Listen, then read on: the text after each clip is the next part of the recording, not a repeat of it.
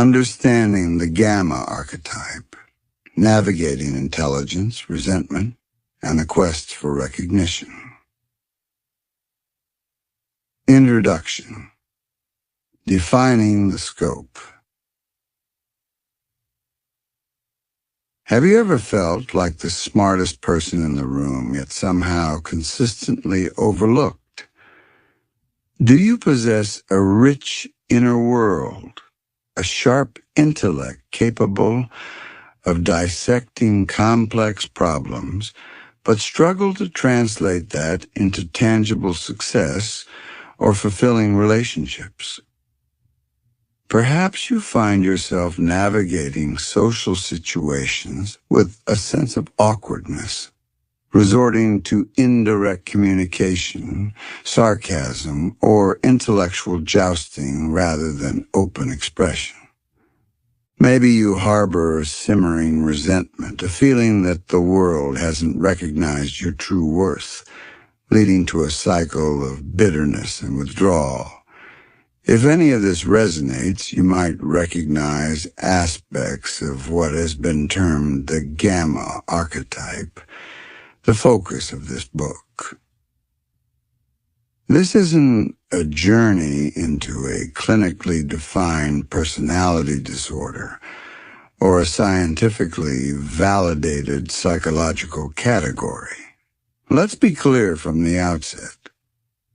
The terms gamma, along with its counterparts alpha, beta, sigma, and omega, originate primarily from informal, often controversial, online discussions attempting to categorize male social strategies, sometimes referred to as the sociosexual hierarchy, SSH, popularized by figures like Vox Day and debated extensively in corners of the internet like the manosphere. These labels are descriptive heuristics at best, fraught with potential for oversimplification, stereotyping, and misuse.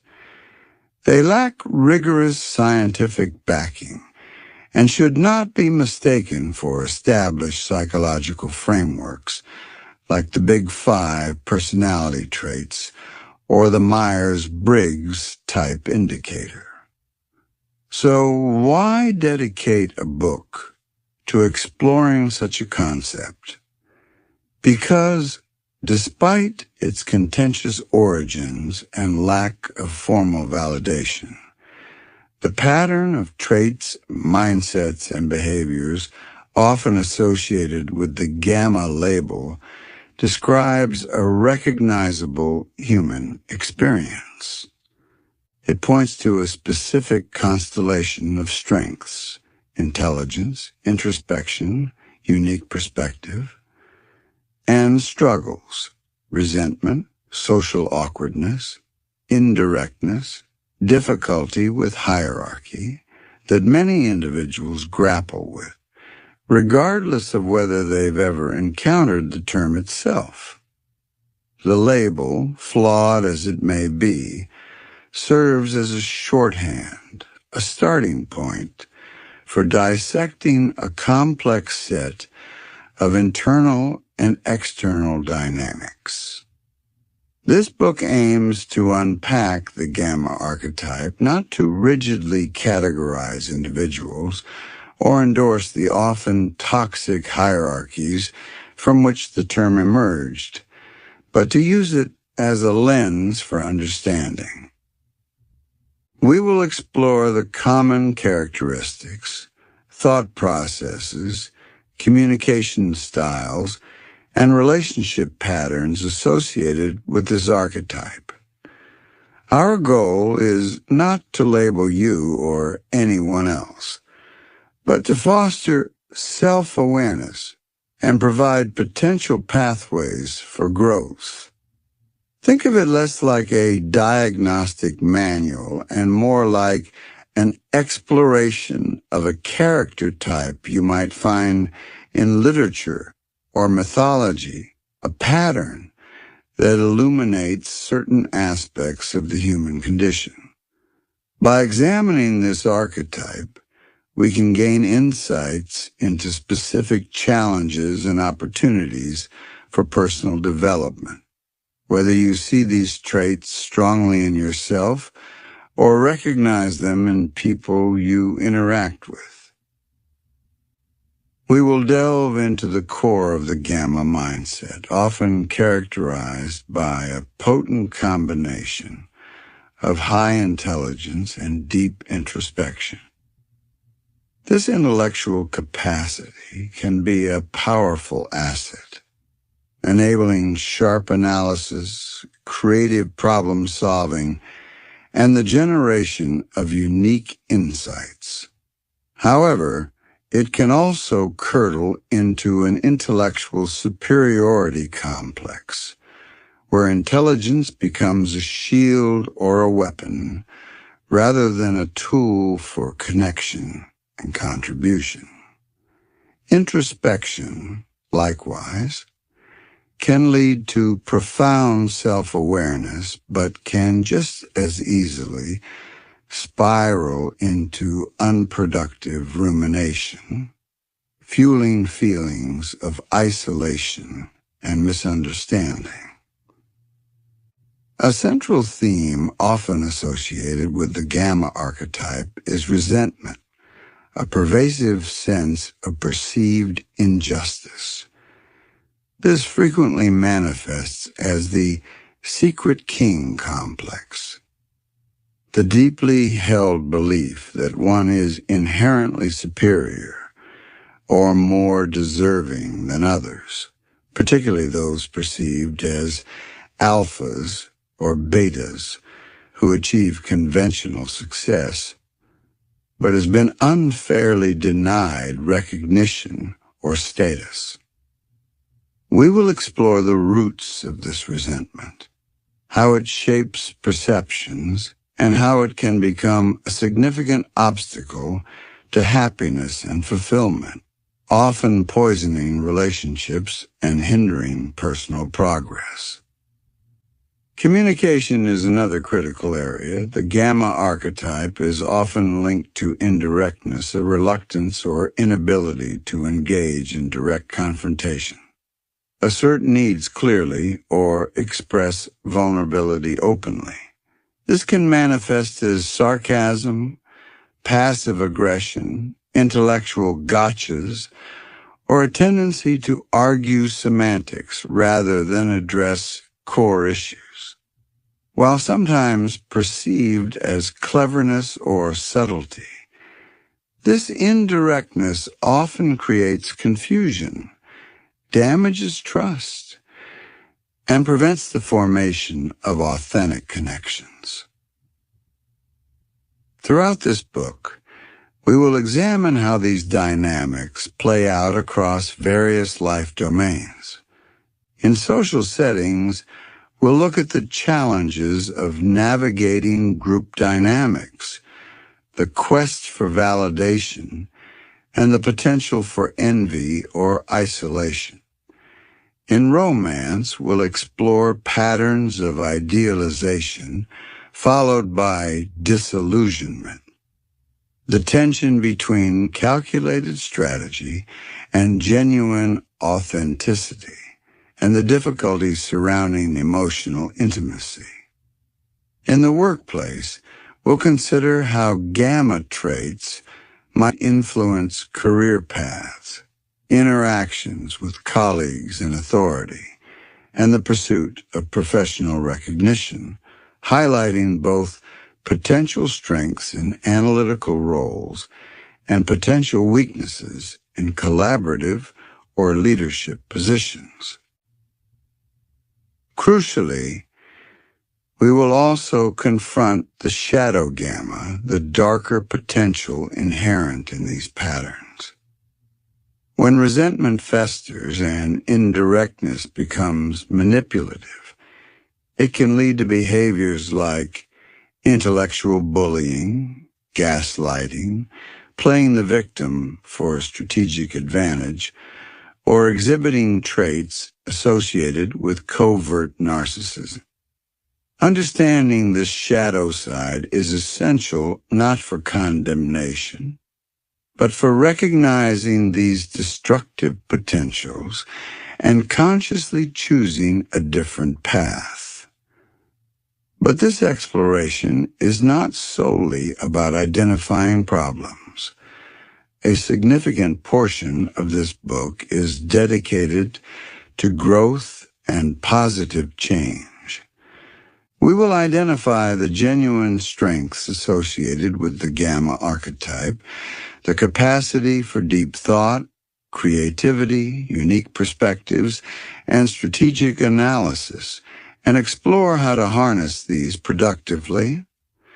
We'll discuss pathways to developing greater self-awareness, moving beyond limiting beliefs and cognitive distortions that fuel resentment and insecurity.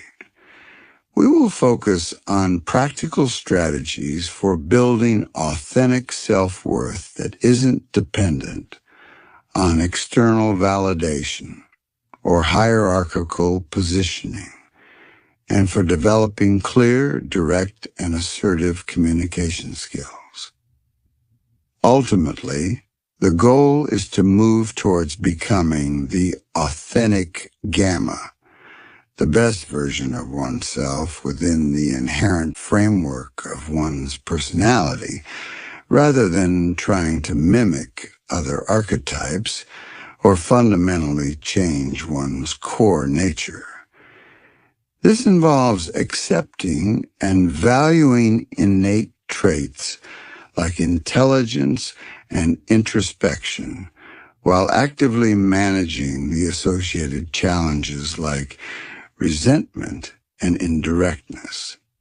It means defining success and fulfillment on personal terms, cultivating meaningful connections through honesty, and channeling intellectual energy constructively. It's about integrating self-awareness and learned skills to transcend the self-defeating patterns and live a more aligned, effective, and satisfying life. This book is for anyone who recognizes aspects of the Gamma Archetype in themselves and seeks greater understanding and tools for growth. It's also for those who interact with individuals exhibiting these traits, partners, friends, family members, colleagues, and wish to navigate those relationships more effectively and compassionately. If you're interested in personality archetypes, social dynamics, and the complexities of the human drive for recognition and connection, you will find valuable insights here. Our journey will follow a clear structure. Part 1. Defining the Gamma. We'll unpack the term, its origins, and its core characteristics, distinguishing it from related concepts. Part 2. The Gamma experience. We'll dive deep into the mindset, communication styles, and how these patterns manifest in social, romantic, and professional life. Part 3. Challenges and shadows. We'll explore the common pitfalls, self-sabotaging behaviors, and the potential for manipulation associated with the archetype. Part 4. Pathways to growth. We'll focus on developing self-awareness, building authentic confidence and communication, and harnessing inherent strengths. Part 5. Integration and authenticity. Will culminate in the concept of the authentic Gamma, moving beyond labels towards personal responsibility and wholeness. By the end of this book, You should have a nuanced understanding of the patterns and dynamics associated with the Gamma archetype. More importantly, if you identify with these traits, you should feel empowered with insights and strategies to manage the challenges, leverage your strengths, and cultivate a more authentic and fulfilling way of being in the world. Let's begin this exploration together, not with judgment, but with curiosity and a commitment to understanding. Chapter 1. What is the Gamma? Unpacking the archetype. If you spent time in certain online communities, particularly those discussing social dynamics, dating strategies, or alternative political viewpoints, you might have encountered a peculiar lexicon, alpha, beta, sigma, omega, and the subject of our focus, gamma. Outside these specific digital corners, these terms often draw blank stares. They aren't part of mainstream psychological discourse, nor are they typically discussed in everyday conversation. Yet within the subcultures that use them, they form a kind of shorthand, a framework for understanding perceived social roles and strategies, particularly among men. This chapter delves into the Gamma archetype specifically, where the term comes from, what characteristics it purportedly describes, and how it fits within the broader, albeit controversial, hierarchy from which it emerged. Origins, beyond the wolf pack. Before dissecting the Gamma, it's essential to understand the context. The popular usage of terms like alpha and beta often mistakenly draws parallels to early and later largely debunked studies of wolf packs in captivity. While the concept of dominance hierarchies exists in the animal kingdom, applying these terms directly and rigidly to complex human social interactions is a significant oversimplification. The socio-sexual hierarchy, SSH, discussed in online communities is a distinctly human construct, attempting to model social and romantic success based on perceived personality traits and behavioral strategies. The specific definition and popularization of the Gamma within this SSH framework are heavily attributed to Theodore Beale, an American writer and activist better known by his pseudonym Vox Day. In his writings and blog posts, particularly from the early 2000s onwards, he elaborated on a hierarchy extending beyond the simple alpha-beta dichotomy. Within his system, the Gamma occupies a specific and often unflattering position. It's crucial to recognize its origin. The Gamma archetype, as commonly discussed online, is largely filtered through the lens of specific commentators and the particular dynamics of the subcultures, like parts of the manosphere or alt-right, where these discussions flourish.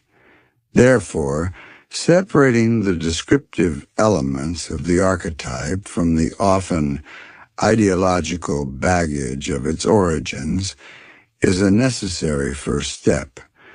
Our purpose here is not to validate the SSH model itself, but to understand the description of the Gamma pattern that emerged from it, as this pattern resonates with certain observable human behaviors and internal experiences. Core characteristics: the complex mix. So what defines the Gamma archetype according to this framework? It's typically presented as a complex, often contradictory mix of traits. Unlike the straightforward confidence attributed to alphas or the agreeableness of betas, the Gamma is painted as a more intricate, internally conflicted figure. Intelligence and articulateness. Perhaps the most consistently cited positive trait is intelligence. Gammas are often described as intellectually inclined, knowledgeable, sometimes deeply so in specific areas, and articulate. They may enjoy intellectual pursuits, complex problem-solving, and nuanced discussions. They often pride themselves on their ability to think critically and see patterns others miss. This intelligence can manifest as wit, a sharp sense of humor, though sometimes leaning towards sarcasm, and the ability to construct logical arguments. Introspection. Alongside intelligence often comes introspection. Gammas may spend considerable time analyzing themselves, others, and the world around them. This capacity for deep thought can lead to self-awareness and unique insights. However, as mentioned in the introduction, this introspection can easily tip into unhealthy rumination, replaying perceived slights, nursing grievances, and constructing elaborate internal narratives about why they are misunderstood or undervalued. Resentment and entitlement, the secret king. This is arguably the defining negative trait complex associated with the Gamma. There's often a pervasive sense of bitterness and resentment, fueled by the perception that their intelligence and inherent worth are not adequately recognized or rewarded by society, potential romantic partners, or workplace hierarchies.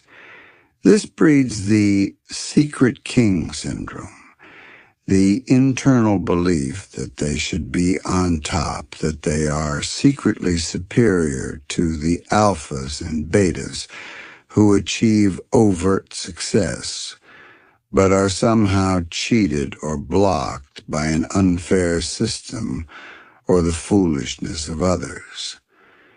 This entitlement doesn't necessarily translate into assertive action, but rather into a simmering discontent and a tendency to critique or undermine those perceived as successful. Social awkwardness / ineptitude. Despite their potential articulateness in structured arguments or writing, Gammas are often described as socially awkward or inept in fluid social situations. This isn't necessarily introversion, though they can be introverted. It's more about misreading social cues, having difficulty with small talk, making inappropriate jokes, lacking social calibration, or appearing try-hard or overly intense. They might struggle to fit into groups smoothly or navigate casual social hierarchies effectively. Indirectness and passive aggression. A key behavioral marker is the avoidance of direct confrontation. Instead of stating needs, disagreements, or negative feelings openly, the Gamma archetype often resorts to indirect methods: sarcasm, passive-aggressive comments, intellectual gotchas, veiled insults, backhanded compliments, or undermining others behind their backs. They might use plausible deniability, framing hurtful comments as jokes or misunderstandings if challenged.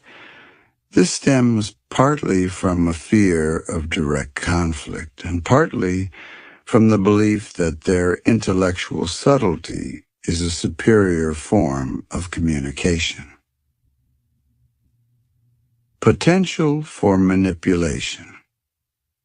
The combination of intelligence, resentment, and indirectness can create a potential for manipulation.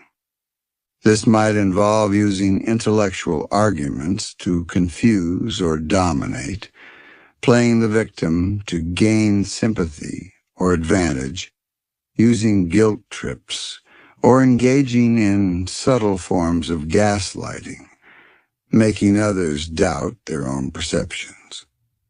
The manipulation is often covert, relying on intellectual or emotional leverage rather than overt force or charm. Difficulty with hierarchy and authority. Gammas often have a complicated relationship with authority. They may respect competence and knowledge, but deeply resent authority based on position, social status, or charisma alone, especially if they perceive the authority figure as less intelligent than themselves. This can lead to friction in the workplace or other hierarchical structures, manifesting as subtle insubordination, constant questioning, or quiet non-compliance. Deceitfulness, cowardice in some interpretations. More extreme or critical, descriptions within the SSH framework sometimes label the Gamma as inherently deceitful or cowardly, particularly regarding direct confrontation or taking responsibility.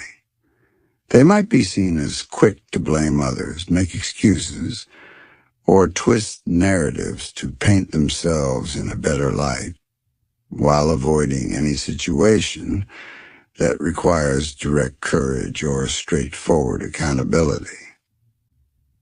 It's vital to remember that these are traits associated with an archetype.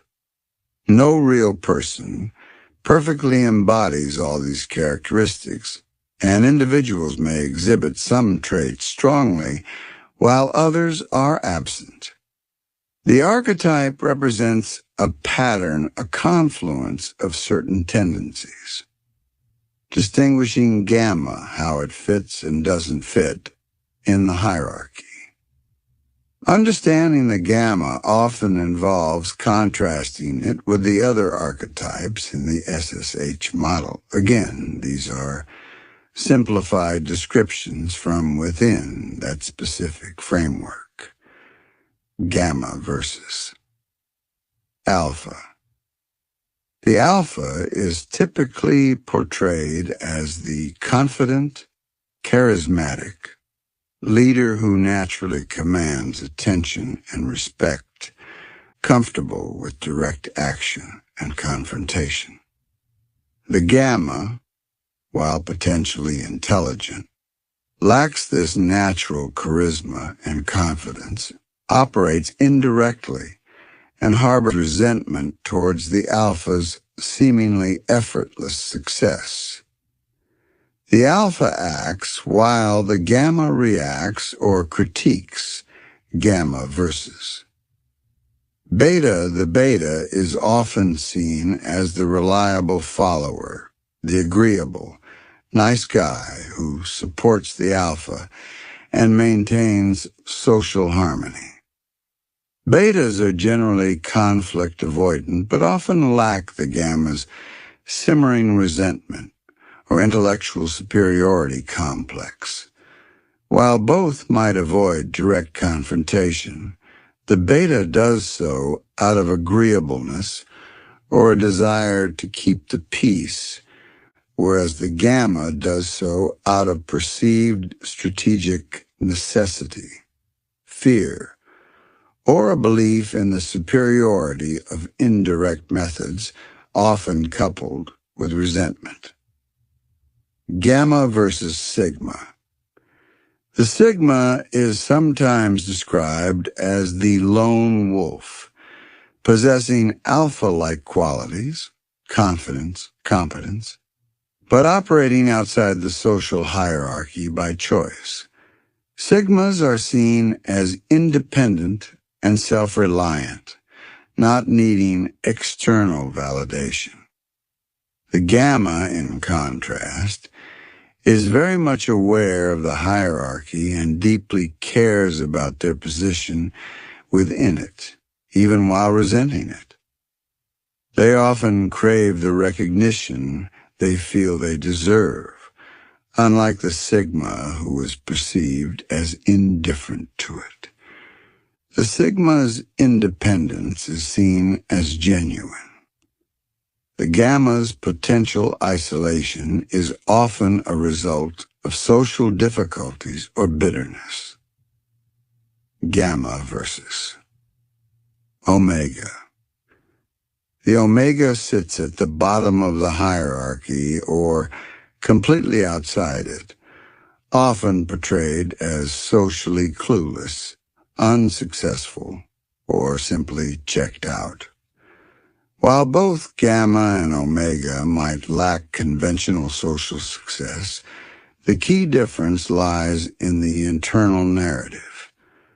The gamma often maintains a strong sense of internal superiority, secret king, and blames external factors for their lack of status. The omega, in this framework, may be more resigned to their position or simply operate on a completely different wavelength, lacking the gamma's specific intellectual pretensions and targeted resentment. In essence, within the SSH model, the gamma occupies a unique and often troubled space, intelligent but socially awkward, aware of the game but resentful of the players in their own position, craving recognition, but often employing self-defeating strategies to get it. They are defined by this internal conflict between perceived intellectual worth and perceived external undervaluation. Beyond the label, a pattern, not a prison. Having unpacked the origins and descriptions of the Gamma archetype, it's crucial to circle back to our initial disclaimer. This framework, born from specific online subcultures and lacking scientific validation, should be handled with extreme caution. Its value lies not in rigidly labeling individuals, but in recognizing a pattern of thinking, feeling, and behaving that can cause significant personal and interpersonal difficulties. The traits associated with the gamma, the intelligence, the introspection, the potential for unique insight, are not inherently negative. It is the way these traits can become entangled with resentment, entitlement, indirectness, and social anxiety that creates the problematic pattern.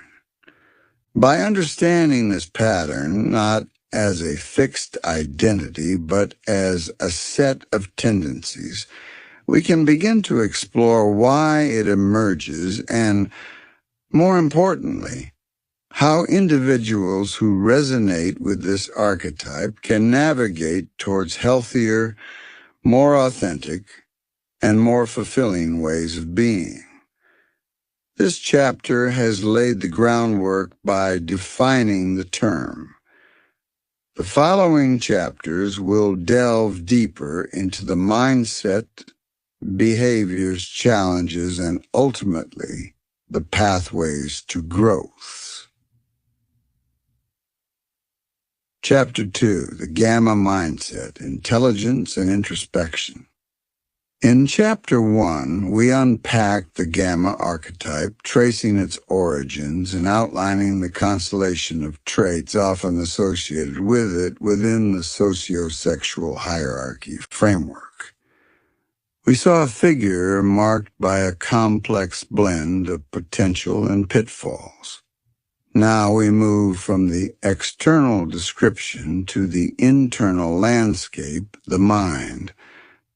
Two characteristics stand out as central pillars of the Gamma mindset: a pronounced intelligence and a deep capacity for introspection. These are not merely incidental traits. They are often the very core around which the Gamma identity is built, and the lens through which the world is perceived. However, like any powerful tools, they are double-edged swords, capable of building intricate worlds of understanding or digging inescapable pits of rumination and resentment. This chapter explores the nature of Gamma intelligence and introspection, examining how they manifest, how they are utilized, and how they contribute to both the strengths and the struggles of this archetype. The nature of Gamma intelligence, more than just IQ. When discussing the intelligence attributed to the Gamma archetype, it's rarely just about a high IQ score, though that might be present. It often refers to a specific flavor of intelligence, typically analytical, logical, and systems-oriented. Individuals resonating with this pattern often excel at dissecting complex problems, identifying underlying patterns, understanding intricate systems, be they mechanical, conceptual, or even social, albeit often from an observational distance, and processing large amounts of detailed information. They might have a natural affinity for subjects like mathematics, science, programming, philosophy, history, or intricate strategy games, fields that reward deep focus, logical rigor, and the manipulation of abstract concepts. This intellectual inclination often translates into a genuine love for learning and understanding. The Gamma archetype might find immense satisfaction in acquiring knowledge, mastering a difficult skill, or achieving a moment of profound insight. Their minds can be fertile ground for creativity, particularly in areas requiring complex world-building, intricate plotting, or innovative solutions based on deep analysis. They might be the person who reads the manual cover to cover, who delights in finding the logical flaw in an argument, or who can synthesize vast amounts of data into a coherent theory. However, this specific type of intelligence often exists alongside and in stark contrast to potential deficits in other areas, particularly social and emotional intelligence. The ability to logically dissect a social interaction from the outside doesn't always translate into navigating it smoothly from the inside. Understanding the theoretical underpinnings of human emotion is different from empathizing effectively or managing one's own emotional responses constructively. This disparity can be a source of significant frustration. Why, the Gamma might wonder, can I grasp quantum physics or deconstruct postmodern philosophy, but struggle to make small talk at a party or interpret a potential romantic partner's subtle cues? This perceived gap can fuel feelings of alienation and reinforce the narrative that the world values superficial charm over genuine substance, that is, their specific brand of intelligence. Furthermore, this analytical intelligence can become a burden. Seeing the flaws, inconsistencies, and potential negative outcomes in every situation can lead to cynicism, pessimism, and chronic overthinking. The ability to construct complex arguments can make it difficult to accept simple truths or enjoy straightforward experiences. The world, filtered through this highly analytical lens, can appear as a series of problems to be solved or systems to be critiqued, rather than a place to be simply experienced or enjoyed. Introspection. The inner world and its perils. Complementing this intelligence is a strong tendency towards introspection. The Gamma Archetype often possesses a rich and active inner life. They may spend significant amounts of time in self-reflection, analyzing their own thoughts, feelings, motivations, and experiences. This inward focus can be a source of profound self-awareness. It can allow for a deeper understanding of one's own values, beliefs, and psychological makeup. It can fuel creativity, personal growth, and the development of a unique perspective on the world. In its positive manifestation, introspection is the engine of self-discovery and conscious evolution. However, this inward gaze frequently crosses the line from productive self-reflection into destructive rumination. Instead of observing thoughts and feelings with detached curiosity, the individual becomes trapped in repetitive, negative thought loops. Perceived slights from years ago are replayed with excruciating detail, fueling resentment. Past failures are endlessly dissected, reinforcing feelings of inadequacy. Future possibilities are analyzed to the point of paralysis, generating anxiety and preventing action. Social interactions are scrutinized for hidden meanings or potential insults.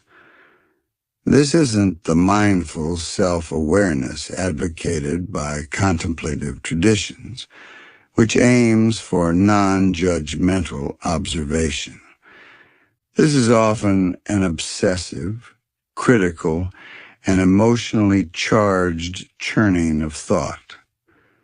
The Gamma Archetype might construct elaborate internal narratives justifying their feelings of bitterness or victimhood. They become lawyers prosecuting their own cases in the court of their minds, meticulously gathering evidence for why they've been wronged or why others are fools. This internal echo chamber can become increasingly detached from external reality, validating negative emotions and making it harder to engage with the world openly and positively. Analysis. Paralysis is a common consequence. Faced with a decision, the introspective Gamma might analyze every possible option, consequence, and permutation to the point where making any choice becomes impossible. The fear of making the wrong choice, amplified by the tendency to harshly critique past mistakes during rumination, can lead to chronic inaction and procrastination. Opportunities are missed, not due to lack of ability, but due to being mentally stuck. This inaction then often becomes further proof in their internal narrative of being stuck or thwarted, creating a vicious cycle. Perception and utilization. Intelligence as identity and weapon. How is this potent combination of intelligence and introspection perceived and utilized by the individual fitting the Gamma archetype? Crucially, intelligence often becomes more than just a cognitive tool. It becomes central to their sense of identity and self-worth. The need for intellectual validation. Because tangible success or social ease might be elusive, intelligence often becomes the primary domain where the Gamma seeks validation. Being seen as smart, knowledgeable, or witty is paramount. This ties directly into the secret king complex discussed in Chapter 1. The belief in one's inherent intellectual superiority must be acknowledged, at least implicitly. This need can make them hypersensitive to perceived intellectual challenges and prone to showing off their knowledge or correcting others, sometimes unnecessarily or condescendingly. Their self-esteem hinges precariously on maintaining this image of intellectual prowess. The intellectual superiority complex. This need for validation often manifests as an intellectual superiority complex. This isn't necessarily genuine confidence, but rather a defensive posture. It involves looking down on those perceived as less intelligent, dismissing differing viewpoints as simplistic or illogical, using complex jargon to obfuscate or impress, and engaging in intellectual snobbery. Simple pleasures, popular culture, or practical skills might be derided as beneath them. This attitude serves to bolster their fragile self-esteem by creating a clear hierarchy where they place themselves at the top, at least intellectually. It pushes people away, however, reinforcing the very isolation that might fuel their insecurity. Problem-solving versus point-scoring. Intelligence can, of course, be used constructively for problem-solving, innovation, and contributing valuable insights. The Gamma archetype is often capable of this. However, the temptation is strong to use intelligence primarily for point-scoring in arguments or demonstrating superiority. Debates become less about collaborative truth-seeking and more about winning, proving the other person wrong, or showcasing one's own intellectual firepower. Sarcasm and wit, potentially tools for connection and humor, become weapons used to belittle or maintain distance.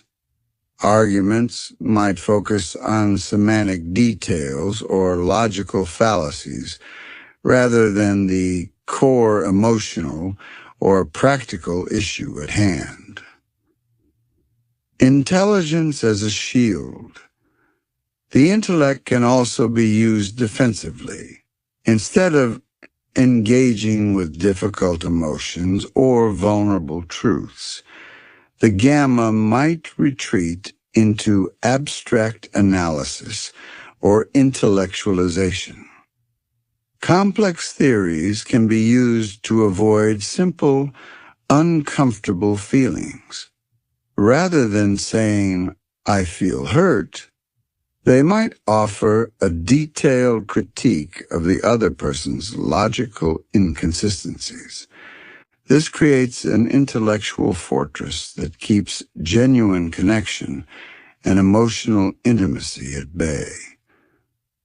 The interplay of feedback loop. Intelligence and introspection in the gamma mindset are not separate forces. They constantly interact and shape each other.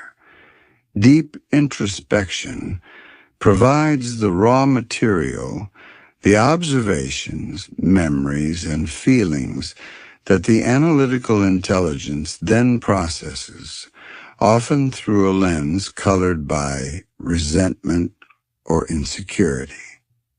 The intellect constructs the elaborate narratives that justify the ruminative loops.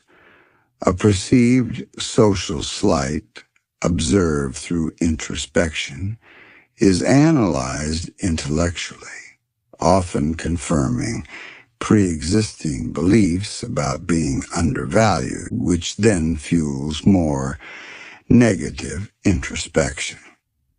Conversely, the intellectual superiority complex might discourage seeking external feedback or considering alternative perspectives that could break the cycle of rumination. If you already believe you're the smartest person in the room, why listen to others? This feedback loop can make the gamma mindset particularly resistant to change, creating a self-contained internal world that feels logical and justified from the inside, even if it leads to negative outcomes externally. Conclusion. The double-edged foundation. The intelligence and introspection often characteristic of the gamma mindset are powerful capabilities. They hold the potential for deep understanding, unique creativity, and significant contribution. Yet, within the gamma archetype, these very strengths often become entangled with insecurity, resentment, and social difficulties, transforming them into sources of internal conflict and external friction. The analytical mind, instead of solely building bridges to understanding, frequently erects walls of intellectual superiority. The introspective capacity, rather than fostering self-awareness and growth, often fuels cycles of rumination and bitterness. Understanding this internal landscape, the specific ways intelligence and introspection operate within this archetype is crucial.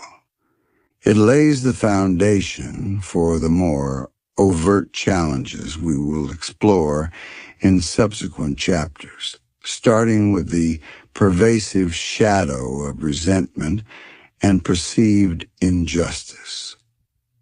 Recognizing the double-edged nature of these core mental traits is the first step towards learning how to wield them more effectively, transforming them from potential liabilities back into the powerful assets they can be. Chapter 3. The Shadow Side. Resentment and Perceived Injustice. Having explored the intricate inner world of the Gamma mindset in Chapter 2, characterized by potent intelligence and deep introspection, we now turn to one of its most defining and destructive emotional consequences: resentment. If intelligence and introspection are the twin pillars of the Gamma mind, then resentment is often the shadow that stretches long and dark behind them. It's more than just occasional frustration or disappointment. Within the Gamma archetype, resentment can become a pervasive lens through which the entire world is viewed. A chronic emotional state poisoning interactions, hindering growth, and corroding well-being. This chapter delves into the roots of this characteristic resentment, examines the peculiar phenomenon of the secret king complex it often fuels, analyzes how perceived slights and failures are processed, and considers the deeply corrosive effects this emotional pattern has on life, the tangled roots of resentment. Why does resentment seem to take such a firm hold within the Gamma archetype? The seeds are often sown in the very soil of the traits we discussed previously. The intelligence expectation gap. As explored in Chapter 2, individuals resonating with the Gamma archetype often place immense value on their analytical intelligence. This can lead to an implicit, sometimes explicit, belief: because I am intelligent, I deserve success, recognition, admiration, and desirable partners. When the external world inevitably fails to consistently deliver these rewards based solely on perceived intellectual merit, rewarding instead charisma, social skills, assertiveness, luck, or other factors the Gamma might devalue or lack, a sense of profound unfairness takes root. The world isn't operating according to their logical and self-serving rules, and this discrepancy breeds bitterness. They feel cheated out of what their intelligence should have earned them. Sensitivity to hierarchies and status. Despite often professing contempt for social hierarchies, the Gamma archetype is frequently acutely sensitive to them. They are often hyper-aware of where they perceive themselves to stand relative to others, particularly the alphas and betas of the SSH model.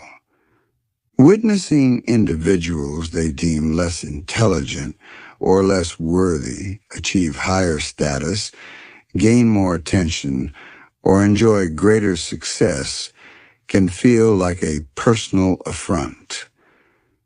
This isn't just abstract observation.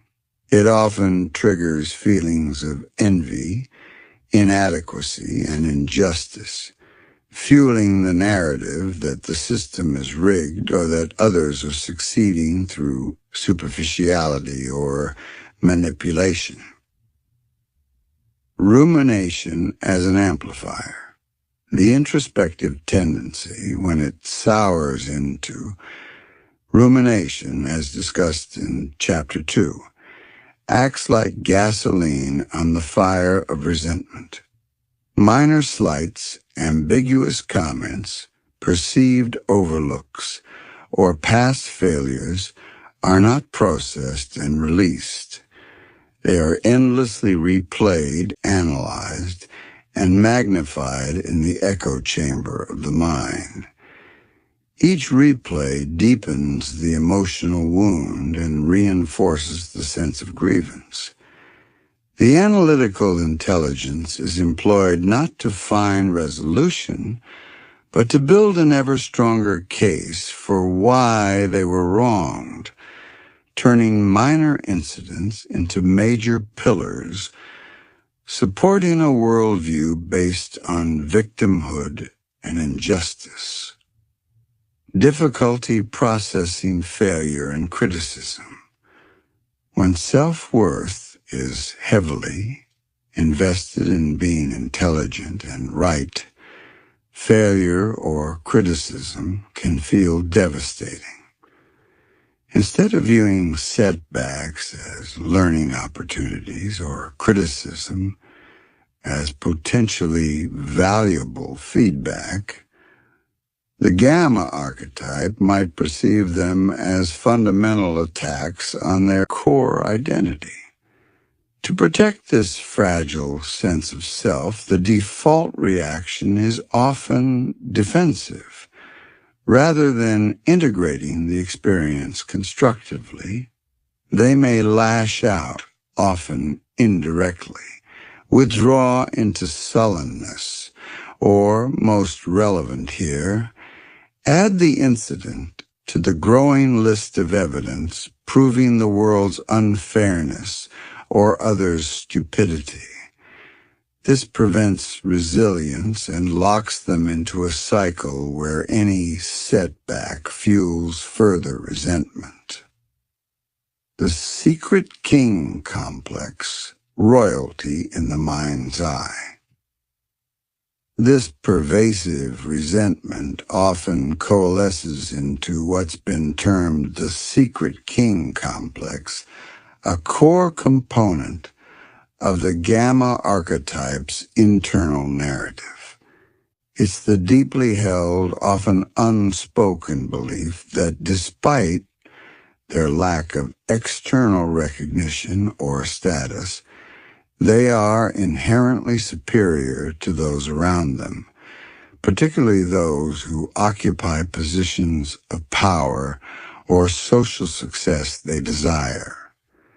They are the unrecognized genius, the misunderstood visionary, the rightful ruler waiting for a world that's too foolish or corrupt to acknowledge their reign.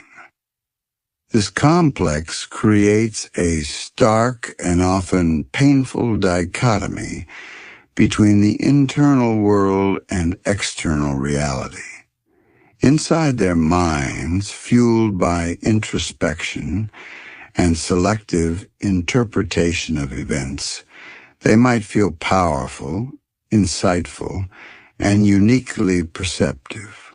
They might construct elaborate fantasies where their brilliance is finally recognized, their critics are humbled, and they achieve the success they feel they are owed.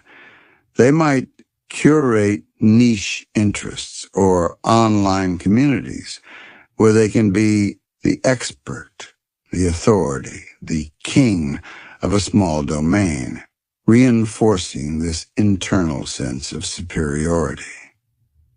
Externally, however, this complex manifests in more subtle, often counterproductive ways. It's rarely expressed as overt arrogance, which would require a level of directness the archetype often avoids. Instead, it might appear as subtle condescension, a slightly patronizing tone, a sigh indicating disappointment at others' lack of understanding, or the use of overly complex language. Cynicism and dismissal. Automatically critiquing popular trends, successful individuals, or mainstream ideas as inherently flawed or superficial. rolling their eyes, literally or figuratively, at others' enthusiasm or achievements. Cryptic comments, making remarks that hint at deeper knowledge or understanding without fully explaining, leaving others feeling slightly confused or inadequate. You wouldn't understand, or it's more complicated than that.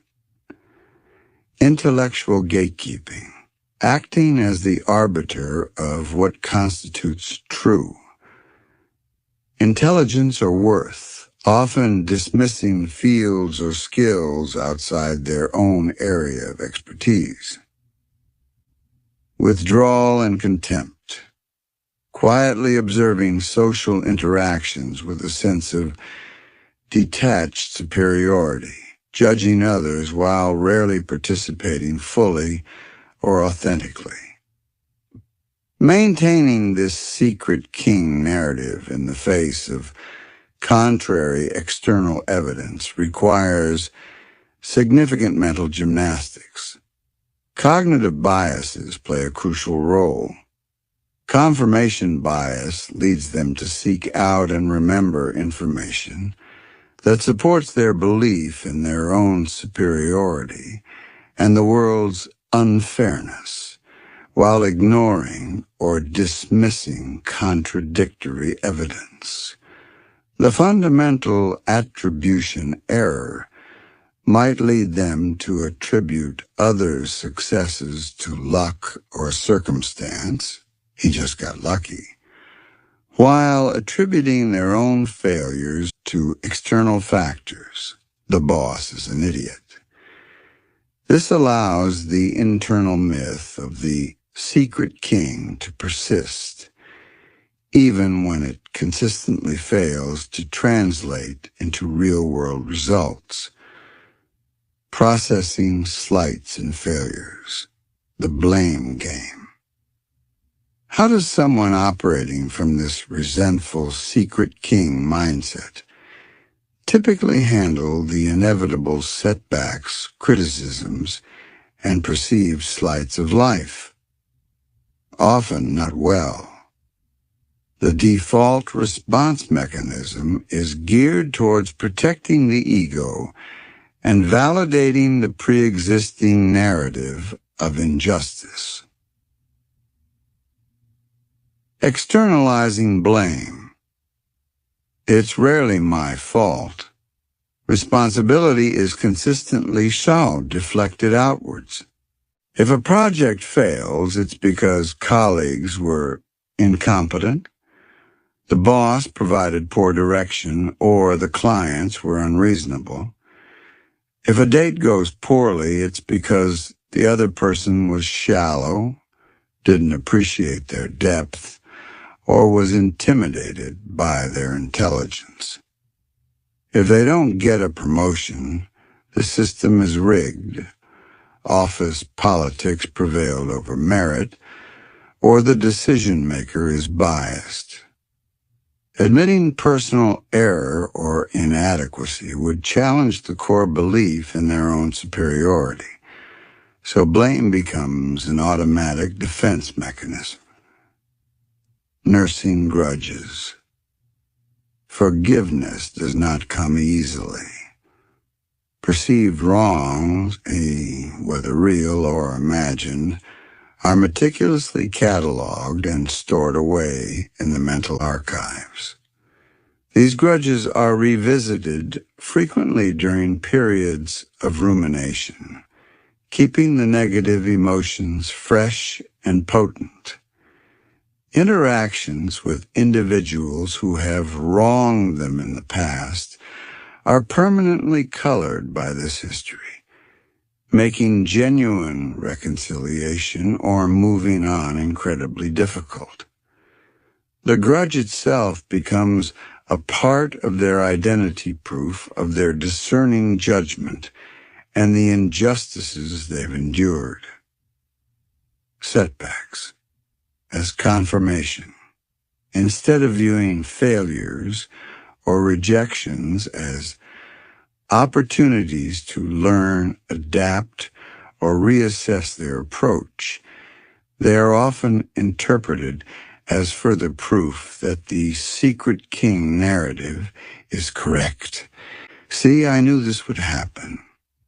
The world doesn't reward people like me. This transforms setbacks from potential catalysts for growth into reinforcing bars on the prison of their own victim narrative. Each failure makes them dig their heels in deeper, more convinced than ever of their own righteousness and the world's flaws. The corrosive effects, a slow poison. Living in a state of chronic resentment and perceived injustice is like carrying a slow-acting poison. It gradually corrodes every aspect of life. Mental and physical health, constant bitterness, anger, and frustration take a physiological toll. Resentment is linked to increased stress hormones, higher blood pressure, weakened immune function, anxiety, depression, and overall lower levels of life satisfaction. The mental energy consumed by rumination and grievance leaves little room for positive emotions or proactive engagement with life. Relationships. Resentment is toxic to connection.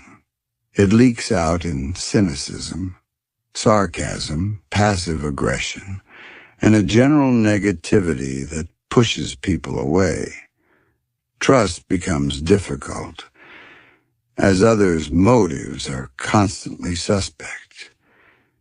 Intimacy suffers because vulnerability feels too risky when one is constantly on guard against perceived slights. Partners, friends, and family members may eventually tire of the negativity, the lack of accountability, and the subtle or not so subtle air of superiority mixed with victimhood. Motivation and action.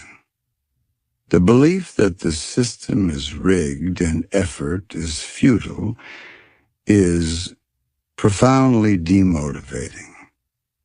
Why strive for excellence if you believe it won't be recognized? Why risk vulnerability in relationships if you expect to be misunderstood or betrayed? Resentment breeds passivity, procrastination, and a reluctance to take risks. This inaction then leads to fewer opportunities and successes, which ironically seems to validate the original resentful belief, creating a self-fulfilling prophecy of stagnation and disappointment. Conclusion: the weight of grievance. Resentment, often born from the complex interplay of intelligence, introspection, unmet expectations, and hierarchical sensitivity, forms the heavy, shadowy core of the Gamma Archetype's struggles. The secret king complex provides a fragile internal defense against perceived external slights, but ultimately isolates and prevents genuine connection or growth.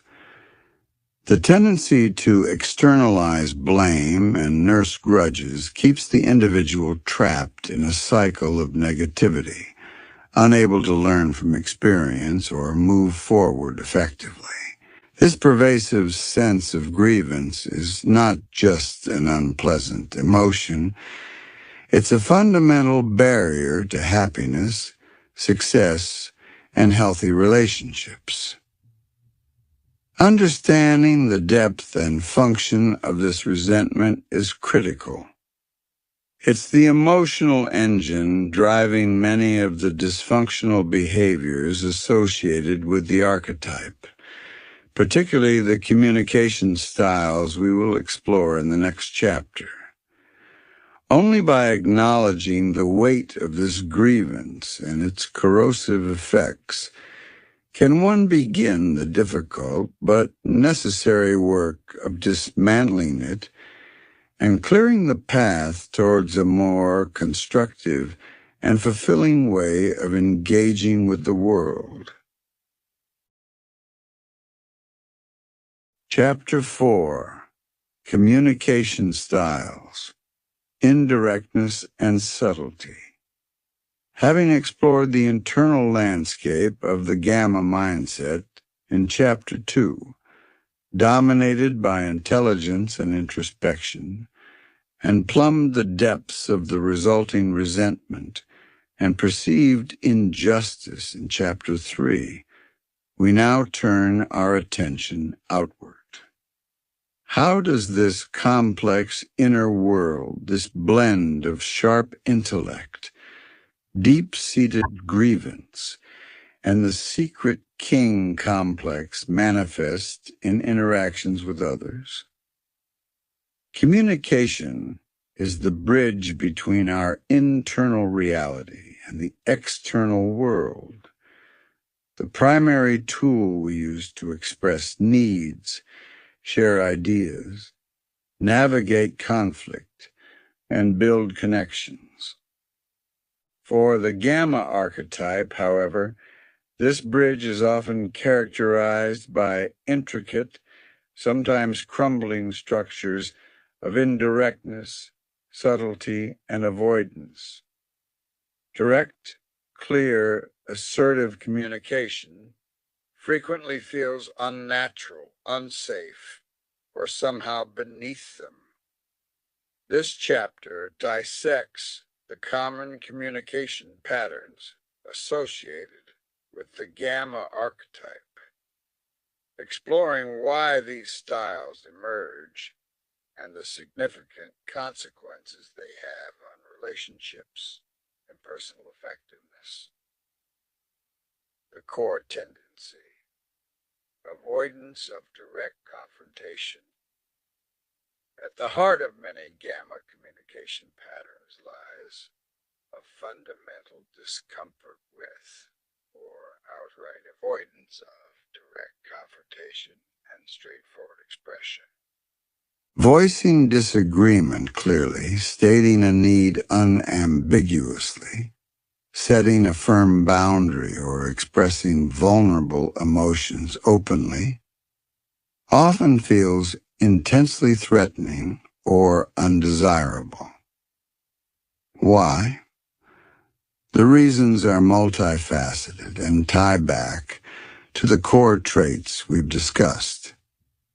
Fear of losing, such being wrong. When self-worth is heavily invested in intellectual superiority, Chapter 2, a direct confrontation presents a risk of being proven wrong, losing an argument, or appearing foolish. Indirect methods allow for plausible deniability and face-saving maneuvers if challenged. Fear of vulnerability. Direct expression, especially of needs or emotions, requires vulnerability. It exposes the self to potential rejection, criticism, or dismissal outcomes that are particularly painful given the underlying sensitivity to slights and the difficulty processing failure. Chapter 3. Belief that directness is crude. The secret king complex can foster a belief that direct communication is somehow unsophisticated or brutish, the domain of less intelligent alphas. The Gamma might pride themselves on their ability to convey meaning through subtlety, wit, or implication, seeing it as a mark of superior intellect, even if the message is frequently lost or misinterpreted. perceived strategic advantage. Indirectness might be viewed, consciously or unconsciously, as a more strategic way to operate, allowing one to test the waters, manipulate situations subtly, or express negativity without facing immediate consequences. This core avoidance of directness serves as the foundation upon which several other characteristic communication styles are built. Common patterns of indirect communication. Let's examine some specific ways this indirectness manifests. 1. Sarcasm as a staple. While sarcasm can be a form of humor used effectively by many within the Gamma Archetype, it often becomes a primary mode of communication, particularly for expressing negativity or contempt. It allows the speaker to voice criticism or disagreement with a built-in escape hatch. "I was just joking," or "Can't you take a joke?" Function. It serves multiple purposes, expressing the resentment and cynicism bubbling beneath the surface, Chapter 3, without fully owning it, establishing intellectual superiority by implying a cleverness others might not grasp, creating distance and deflecting intimacy, testing boundaries to see what they can get away with. Example: instead of saying, "I think that idea is poorly thought out," the Gamma might remark with a slight sneer, "Oh, brilliant plan. What could possibly go wrong? If challenged, they can retreat. Lighten up. It was sarcasm." The critical message is delivered, but responsibility is evaded. 2. Passive aggression. This is perhaps the quintessential indirect expression of hostility.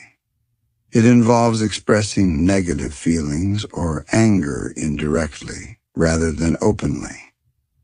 Common manifestations include the silent treatment, withdrawing communication entirely to punish someone without stating the grievance. Backhanded compliments. "That presentation was surprisingly good," or "That outfit is nice. It's brave of you to wear something so bold." The compliment contains a hidden insult. Purposeful inefficiency, procrastination. Agreeing to do a task, but then doing it poorly, missing deadlines, or forgetting as an indirect way of resisting or expressing anger towards the person who asked. Veiled criticisms, complaints. Making general negative statements clearly, aimed at a specific person or situation without addressing it directly. "It's amazing how some people never clean up after themselves," said within earshot of the target. Function. Passive aggression allows the individual to express anger, exert, control, or punish others without engaging in direct conflict or taking responsibility for their hostility.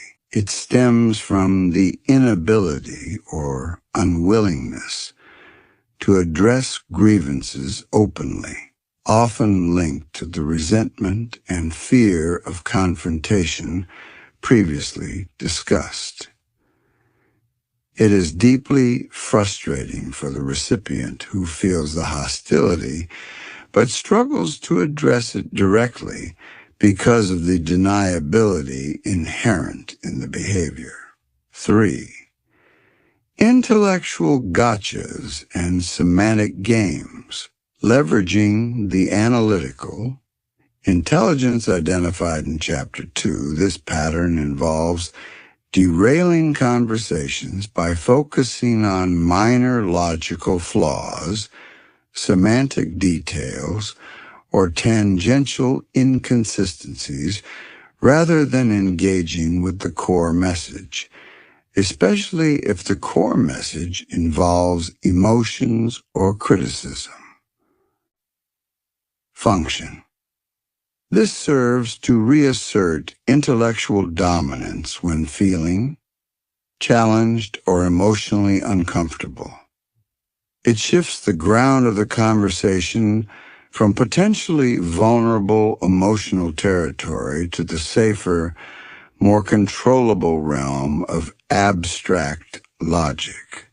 It can be used to avoid accountability, confuse the other person, or simply win the interaction by proving intellectual superiority, regardless of the actual issue at hand.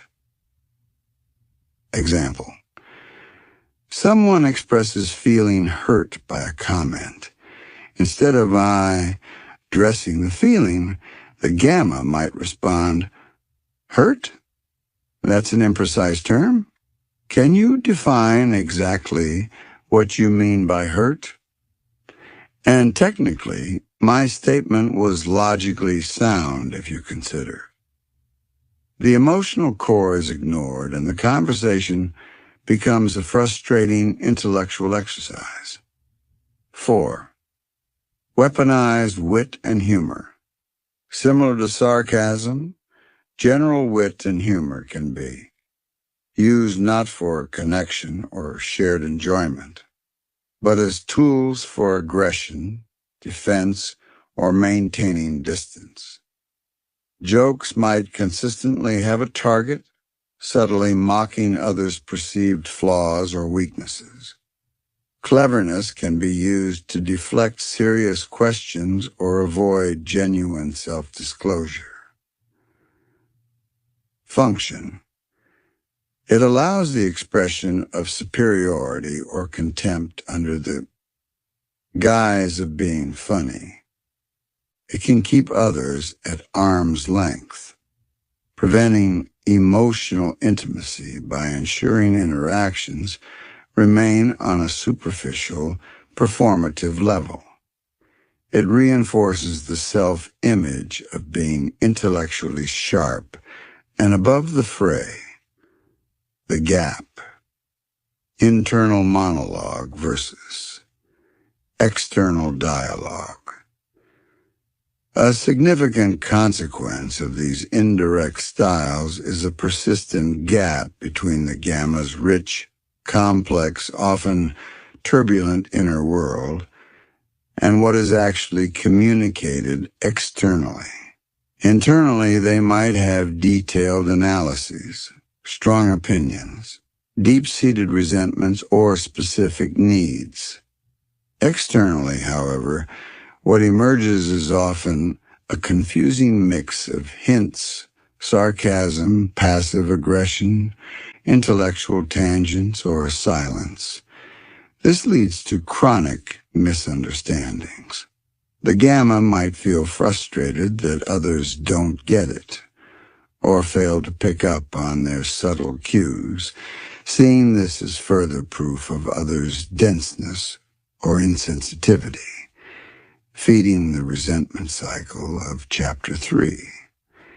They might genuinely believe they are communicating, just in a more sophisticated way. From the outside, however, the communication is often perceived as unclear, confusing, dishonest, or hostile. People interacting with the Gamma might feel constantly on edge, unsure of where they stand, or forced to decipher hidden meanings. This requires significant effort and often leads to exhaustion, distrust, and eventual withdrawal. The very communication style intended, perhaps, to protect the self or strategically navigate interactions ultimately achieves the opposite, fostering isolation and misunderstanding. Challenges in asserting needs and boundaries. The avoidance of directness makes straightforward assertion incredibly difficult. Clearly stating, "I need your help with this," "I feel angry when you do that," or "No, I am not available to do that," requires a level of directness and vulnerability that often feels inaccessible. Why the difficulty? It stems from several factors: the fear of rejection or criticism if the need is denied or the boundary challenged; the secret king entitlement that fosters a belief that others should anticipate their needs without being asked; the lack of practice and skill in assertive communication; and the fear that directness will inevitably lead to open conflict, which they feel ill-equipped to handle effectively or fear they will lose. Consequences. When needs aren't stated clearly, they often go unmet, leading to more frustration and resentment. See? Nobody cares about what I need. When boundaries aren't set firmly, the individual may feel taken advantage of or overwhelmed, again fueling resentment and a sense of victimhood. Instead of direct assertion, they might resort to passive-aggressive tactics or sullen withdrawal, which rarely solves the underlying issue and further damages relationships. The fallout, eroded trust, and unresolved conflict. The cumulative effect of these communication patterns is often deeply damaging to relationships and personal effectiveness. Confusion and misunderstanding. Constant indirectness makes clear, understanding nearly impossible. Intentions are obscured, messages are misinterpreted, and genuine connection is thwarted. Erosion of trust. When communication feels manipulative, evasive, or laden with hidden hostility, sarcasm, passive aggression, trust inevitably breaks down. People learn not to take the Gamma's words at face value and become wary of their underlying motives. Toxic atmospheres. Pervasive sarcasm, passive aggression, and intellectual point scoring create tense, unpleasant environments, whether at home, among friends, or in the workplace. Festering conflict. The avoidance of direct confrontation means that disagreements and grievances are rarely addressed openly and resolved constructively. Instead, they simmer beneath the surface, expressed through indirect means, leading to recurring arguments or a permanent state of low-grade hostility. Reinforced isolation. Ultimately, these communication styles often push people away. While perhaps intended to protect the self or maintain a sense of control, they make genuine, reciprocal connection extremely difficult, ironically reinforcing the feelings of being misunderstood and isolated that might have contributed to the patterns in the first place. Conclusion. The barrier of indirectness. Communication is fundamental to navigating the human experience. For the Gamma archetype, however, the preferred styles of indirectness, sarcasm, passive aggression, and intellectual maneuvering often act as significant barriers rather than bridges. Fueled by the resentment and insecurity discussed previously, and leveraging the intellect in defensive rather than connective ways, these patterns create confusion, erode trust, and prevent the resolution of conflict. While they might offer a fleeting sense of safety, control, or intellectual superiority to the speaker, their long-term consequences are typically detrimental, hindering the development of healthy relationships and reinforcing the very feelings of isolation and being undervalued that plague the archetype. Recognizing these patterns is the first step towards change. The next chapters will explore how these communication styles, combined with the underlying mindset, impact specific life areas, starting with social dynamics and friendships. Understanding how one communicates is essential before one can begin to build more effective, authentic, and rewarding ways of interacting with the world. Chapter 5. Social Dynamics. Navigating Hierarchies and Relationships. In the previous chapter, we dissected the intricate and often problematic communication styles characteristic of the Gamma archetype. The reliance on indirectness, sarcasm, passive aggression, and intellectual maneuvering. These patterns don't exist in a vacuum. They are the tools used, consciously or unconsciously, to navigate the complex terrain of social life.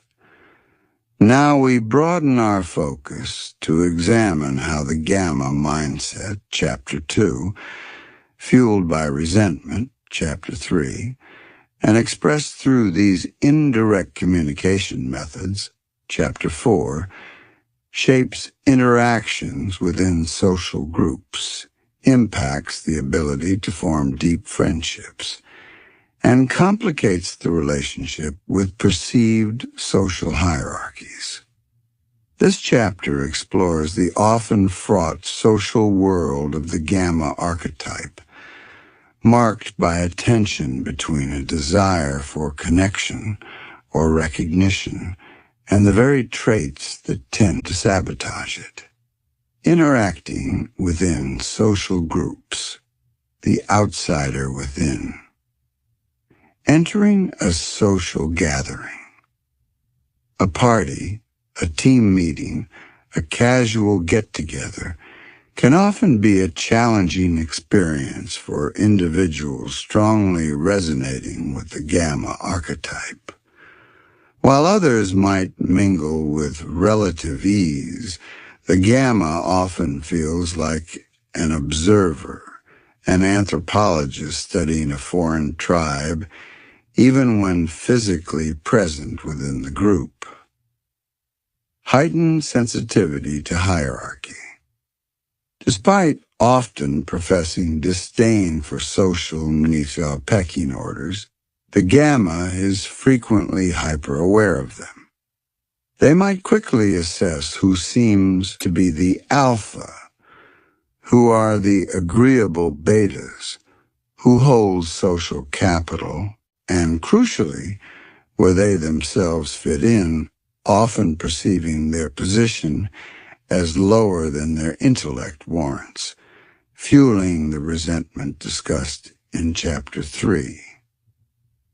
This constant almost subconscious analysis of status dynamics colors their interactions.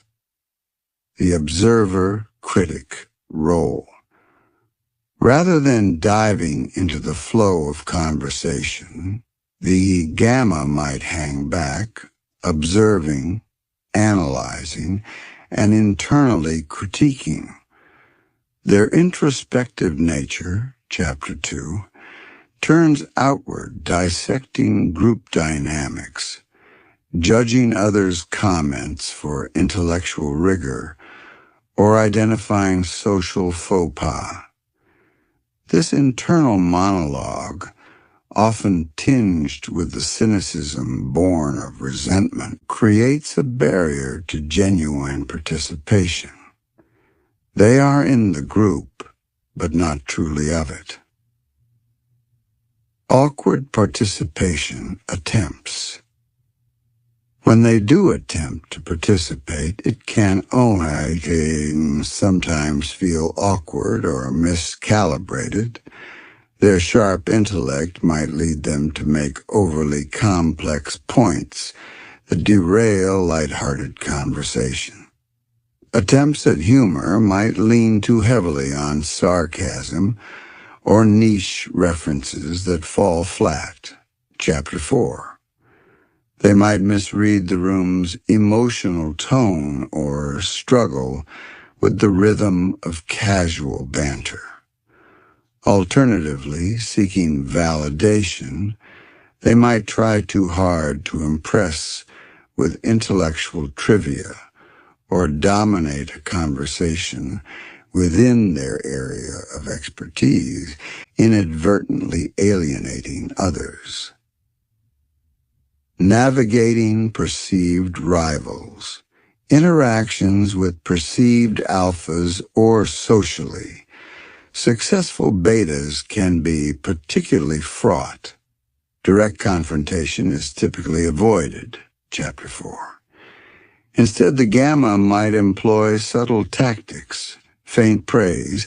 That was an interesting take. Intellectual gotchas, aimed at undermining the perceived leader's point, strategic silence intended to convey disapproval, or aligning themselves with someone else they perceive as higher status or intellectually superior. Sarcasm might be deployed as a way to subtly challenge authority or express contempt without direct risk. The overall experience is often one of feeling like an outsider, even when surrounded by people.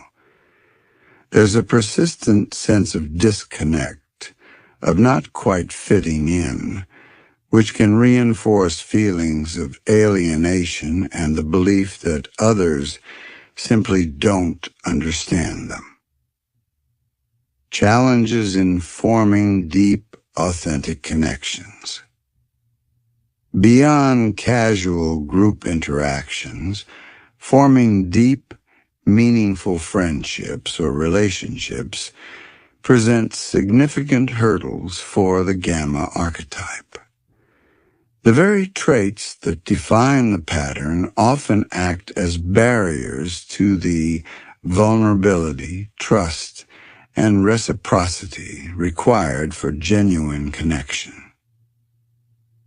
The vulnerability barrier. Authentic connection requires revealing one's true self, including flaws, fears, and needs.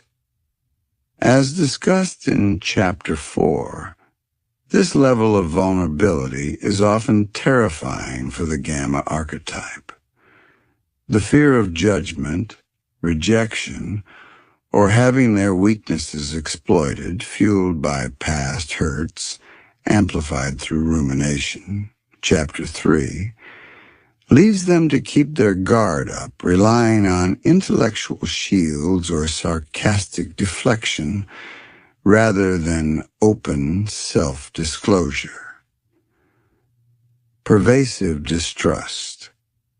The resentment and cynicism central to the Gamma mindset, Chapter 3, often breed a general distrust of others' motives.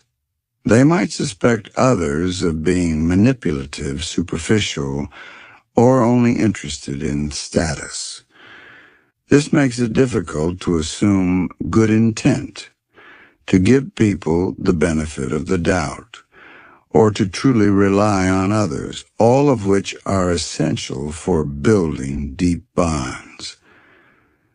Communication roadblocks. The indirect communication styles detailed in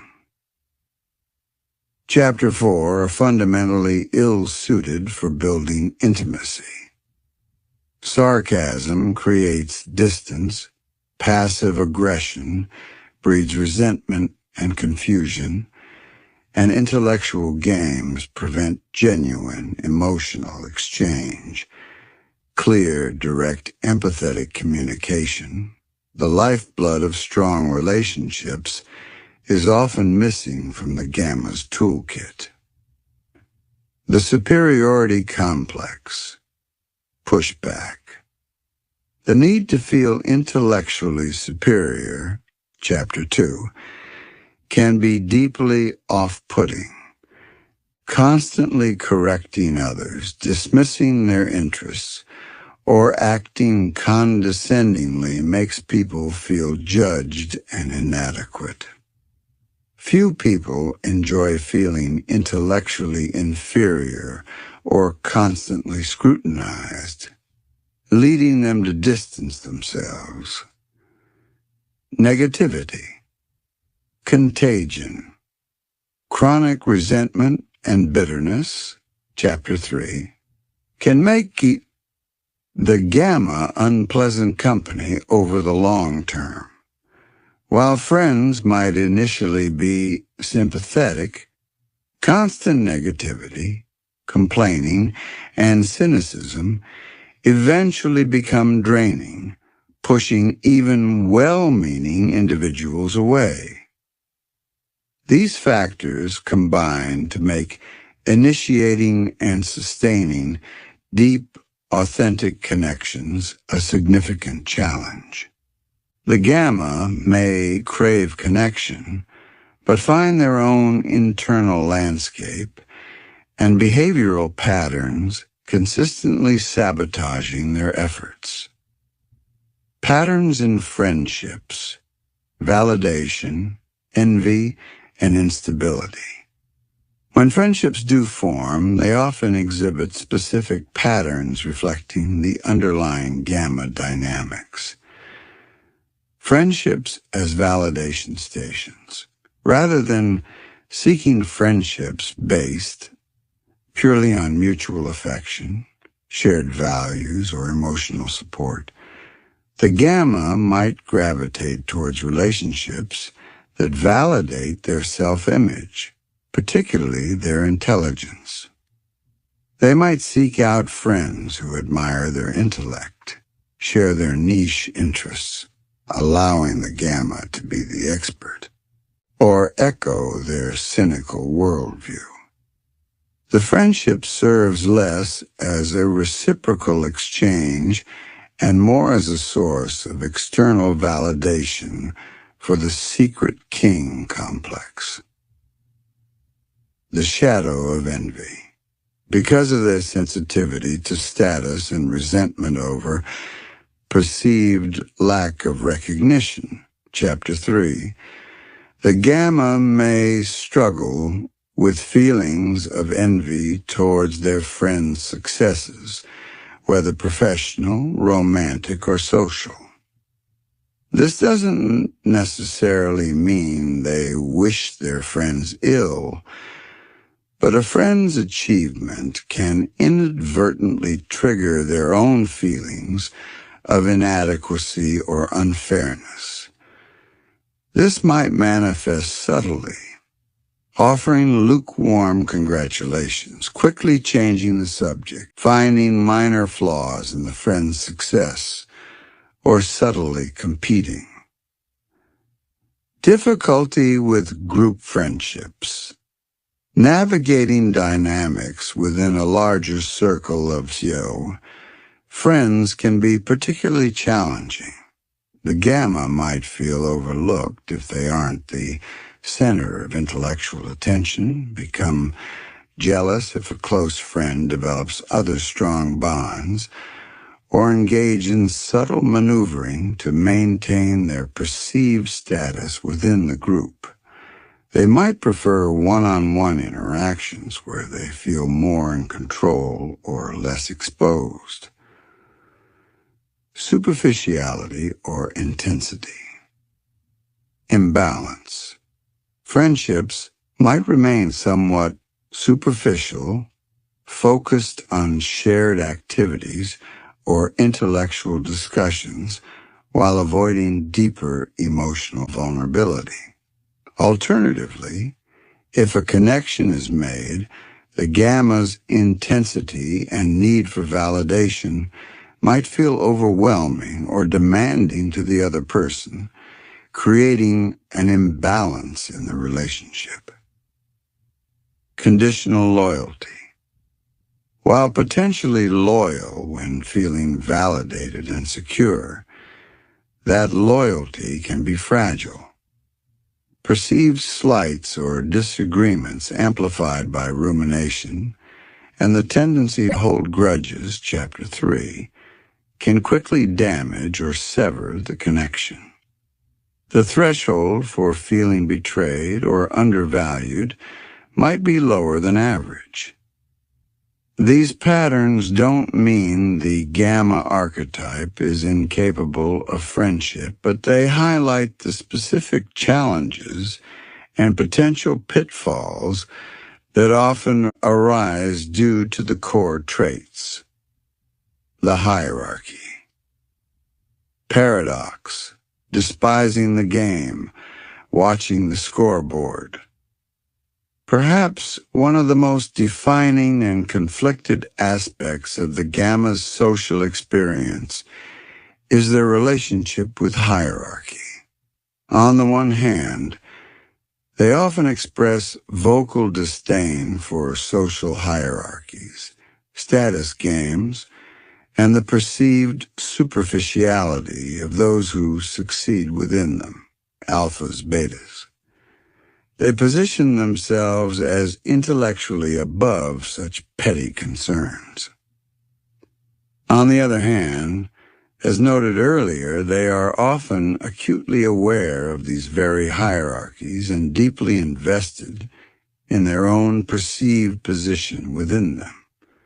They might meticulously track status markers, compare themselves constantly to others, and feel intense resentment about their perceived lack of standing. This creates a paradox. They despise the game but can't stop watching the scoreboard. This internal conflict manifests in their social strategies.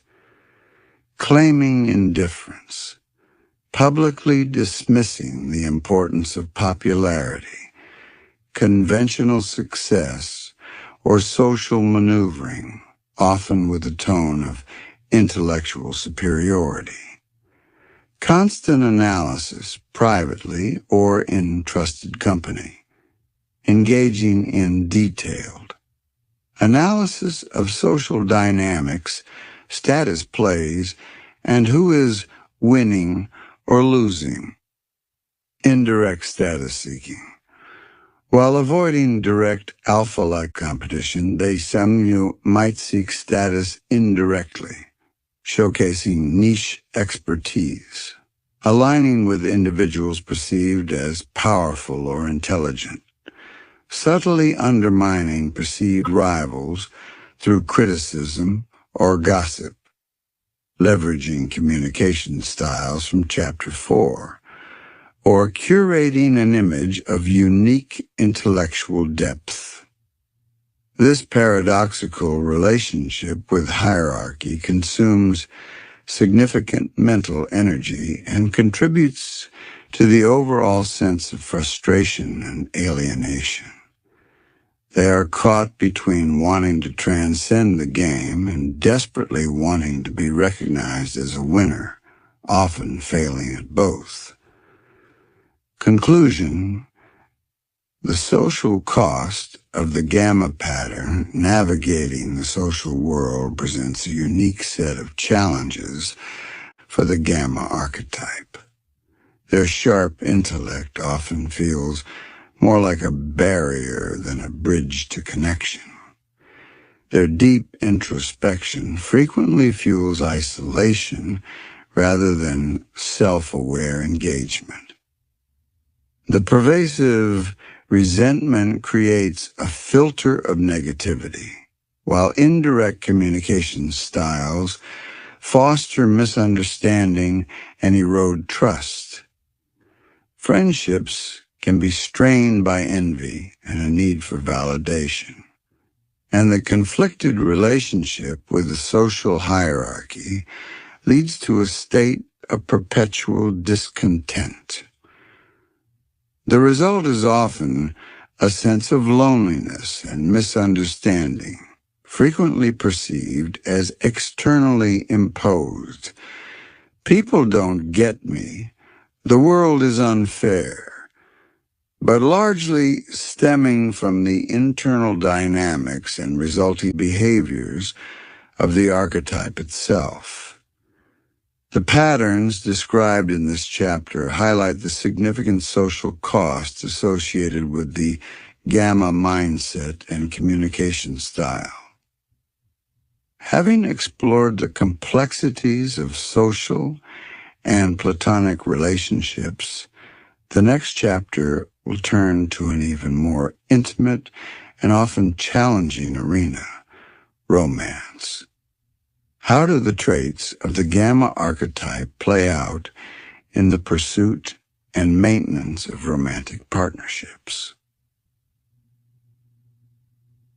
Chapter 6: Gammas in Romance: Idealization, Disillusionment, and Strategy.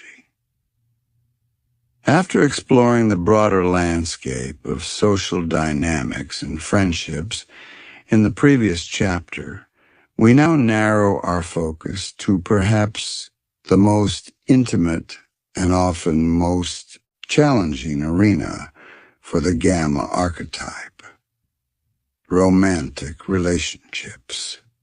If navigating casual social hierarchies and platonic connections is fraught with difficulty, the heightened stakes, vulnerability, and emotional complexity of romance often amplify the core Gamma traits and conflicts discussed throughout this book: the intellect, the introspection, the deep-seated resentment, the indirect communication styles, and the pervasive insecurity frequently collide in ways that make finding and sustaining healthy, fulfilling romantic partnerships particularly difficult. This chapter delves into the common approaches to dating, the destructive cycle of idealization and devaluation, the tension between strategy and authenticity, and the profound challenges related to vulnerability and emotional intimacy that often characterize the Gamma's romantic life. Approaching the arena: dating strategies and hesitations. How does an individual strongly embodying the Gamma archetype typically approach the world of dating and the pursuit of romantic connection? Given their core traits, certain patterns often emerge. The analytical courtship. Rather than relying on spontaneous charm, social ease, or confident flirting, the Gamma might approach dating as an intellectual puzzle to be solved or a system to be analyzed. They might spend hours crafting the perfect online dating profile message, overthinking every interaction, analyzing a potential partner's words for hidden meanings, or trying to logically deduce the optimal dating strategy. This analytical approach, while leveraging their intellectual strengths, Chapter 2, can lead to analysis paralysis, making it difficult to take decisive action or simply be present in the moment. Showcasing Nietzsche. Appeal. Recognizing they might lack conventional alpha or charisma, the Gamma may attempt to attract partners by showcasing their intelligence, wit, or deep knowledge in specific niche areas. They might seek partners who appreciate their intellect above all else, sometimes frequenting environments, online forums, specific hobby groups, academic settings, where such traits are more likely to be valued. The hope is that intellectual connection can compensate for perceived deficits in social grace or traditional attractiveness. Hesitation and orbiting. The fear of rejection, amplified in the high-stakes context of romance, combined with the tendency to overthink, can lead to significant hesitation. The Gamma might identify a desired partner but fail to make a clear move, instead engaging in what's sometimes called orbiter behavior, lingering in the desired person's social vicinity, offering intellectual companionship or help, perhaps dropping subtle hints, but never making their romantic interest explicit. This stems from the fear of vulnerability and the potential ego-crushing pain of direct rejection, tying back to Chapter 3's sensitivity. Reliance on strategy over spontaneity, often influenced by dating advice gleaned from online communities, sometimes including the same subcultures where the SSH terms originated. The Gamma might adopt specific, often rigid strategies or scripts for interaction. This might involve calculated displays of indifference, specific conversational gambits, or adherence to rules about contact frequency, all designed to game the system and achieve a desired outcome rather than fostering genuine connection. The boom and bust cycle. Idealization followed by devaluation. One of the most damaging patterns frequently associated with the Gamma archetype in romance is a tendency towards a cycle of intense idealization followed by harsh devaluation. 1. The idealization phase. When attraction sparks, particularly if the other person seems to reciprocate or shows appreciation for the Gamma's intellect, an intense period of idealization can begin. The potential partner is placed on a towering pedestal. They are seen not just as desirable, but as perfect, exceptional, perhaps the one person who truly understands them. The antidote to their chronic feelings of being undervalued. Chapter 3. Their positive qualities are magnified, while flaws are ignored, minimized, or rationalized away.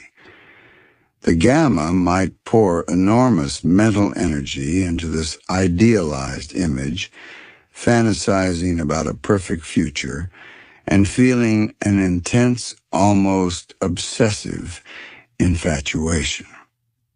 This phase feels exhilarating, a validation of the secret king's belief that they deserve someone extraordinary. The pursuit during this phase might be intense, albeit potentially still strategic or intellectually focused, rather than purely emotional. 2. The tipping point. This idealized state is inherently unstable because it's based on fantasy, not reality. The tipping point into devaluation inevitably arrives when the partner behaves like a normal human being. They might reveal flaws, express disagreement, fail to constantly validate the Gamma's ego or intellect, have needs or opinions of their own that conflict with the Gamma's, or simply fall short of the impossibly perfect image projected onto them. For the Gamma, whose expectations were sky high and whose sensitivity to disappointment is acute, Chapter 3, this dose of reality can feel like a betrayal. 3. The devaluation phase. The pedestal crumbles, and the partner often falls hard in the Gamma's estimation. The same analytical intelligence once used to admire is now employed to find fault. Minor flaws become glaring defects. Quirks once seen as endearing are now irritating. The partner is scrutinized, criticized, often indirectly through sarcasm, passive aggression, or backhanded compliments, Chapter 4, and compared unfavorably to the initial idealized image or even to other potential partners. Resentment builds. You're not who I thought you were. You let me down. You're not special after all. The secret king feels disillusioned and possibly tricked, reinforcing their cynical worldview. This phase can involve emotional withdrawal, increased negativity, nitpicking, and sometimes culminates in an abrupt end to the relationship, often leaving the partner confused and hurt by the sudden shift. Why does this cycle occur? It's deeply rooted in the Gamma Archetype's core issues. Unrealistic expectations born from the belief that their intelligence entitles them to perfection. A deep-seated fear of intimacy, where finding fault becomes a defense mechanism to create distance before they can be rejected. The projection of their own insecurities and unmet needs onto the partner, and the underlying resentment that predisposes them to disappointment when the world or a partner fails to conform to their desires. The allure of strategy versus the need for authenticity. Compounding these issues is the Gamma Archetype's frequent reliance on strategy over authenticity in romance. Viewing dating and relationships as a game to be won through clever tactics or intellectual maneuvering is a common pitfall. Romance as chess. Interactions are treated like moves on a chessboard. What should I say next to elicit the desired response? How can I present myself to appear more desirable / intelligent / mysterious? This analytical, detached approach attempts to control the unpredictable nature of human connection, but it stifles spontaneity and genuine expression. Following external scripts. Instead of developing their own authentic way for relating, the Gamma might rigidly adhere to dating formulas or rules learned from books, websites, or online communities. These scripts might dictate everything from conversation topics to physical escalation, often promising success, but neglecting the importance of individual personality and genuine connection. This can lead to interactions feeling stilted, unnatural, or performative. The high cost of inauthenticity. While strategy might occasionally yield in short-term results, for example, securing a date, it fundamentally undermines the potential for true intimacy. If attraction is built on a carefully constructed facade or a set of tactics, the Gamma lives in constant fear of being found out. They can never truly relax and be themselves, nor can they form a connection based on mutual understanding and acceptance. Furthermore, this strategic mindset prevents them from learning authentic social and emotional skills through genuine trial and error. It keeps them trapped in an analytical loop, perpetually trying to hack connection instead of experiencing it. The amplified challenges of vulnerability and emotional intimacy. If vulnerability and emotional expression are difficult in platonic relationships, Chapter 5, they become exponentially more challenging in the romantic sphere, where the potential for hurt and rejection feels much greater. Heightened fear of rejection. The desire for romantic connection is often intense, making the fear of being turned down or abandoned particularly acute. This fear can paralyze the Gamma, preventing them from initiating relationships or deepening existing ones. It also makes them hypersensitive to any sign of disapproval or distance from their partner. Difficulty expressing core emotions. Saying "I love you," expressing deep affection, admitting need, sharing fears, or articulating hurt directly can feel almost impossible. The Gamma might rationalize these feelings away, intellectualize them. Love is merely a biochemical reaction, or attempt to show them through actions, which may or may not be correctly interpreted, rather than words. This emotional constipation prevents the development of deep emotional intimacy and can leave partners feeling unloved, confused, or emotionally disconnected. Intellect as a substitute for emotion. Conversations might revolve around intellectual topics, shared niche interests, or analyses of the relationship itself, rather than genuine emotional sharing.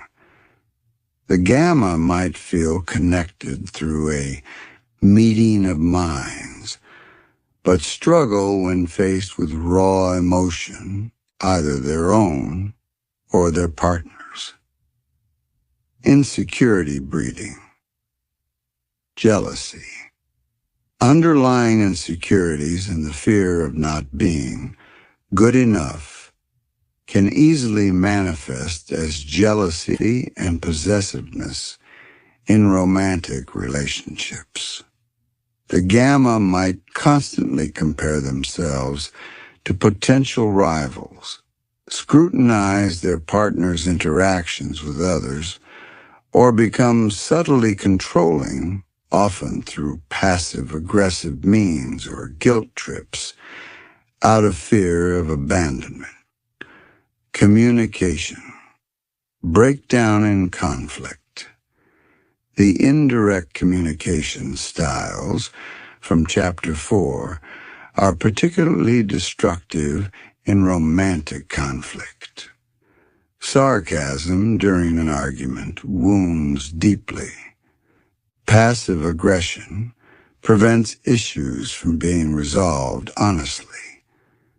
Intellectual gotchas dismiss valid emotional concerns. The inability to engage in direct, empathetic conflict resolution means that problems fester, resentment builds on both sides, and trust erodes, often leading to the relationship's demise.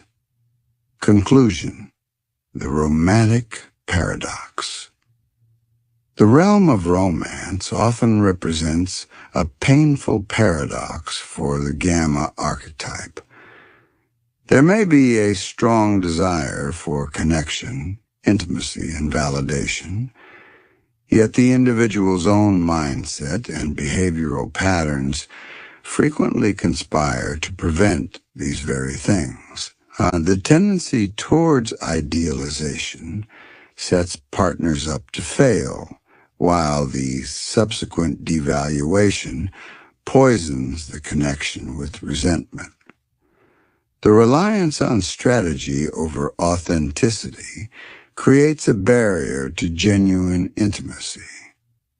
Profound difficulties with vulnerability and direct emotional communication leave both partners feeling misunderstood and disconnected.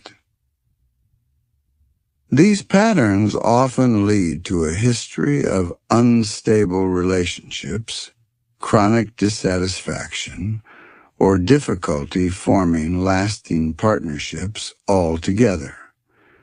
The romantic failures then serve as further proof for the Gamma's internal narrative of being misunderstood, undervalued, or destined for loneliness, perpetuating the cycle.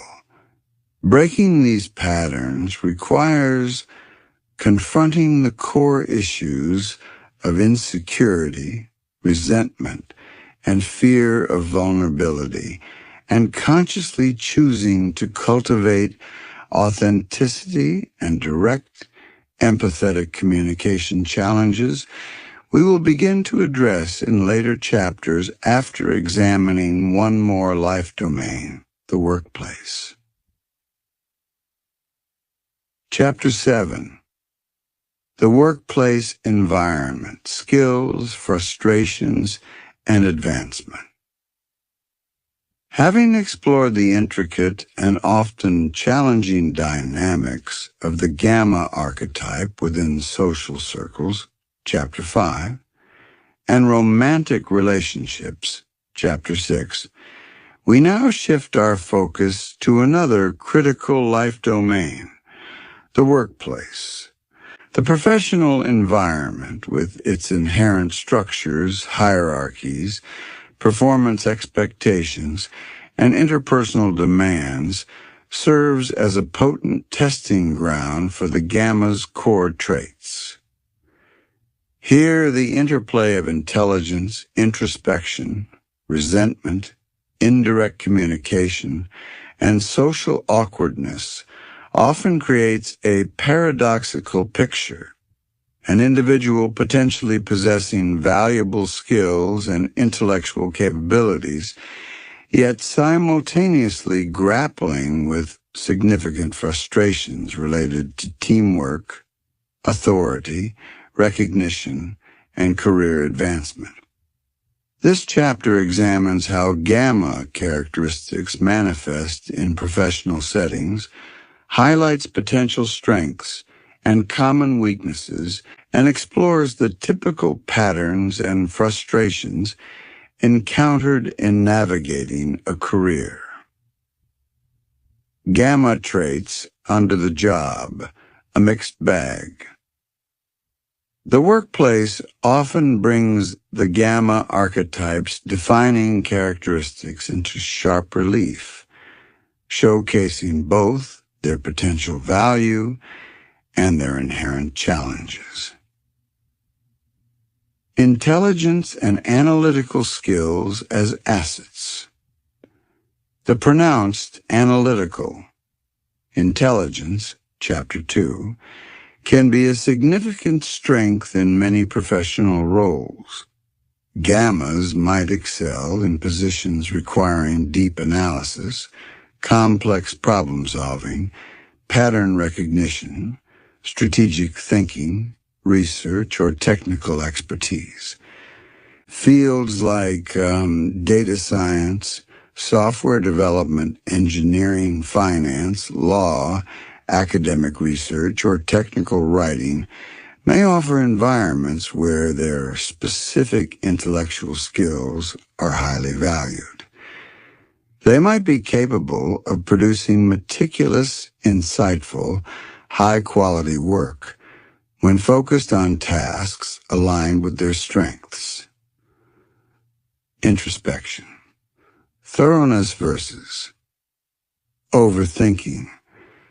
The introspective nature, Chapter 2, can translate into thoroughness, careful consideration of details, and a methodical approach to tasks.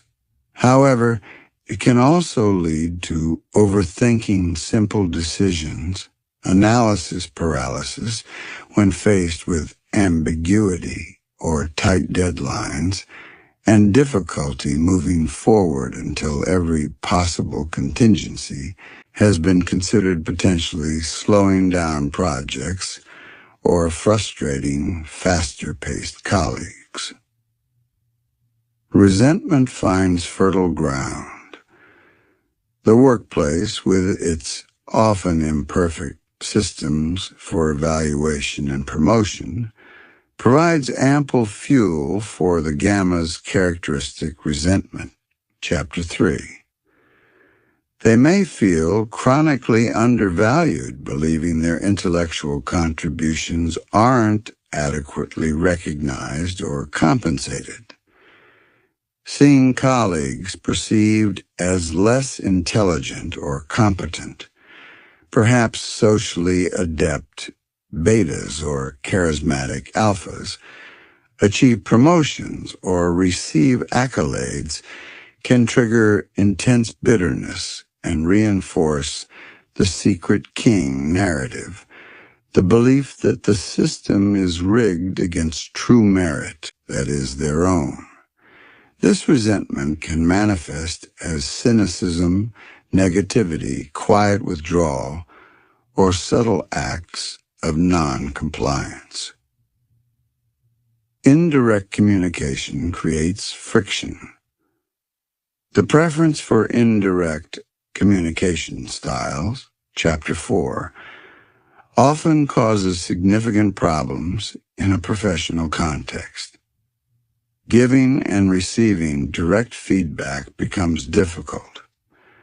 Criticism might be delivered passive-aggressively or avoided altogether, while constructive feedback received might be taken as a personal attack or dismissed defensively. Important conversations might be relegated to lengthy, overly nuanced emails instead of direct dialogue. Sarcasm might be misinterpreted or create tension. This lack of clear, direct communication hinders effective collaboration, conflict resolution, and relationship building with colleagues and superiors. Social awkwardness impacts collaboration and networking. The social challenge difficulties discussed in Chapter 5 often translate poorly to the workplace. Team-building activities, informal networking, office small talk, and navigating interpersonal dynamics, office politics, can feel excruciating or pointless. This can lead to isolation, making it harder to build the rapport and alliances often necessary for effective collaboration and career advancement, even in technical roles. Potential strengths. Where the Gamma might shine. Despite the challenges, it's crucial to recognize the potential strengths the Gamma archetype brings to the workplace when properly channeled or situated. Deep focus and expertise. In roles that allow for deep, focused work under complex problems, the Gamma's intellectual intensity can be a major advantage. They can become true subject matter experts, capable of mastering intricate systems or bodies of knowledge. Analytical rigor and problem solving. Their ability to dissect problems, identify patterns, and think critically can lead to valuable insights, innovative solutions, especially technical ones, and high standards of quality in analytical tasks. Independence and autonomy. When given clear objectives and the autonomy to execute them, Gammas can be highly productive and self-motivated, particularly if the work itself is intellectually stimulating. Roles with less emphasis on constant team interaction might be a better fit. Attention to detail.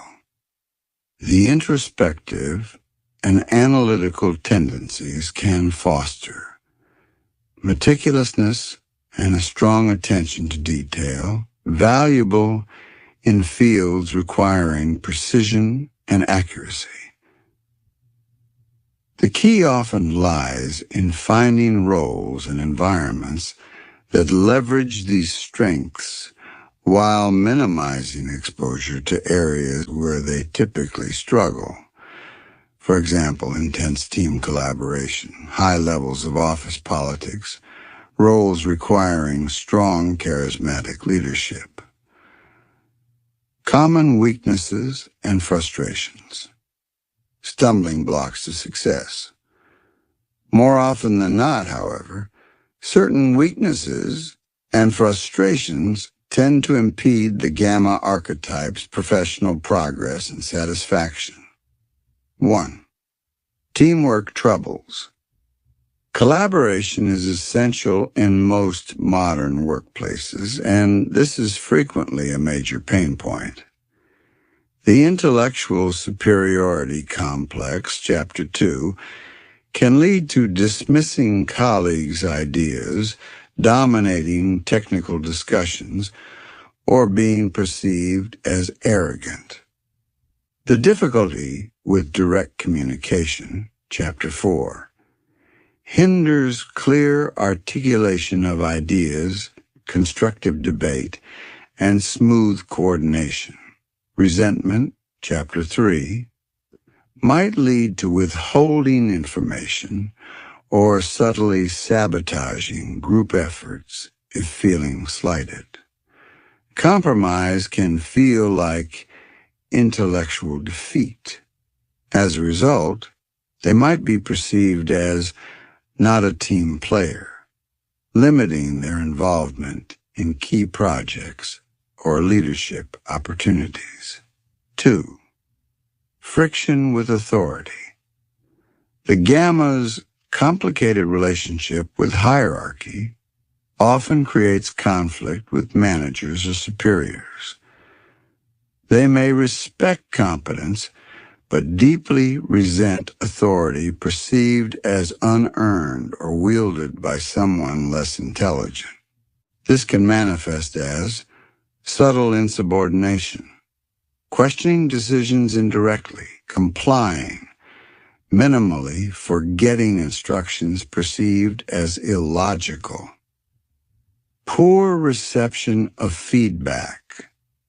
Becoming defensive, argumentative, or passive-aggressive when receiving constructive criticism, even if valid.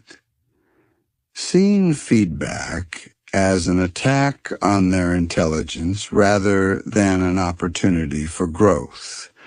Complaining/undermining.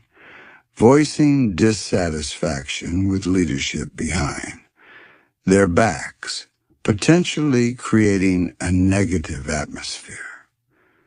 This pattern makes them difficult to manage and can severely damage their reputation and prospects for advancement.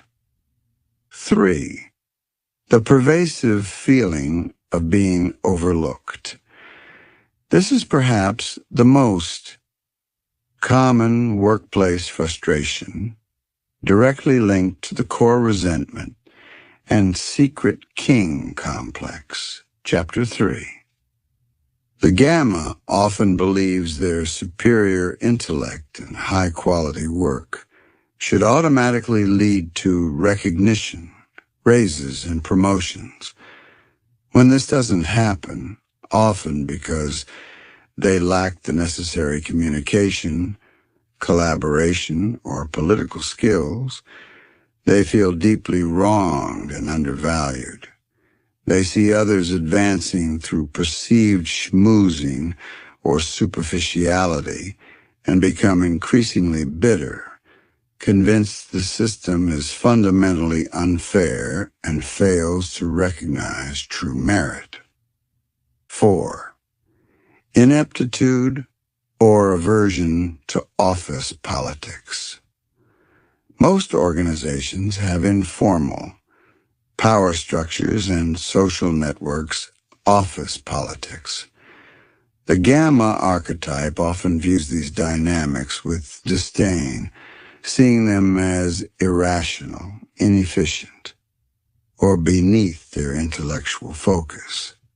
They might refuse to engage in networking, building alliances, or managing perception, believing their work should speak for itself. While this stance might feel principled, ignoring office politics doesn't make one immune to them. This aversion, or ineptitude, often leads to being blindsided by decisions, lacking allies when needed, missing out on opportunities shared through informal channels, and failing to build the social capital required for significant influence or advancement. Seeking recognition and navigating advancement. Given these challenges, how does the Gamma Archetype typically approach career growth? Passive expectation. Often the primary strategy is simply to work hard and expect their brilliance to be inevitably noticed and rewarded. They may put minimal effort into self-promotion, networking, or even clearly articulating their career goals to management, assuming their value is self-evident. Bitterness and stagnation. When the expected recognition doesn't materialize, the response is frequently increased bitterness and potential disengagement, or quiet quitting.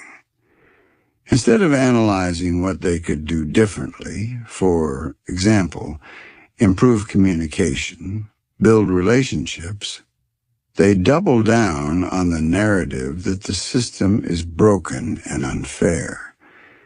This can lead to career stagnation, where they remain stuck in roles below their intellectual potential due to interpersonal limitations. Difficulty with direct asks. The same aversion to directness that plagues other areas makes it hard to ask for raises, promotions, or specific developmental opportunities. They might hint, complain indirectly, or simply seethe in silence rather than building a case and making a direct request. Seeking specialized niches. A common coping mechanism is to gravitate towards highly specialized technical or individual contributor roles where their expertise is paramount and success is less dependent on teamwork or political savvy. While this can provide a degree of satisfaction and recognition within a narrow field, it might still limit broader career advancement into leadership or more influential positions. Conclusion. The workplace paradox. The professional environment often highlights the central paradox of the Gamma Archetype, possessing the intellectual tools potentially valuable for success, yet frequently hindered by the emotional and interpersonal patterns that accompany them. The capacity for deep analysis and focused work can lead to high-quality output, but difficulties with teamwork, communication, authority, and office politics, combined with a pervasive sense of resentment and being undervalued, often limit career progression and job satisfaction. The workplace becomes yet another arena where the secret king feels unrecognized, trapped in a system perceived as rewarding superficiality over substance. This persistent frustration in the professional sphere, alongside the challenges in social and romantic life, underscores the significant impact of the Gamma pattern. Understanding these dynamics is crucial, but understanding alone is not enough. Before turning toward strategies for growth and change, however, we must briefly explore the potential origins of these patterns. Where might the seeds of the Gamma Archetype be sown? The next chapter will delve into speculative influences from nature and nurture. Chapter 8. Origins and Development, Exploring Potential Influences. Having traced the manifestations of the Gamma Archetype through social interactions, romantic relationships, and the workplace environment in the preceding chapters, a natural question arises. Where do these complex and often challenging patterns come from? What factors might contribute to the development of this specific constellation of traits? The high intelligence coupled with deep introspection, the pervasive resentment and sense of injustice, the reliance on indirect communication, the social awkwardness, and the conflicted relationship with hierarchy. An essential disclaimer: speculation, not diagnosis. Before embarking on this exploration, several crucial disclaimers are necessary. Firstly, and most importantly, as stated throughout this book, Gamma is not a clinical diagnosis or a scientifically validated psychological category. It is an archetype, a descriptive label emerging from informal online discourse, used here as a tool to examine a recognizable pattern of human experience.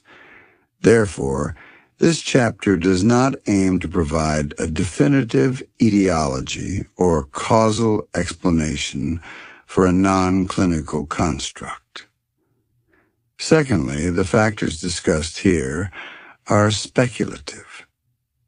They represent potential influences and common developmental pathways that might contribute to the emergence of gamma-like traits in some individuals. Human development is incredibly complex, shaped by a unique interplay of genetics, temperament, environment, experiences, and individual choices. There is no single cause for developing these patterns, and many people with similar experiences will follow entirely different life paths. Thirdly, this exploration is not about assigning blame either to individuals for their patterns or to external factors like parents or peers. The goal is understanding, not judgment. Exploring potential origins can foster self-compassion for those who recognize these patterns in themselves and greater empathy for those who interact with individuals exhibiting these traits. It can also illuminate areas where early experiences might have shaped coping mechanisms that, while perhaps adaptive at the time, are no longer serving the individual well. With these crucial caveats in mind, let us cautiously explore some potential contributing factors drawn from general psychological principles and common developmental experiences that might play a role in shaping the Gamma Archetype pattern. Early life experiences, shaping the foundation. Childhood and adolescence are formative periods where our fundamental ways of relating to ourselves, others, and the world are shaped. Certain experiences during these years could potentially contribute to the development of gamma traits. Parenting styles. Critical or demanding parents. An environment where love, approval, or a safety felt conditional upon high achievement, especially intellectual achievement, could foster both intellectual development and deep-seated insecurity. Constant criticism might lead to a fear of failure, hypersensitivity to judgment, and resentment towards authority figures. The individual might learn that their worth lies solely in their intellect, neglecting social emotional development. Emotionally distant or unavailable parents. Difficulty forming secure. Emotional attachments in early life can lead to later struggles with intimacy, vulnerability, and trusting others. Individuals might develop a strong internal world, introspection, as a refuge, but lack the skills or comfort for deep emotional connection. Inconsistent or unpredictable. Parenting environments, lacking clear rules, or consistent emotional responses can foster anxiety, mistrust, and difficulty navigating social norms. Indirect communication might be learned as a way to test boundaries or express needs cautiously in an unpredictable environment. Overprotective parenting with intellectual focus. Some parents might, excessively praise a child's intelligence while shielding them from social challenges or disappointments. This could inadvertently foster the secret king complex, a sense of intellectual entitlement, without the corresponding social skills or resilience needed to navigate the real world. Early social experiences. Bullying or social exclusion. Being targeted by peers for being different. Socially awkward or intellectually inclined can be deeply wounding. Such experiences can lead to chronic social anxiety, profound mistrust of others, lasting resentment, and a tendency to withdraw into solitary intellectual pursuits as a safe haven. The pain of exclusion can fuel a lifelong narrative of being an outsider victimized by a cruel or foolish majority. The smart kid identity trap. Being consistently identified and valued primarily or solely for intelligence can lead to an over-reliance on this single aspect of identity. Social or emotional development might be neglected, and any perceived threat to their intellectual status can feel like an existential threat. They might learn to interact primarily through intellectual display rather than genuine connection. Experiences with authority figures, negative encounters with teachers, coaches, or other authority figures who seemed unfair, dismissive of their intellect, or arbitrary in their decisions, could plant early seeds of mistrust and resentment towards hierarchical structures. Social feedback, loops, reinforcing the patterns. Early tendencies don't exist in isolation. They interact with the social environment, creating feedback loops that can either moderate or reinforce them. Awkwardness begets negative feedback. Initial social awkwardness, or attempts at indirect communication, might be met with confusion, rejection, or negative reactions from peers. This negative feedback can increase social anxiety, leading to further withdrawal or doubling down on defensive mechanisms like sarcasm or intellectual superiority, which in turn elicits more negative feedback, creating a self-perpetuating cycle that prevents social learning. Intellect as compensation.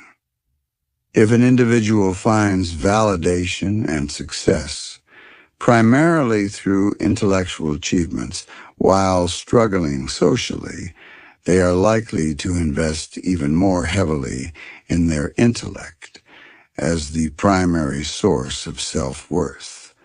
Social situations become associated with anxiety and failure, while intellectual pursuits offer competence and control. This reinforces the imbalance between intellectual and social-emotional development. Disillusionment from unmet expectations. Early experiences where genuine effort or perceived merit, especially intellectual, wasn't recognized or rewarded, perhaps due to favoritism, misunderstanding, or simply the complexities of life, can lead to early disillusionment and cynicism. This can establish a foundational belief that the world is fundamentally unfair, fueling later resentment. Temperament, innate predispositions. While highly speculative, it's possible that certain innate temperamental factors might make some individuals more susceptible to developing gamma-like patterns when interacting with specific environmental factors. heightened sensitivity. Some individuals seem naturally more sensitive to sensory input, emotional cues, criticism, or perceived slights. In challenging environments, for example, critical parenting, bullying, this heightened sensitivity could lead to more intense feelings of hurt, anxiety, or resentment, potentially contributing to withdrawal or defensive coping mechanisms.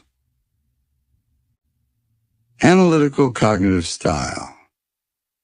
A natural inclination towards analytical, logical, coaching systems-based thinking might predispose someone towards intellectual pursuits and the strengths associated with the Gamma Archetype. However, it might also correlate with potential challenges in intuitive social understanding or fluid emotional expression. Introversion.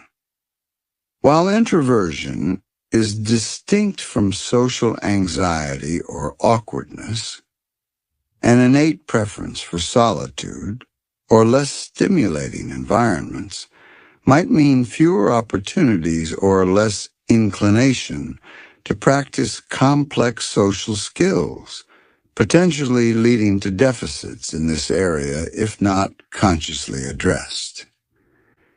It's crucial to reiterate that temperament is not destiny.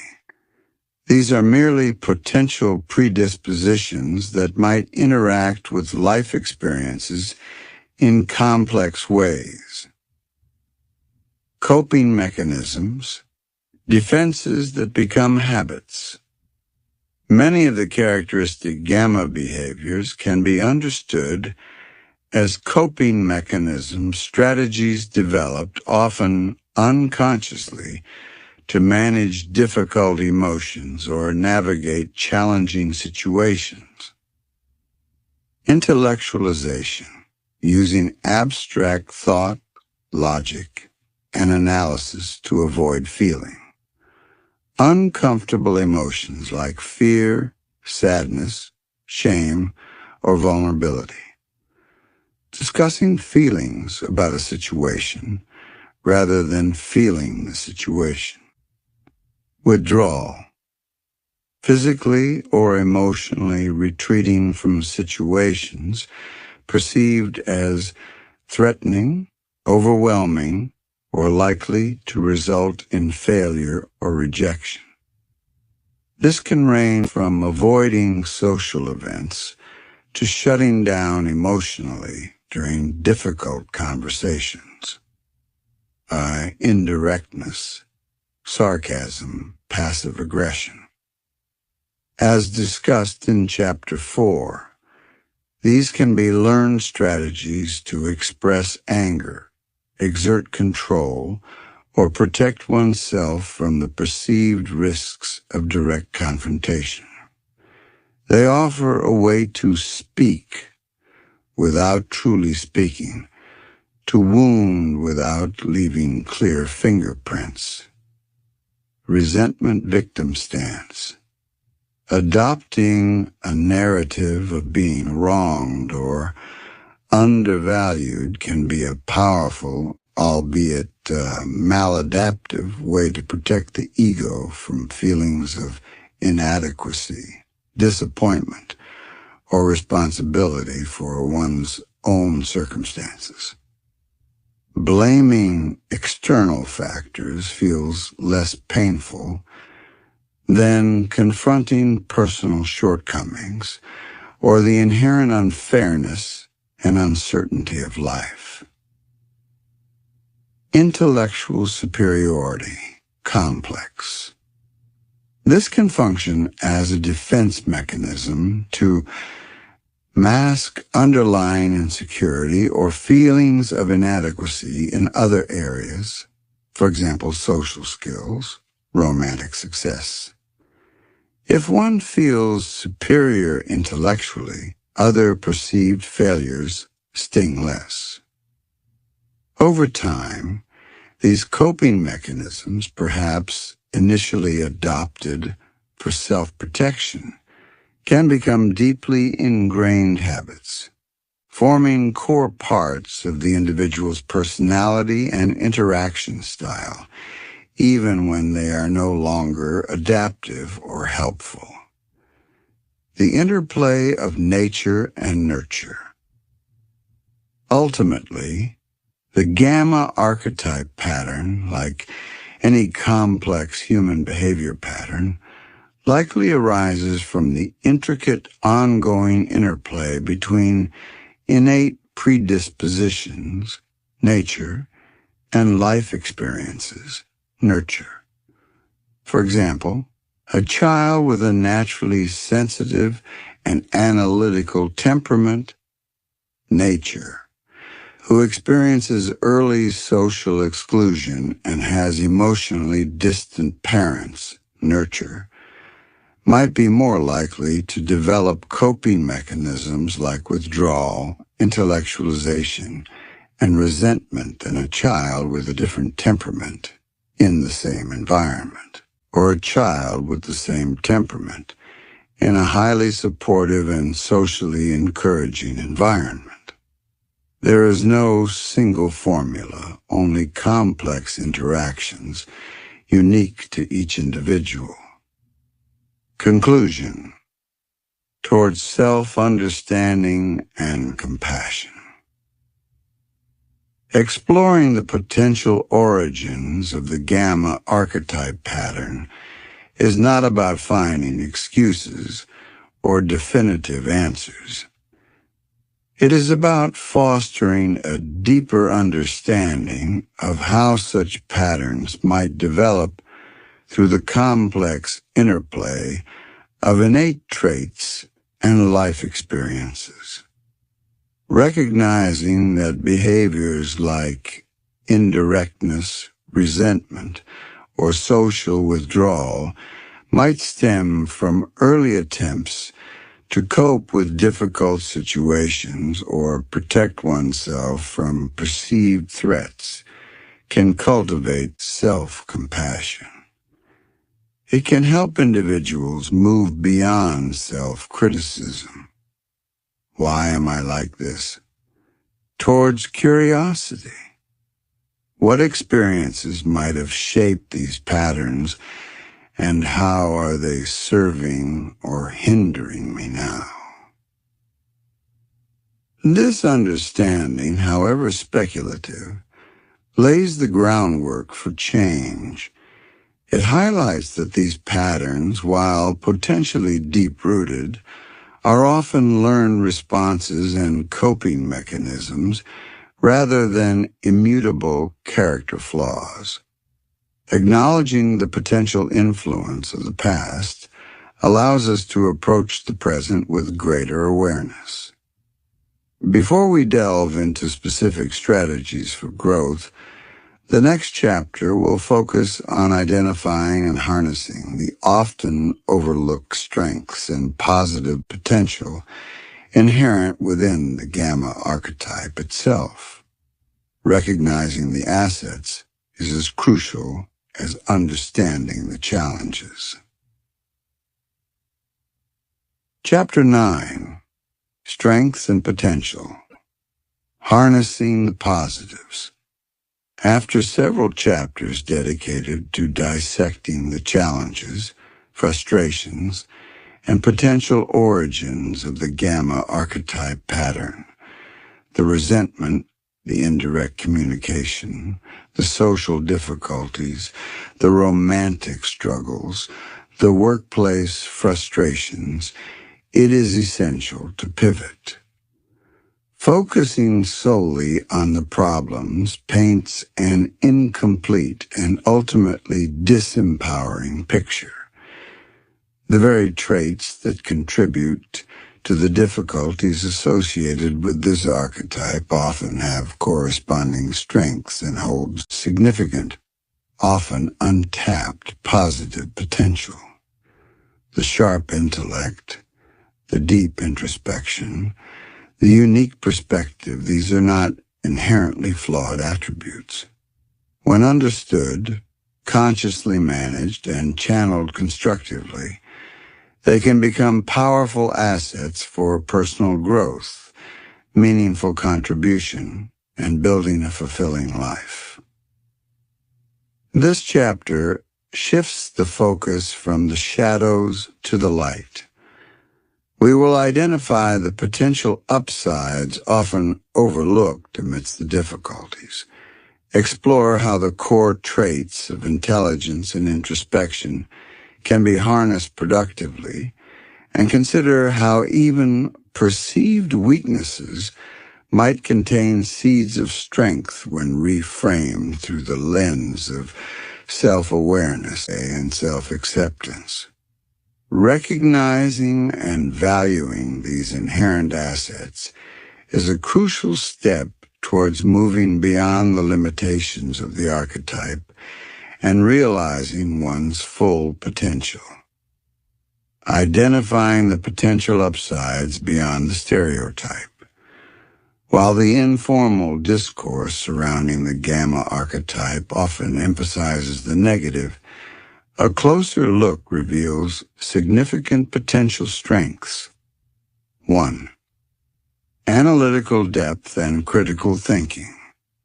As established in Chapter 2, a hallmark of the Gamma Archetype is often a powerful analytical intellect. This goes beyond mere cleverness.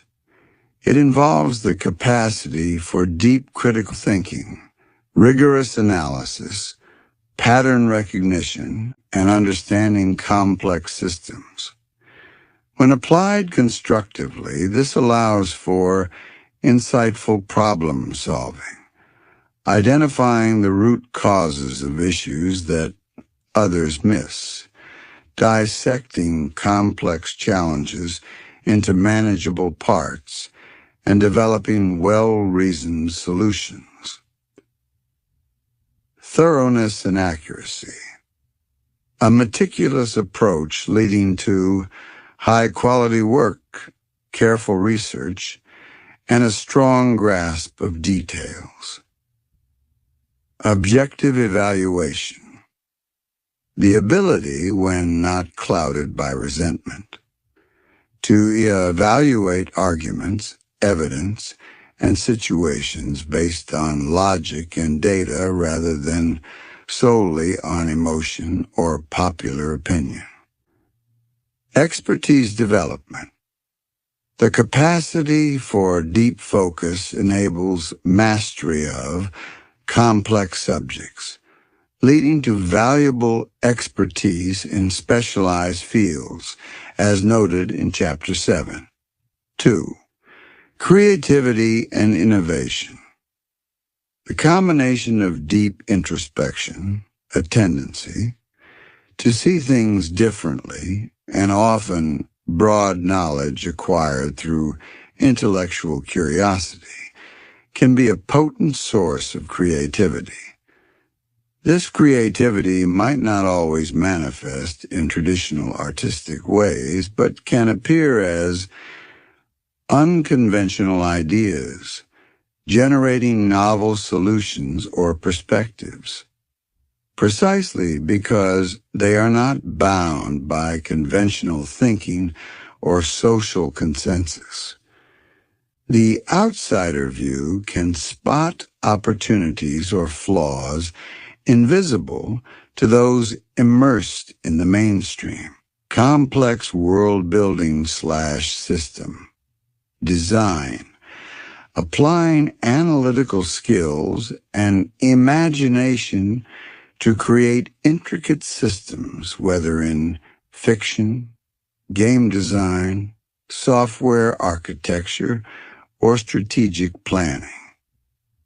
Synthesizing information. Connecting disparate ideas or pieces of information in novel ways to generate new insights or theories. 3. Unique perspectives and questioning assumptions. The Gamma Archetype's frequent position as an observer or outsider, combined with their analytical bent, often equips them with a unique perspective. They may be less susceptible to groupthink and more inclined to question assumptions, norms, or authority. This can be incredibly valuable. Identifying flaws and inconsistencies, noticing logical gaps, ethical concerns, or inefficiencies that others overlook due to conformity or lack of critical examination. Driving improvement. Constructively challenging the status quo, when communication is effective, can lead to necessary changes and improvements in systems, processes, or ideas. Maintaining integrity, a potential, though not guaranteed, inclination towards intellectual honesty and adherence to principles over social expediency. 4. Strategic thinking, applied constructively. While Chapter 6 discussed the pitfalls of manipulative strategy in romance, the underlying capacity for strategic thought is not inherently negative. When divorced from resentment and manipulation and applied ethically, strategic thinking involves foresight and planning, anticipating future challenges and opportunities, considering long-term consequences, and developing thoughtful plans to achieve goals. Resourcefulness, finding clever or efficient ways to overcome obstacles or utilize available resources. Calculated risk-taking, analyzing potential risks and rewards to make informed decisions rather than acting impulsively or purely on emotion. 5. Focus and concentration. In an increasingly distracted world, the ability to concentrate deeply on a task or subject for extended periods is a valuable asset. The Gamma Archetype's introspective and analytical nature often lends itself to this kind of deep work, enabling mastery and high-quality production in areas requiring sustained mental effort, channeling intelligence and introspection. Productively, the key to unlocking this potential lies in consciously directing these core traits towards constructive ends, rather than allowing them to fuel negative cycles. Directing analysis.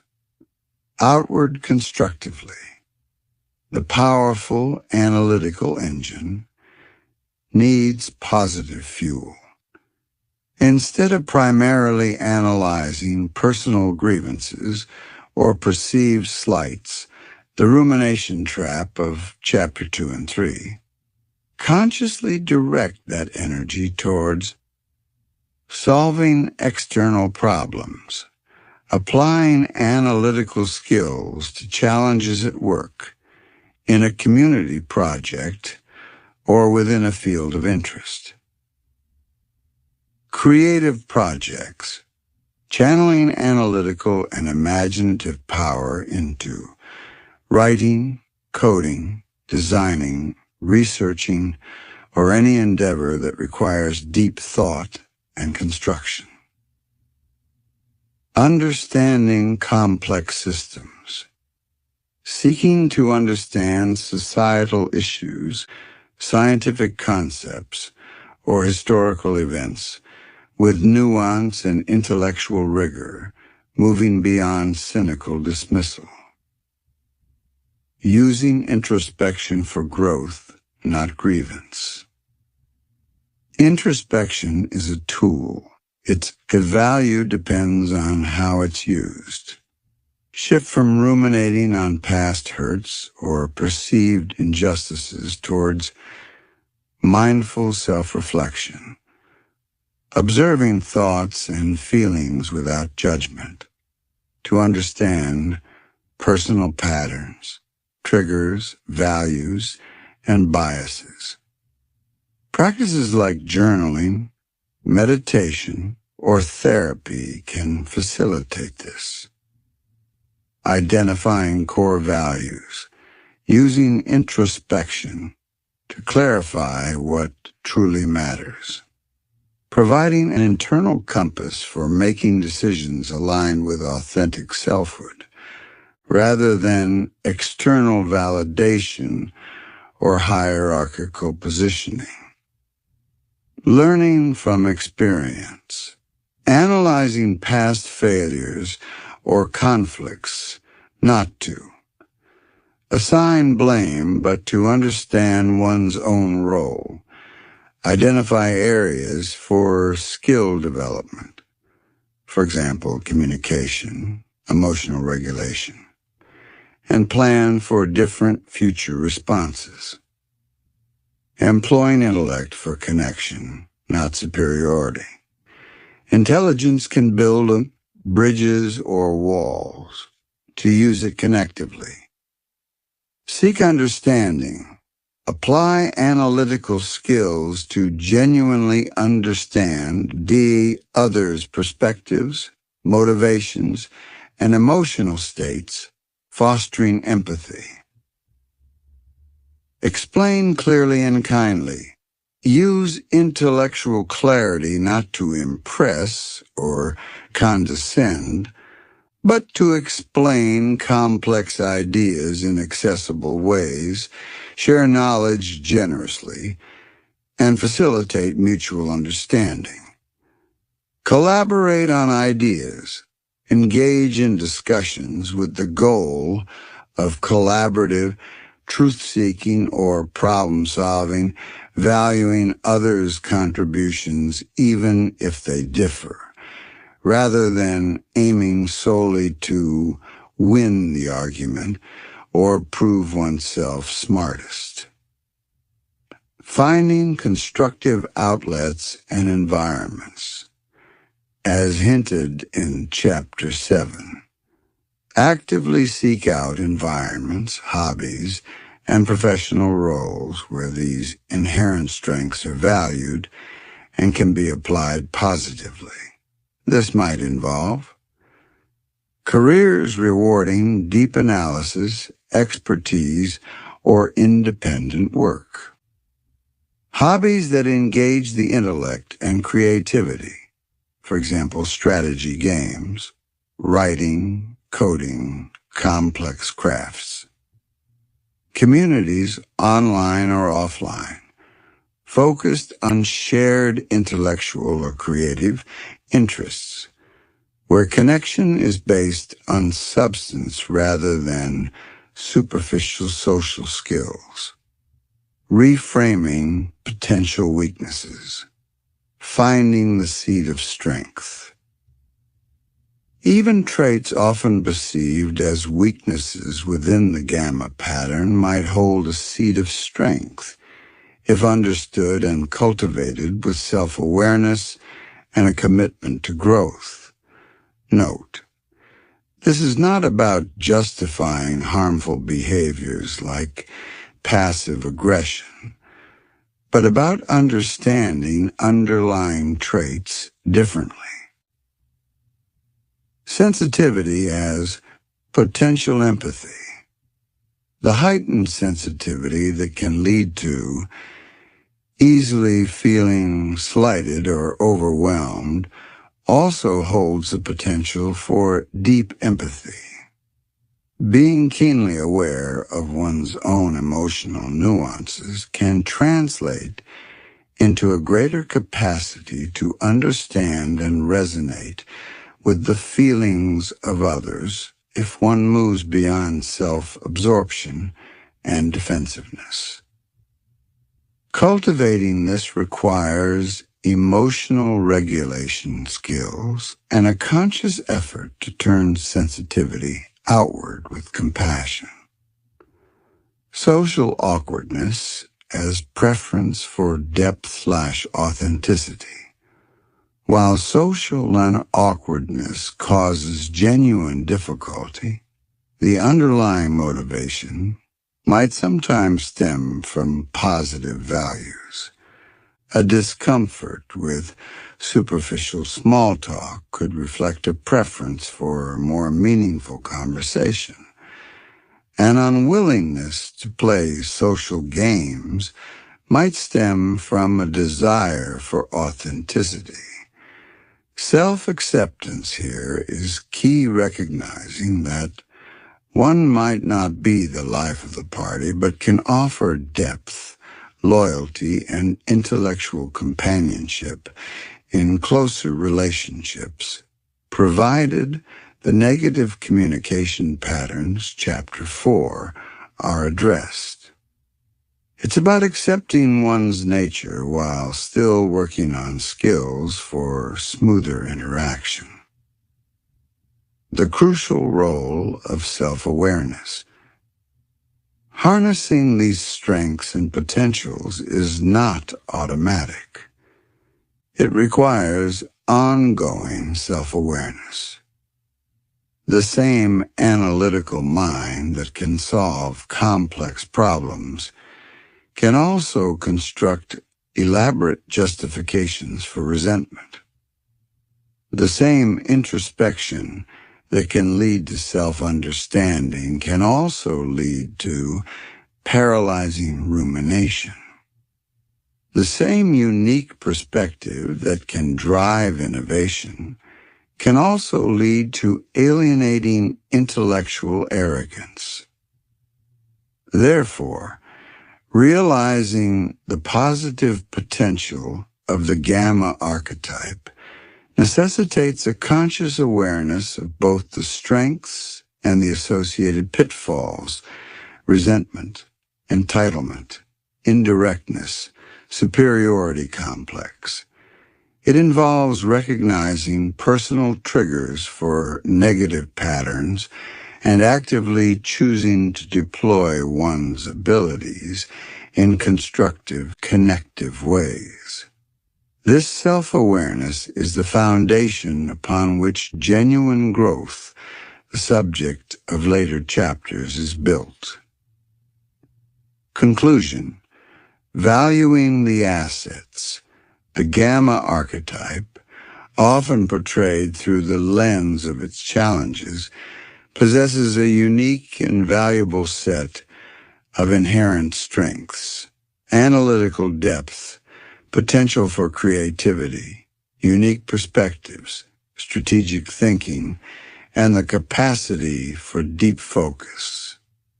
These are not qualities to be dismissed or suppressed in an attempt to conform to some other mold. They are powerful assets waiting to be harnessed.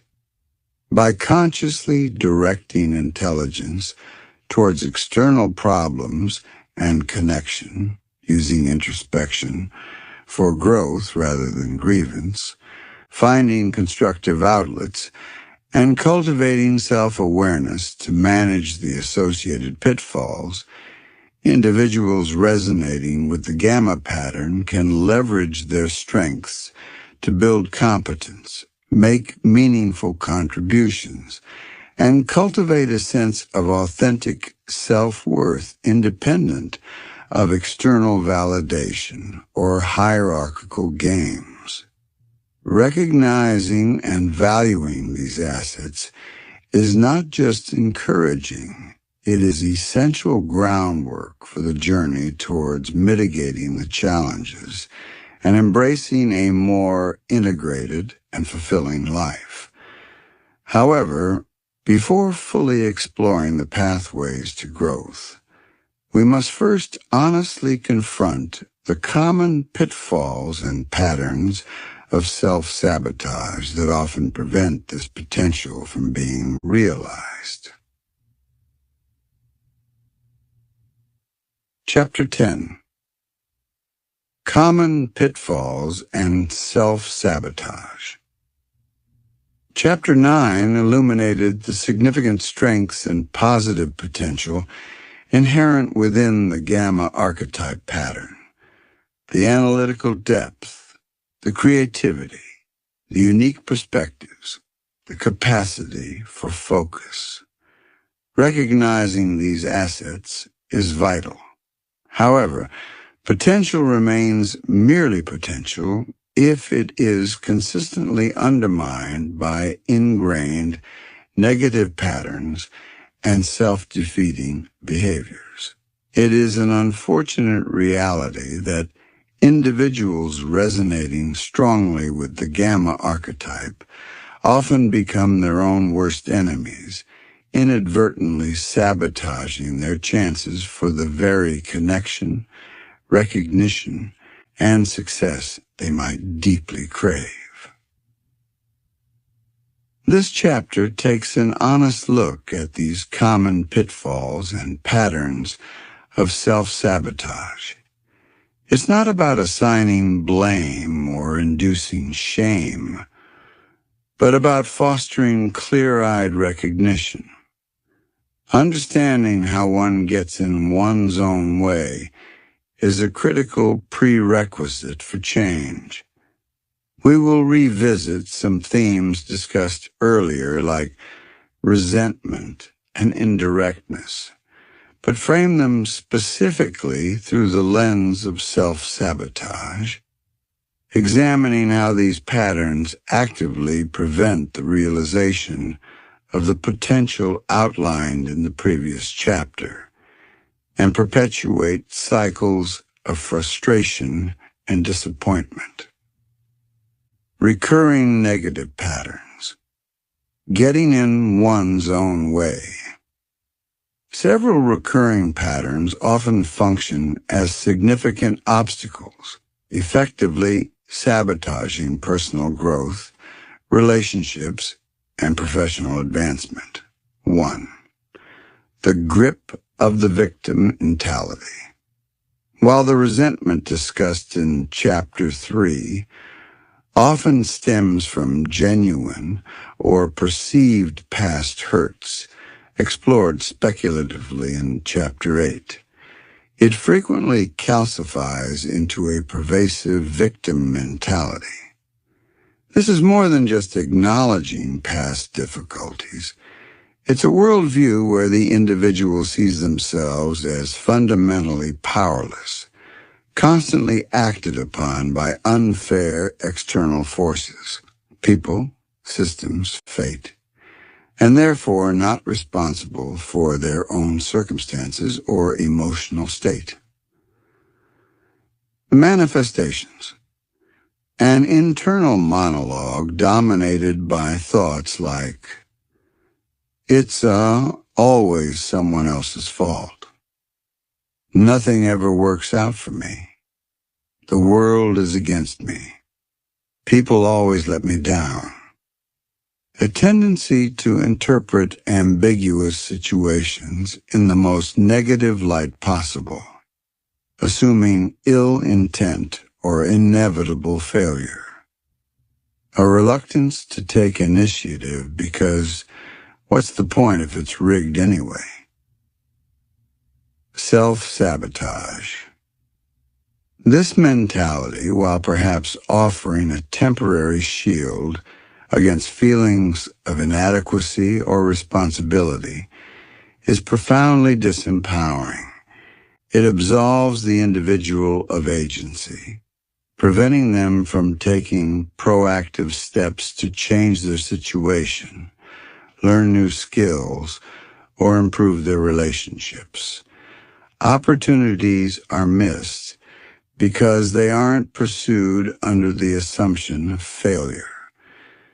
Relationships stagnate because blame prevents constructive problem solving. Personal growth stalls because the focus remains on external grievances rather than internal change. It becomes a self-fulfilling prophecy where the belief in powerlessness leads to inaction, which results in lack of progress, confirming the initial belief. 2. Analysis paralysis, overthinking into inaction. The powerful analytical intellect, Chapter 2. When untempered by a willingness to act amidst uncertainty, becomes a major engine of self-sabotage. Analysis paralysis occurs when the process of thinking, planning, and evaluating options becomes so excessive that it prevents any actual decision or action from being taken. Manifestations. Spending weeks researching the perfect way to ask someone out, but never actually doing it. Delaying a work project indefinitely while trying to account for every possible contingency. Agonizing over minor life decisions, what to wear, what to eat, by endlessly weighing pros and cons. Starting creative projects, but abandoning them because the execution can't match the idealized internal vision. Self-sabotage. This pattern directly prevents progress towards goals. Opportunities in dating, Chapter 6, career, Chapter 7, and even simple daily life are lost not due to external barriers, but due to internal overthinking. It's often driven by perfectionism and an intense fear of failure or criticism. If no action is taken, no failure can occur, and the intellect remains untested and therefore perfect. However, this inaction guarantees failure in achieving desired outcomes and often leads to regret and increased frustration, fueling the resentment cycle. 3. Alienating others, pushing connection away, despite often craving connection or validation. The Gamma Archetype's typical interaction styles frequently have the opposite effect, pushing potentially supportive people away. Communication barriers, revisited. The persistent use of sarcasm, passive aggression, intellectual gotchas, and weaponized wit, Chapter 4, creates distance, confusion, and mistrust. People tire of deciphering hidden meanings, feeling subtly attacked, or engaging in conversations that feel like intellectual sparring matches rather than genuine exchanges. Superiority complex. Fallout. The need to demonstrate intellectual superiority, Chapter 2, makes others feel judged, inadequate, or simply bored. Few enjoy being constantly corrected or condescended to, leading them to limit interactions. Negativity. Drain. The chronic resentment and cynicism, Chapter 3, can be emotionally draining for friends, partners, and colleagues. Constant complaining, bitterness, and a negative outlook eventually wear down goodwill and sympathy. Envy's shadow, revisited. Subtle or not so subtle expressions of envy towards friends or colleagues' successes, Chapter 5, Chapter 7, can poison relationships, making others hesitant to share good news or celebrate achievements. Self-sabotage. These behaviors directly undermine the goal of forming and maintaining healthy relationships. They lead to social isolation, difficulty collaborating, and relationship breakdowns, often leaving the Gamma feeling lonely and misunderstood, ironically confirming their negative biases about others while failing to recognize their own role in creating the distance. 4. General self-defeating behaviors. Beyond these core patterns, other self-defeating behaviors often emerge. Procrastination, delaying important tasks, applying for jobs, completing projects, having difficult conversations, often due to fear of failure, perfectionism, or passive resistance. Choosing unsuitable situations, unconsciously gravitating towards partners, friends, or jobs that seem likely to confirm negative expectations. For example, choosing critical partners, joining toxic work environments, thus validating the victim narrative. Rejecting help or feedback, reacting defensively to constructive criticism or offers of help, seeing them as attacks or confirmations of inadequacy, thereby blocking opportunities for growth and support. Indirect conflict, escalation, picking fights through passive-aggressive means or intellectual needling, escalating conflict in ways that prevent resolution and damage relationships, rather than addressing issues directly. The self-inflicted costs of resentment and indirectness. While earlier chapters touched on the impact of resentment and indirectness on others and on external outcomes, it's crucial to recognize their profound internal and self-inflicted costs. Resentment poisons the self. Holding on to bitterness and grievances is like drinking poison and expecting the other person to die. The primary victim of chronic resentment is the individual harboring it. It consumes vast amounts of mental and emotional energy that could be directed towards positive pursuits. It fuels stress, anxiety, and depression, diminishing overall well-being and happiness. It keeps one tethered to the past, unable to fully engage with or enjoy the present. Letting go of resentment is often less about absolving others and more about freeing oneself from a heavy, corrosive burden. Indirectness prevents needs being met. Relying on hints, sarcasm, or more passive aggression to communicate needs or dissatisfaction is fundamentally ineffective. People are not mind readers. When needs aren't stated clearly, they usually go unmet.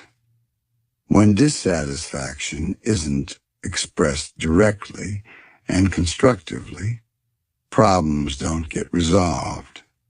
This leads to mounting frustration, which fuels more resentment, creating a vicious cycle where the communication style itself guarantees the negative outcome. It ostensibly seeks to avoid conflict or achieve needs met.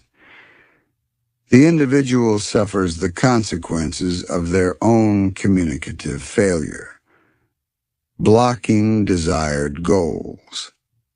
Ultimately, these patterns actively block the I's achievement of common human desires.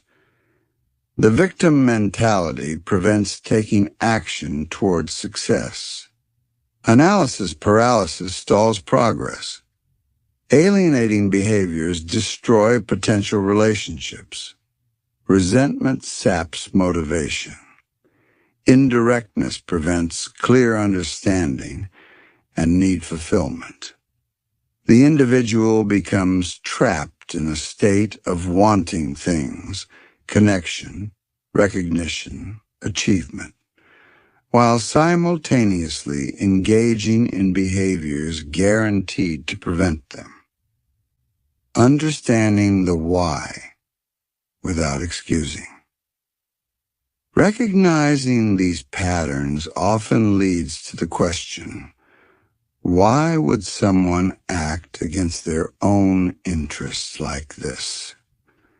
As speculated in Chapter 8, these behaviors often originate as coping mechanisms developed in response to difficult experiences, fear of vulnerability, insecurity, past hurts, fear of failure. The victim's stance might protect against shame. Analysis paralysis avoids the risk of error. Indirectness feels safer than confrontation. Understanding this underlying function, often rooted in self-protection, however misguided, can foster empathy but doesn't negate the dysfunctional and self-sabotaging impact of the behaviors in the present. Breaking the cycle. The necessity of awareness.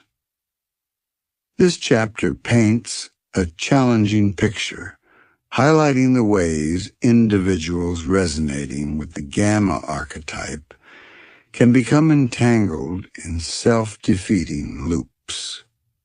The purpose is not to induce despair, but to underscore the critical importance of awareness.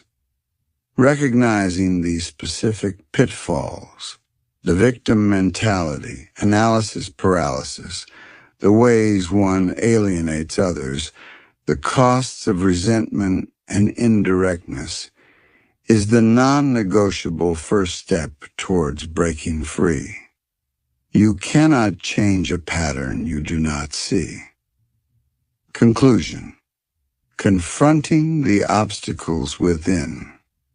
While Chapter 9 celebrated the genuine strengths and potential of the Gamma Archetype, this chapter serves as a necessary reality check. That potential is often tragically unrealized due to common pitfalls and patterns of self-sabotage. The victim mentality disempowers. Analysis paralysis prevents action. Interpersonal behaviors push connection away. And core traits like resentment and indirectness inflict significant self-harm. These are not external forces imposing failure. They are internal obstacles actively constructed and maintained, often unconsciously. Confronting these patterns honestly, without judgment, but with a clear understanding of their destructive consequences, is essential.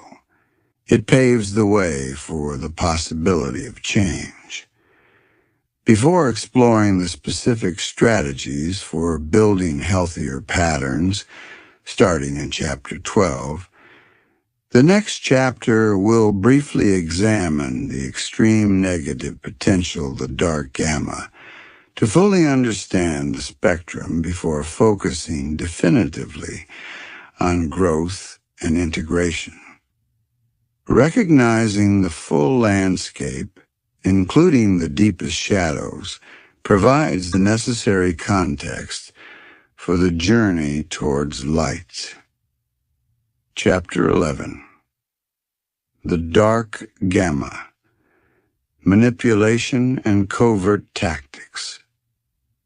Having examined the common pitfalls and self-sabotaging patterns that often hinder individuals resonating with the Gamma Archetype, Chapter 10, we must now venture briefly into more shadowed territory.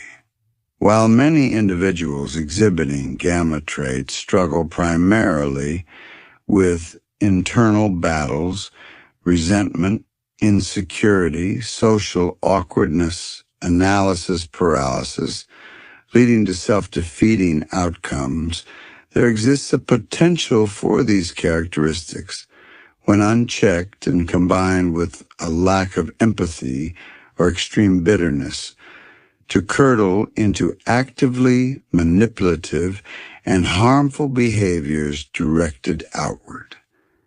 This chapter explores this extreme negative end of the spectrum, sometimes informally referred to as the dark gamma. Important caveats. It is absolutely crucial to approach this topic with caution and nuance. Firstly, the behaviors described here represent the extreme negative potential, not the typical experience or inevitable outcome for everyone identifying with gamma patterns. Many people struggle with aspects of the gamma archetype without ever resorting to malicious manipulation. Secondly, as consistently emphasized, gamma is not a clinical diagnosis. While some behaviors discussed may share characteristics with clinically recognized personality disorders like narcissistic personality disorder, particularly the covert subtype, this chapter is not intended to diagnose anyone. It aims only to describe potential behavioral patterns within the informal Gamma Archetype framework, using overlaps with clinical concepts purely for descriptive illustration, where relevant. Thirdly, the purpose here is not sensationalism or condemnation, but rather comprehensive understanding. Recognizing the full spectrum, including its darkest potential, provides essential context for the subsequent chapters focused on growth, accountability, and building healthier patterns. It also serves as a crucial warning sign, both for self-reflection and for recognizing potentially harmful dynamics in others. Manifestations of the dark gamma pattern. When the core gamma traits high intelligence, deep resentment, profound insecurity, and a preference for indirectness combine with a significant lack of empathy, unchecked entitlement, or a desire for revenge, they can manifest in actively harmful ways. 1. Intellectual bullying. This goes beyond simply being arrogant or condescending, a common gamma pitfall. Intellectual bullying involves the intentional use of intellect or knowledge to intimidate, demean, confuse, or control others. Tactics. Relentlessly pointing out minor flaws in others' logic or knowledge, using complex jargon or overly abstract arguments, specifically to make others feel stupid or inadequate. Publicly humiliating someone for a perceived intellectual error, setting intellectual traps in conversation, constantly shifting goalposts in arguments so the other person can never win, dismissing others' experiences or feelings as illogical. Motivation. driven by the need to assert dominance and superiority. Chapter 2. To mask profound insecurity, deriving pleasure from making others feel inferior, punishing those perceived as threats or insufficiently deferential to their intellect. 2. Gaslighting. This is a particularly insidious form of psychological manipulation, aimed at making victims doubt their own perception, memory, judgment, or sanity. The Gamma's analytical skills and articulateness, when weaponized, can make them particularly adept at this. Tactics. Denying events that clearly happen. I never said that. That didn't happen. Questioning the victim's memory. You're remembering it wrong. You're too sensitive. Trivializing the victim's feelings. You're overreacting. It wasn't a big deal. Diverting blame. You're the one causing problems by bringing this up. Using intellectual arguments to twist reality and make the victim feel confused or irrational. Motivation. To maintain control in a relationship or situation. To avoid accountability for wrongdoing. To undermine someone perceived as a threat. To reinforce their own narrative by invalidating conflicting perspectives. Gaslighting is deeply damaging to the victim's sense of self and reality. 3. Strategic victimhood.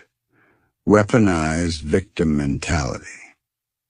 While the common Gamma pitfall involves a passive victim mentality that leads to inaction, Chapter 10, the dark Gamma may actively cultivate and manipulate a victim narrative for strategic gain.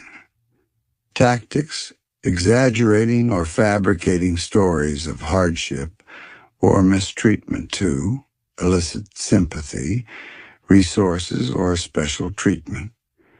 Blaming others for their own failures or bad behavior to avoid consequences. Using guilt trips based on their supposed suffering to manipulate others into doing what they want. Presenting themselves as the perpetual underdog or martyr to gain allies or discredit opponents. Motivation. To evade responsibility, to garner attention and sympathy, a form of validation, to manipulate others' emotions for personal benefit, to justify entitled or aggressive behavior. I'm only like this because of how I've been treated. 4. Behavioral overlaps with covert narcissism. Again, this is not a diagnosis. However, the extreme negative manifestation of the Gamma pattern often shares behavioral similarities with traits associated with covert or vulnerable narcissism. Recognizing these overlaps can be descriptively useful. Extreme hypersensitivity to criticism. While many Gammas dislike criticism, the dark Gamma may react with intense, disproportionate rage, often expressed passive-aggressively. Vindictiveness or complete collapse when faced with even mild feedback, seeing it as a profound personal attack. Pervasive sense of entitlement. The secret king complex becomes an unwavering conviction of deserving special treatment, admiration, and exemption from rules, coupled with intense anger when these expectations aren't met. Marked lack of empathy. An inability or unwillingness to understand or share the feelings of others, who are often viewed merely as extensions of the self or tools to meet their needs. Others' emotions are dismissed or seen as inconvenient. Exploitative behavior, using others for personal gain, intellectual validation, resources, status by association, with little regard for their well-being. Chronic envy and devaluation. Intense envy of others' success often leads to efforts to devalue or undermine them, as seen in the idealization-devaluation cycle, Chapter 6, but taken to a more malicious extreme. Preoccupation with fantasies of success/brilliance. An internal world dominated by grandiose fantasies that compensate for a fragile sense of self. Reliance on passive aggression and manipulation.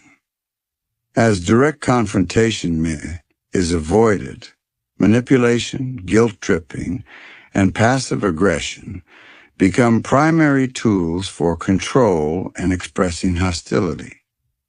5. Deception and betrayal.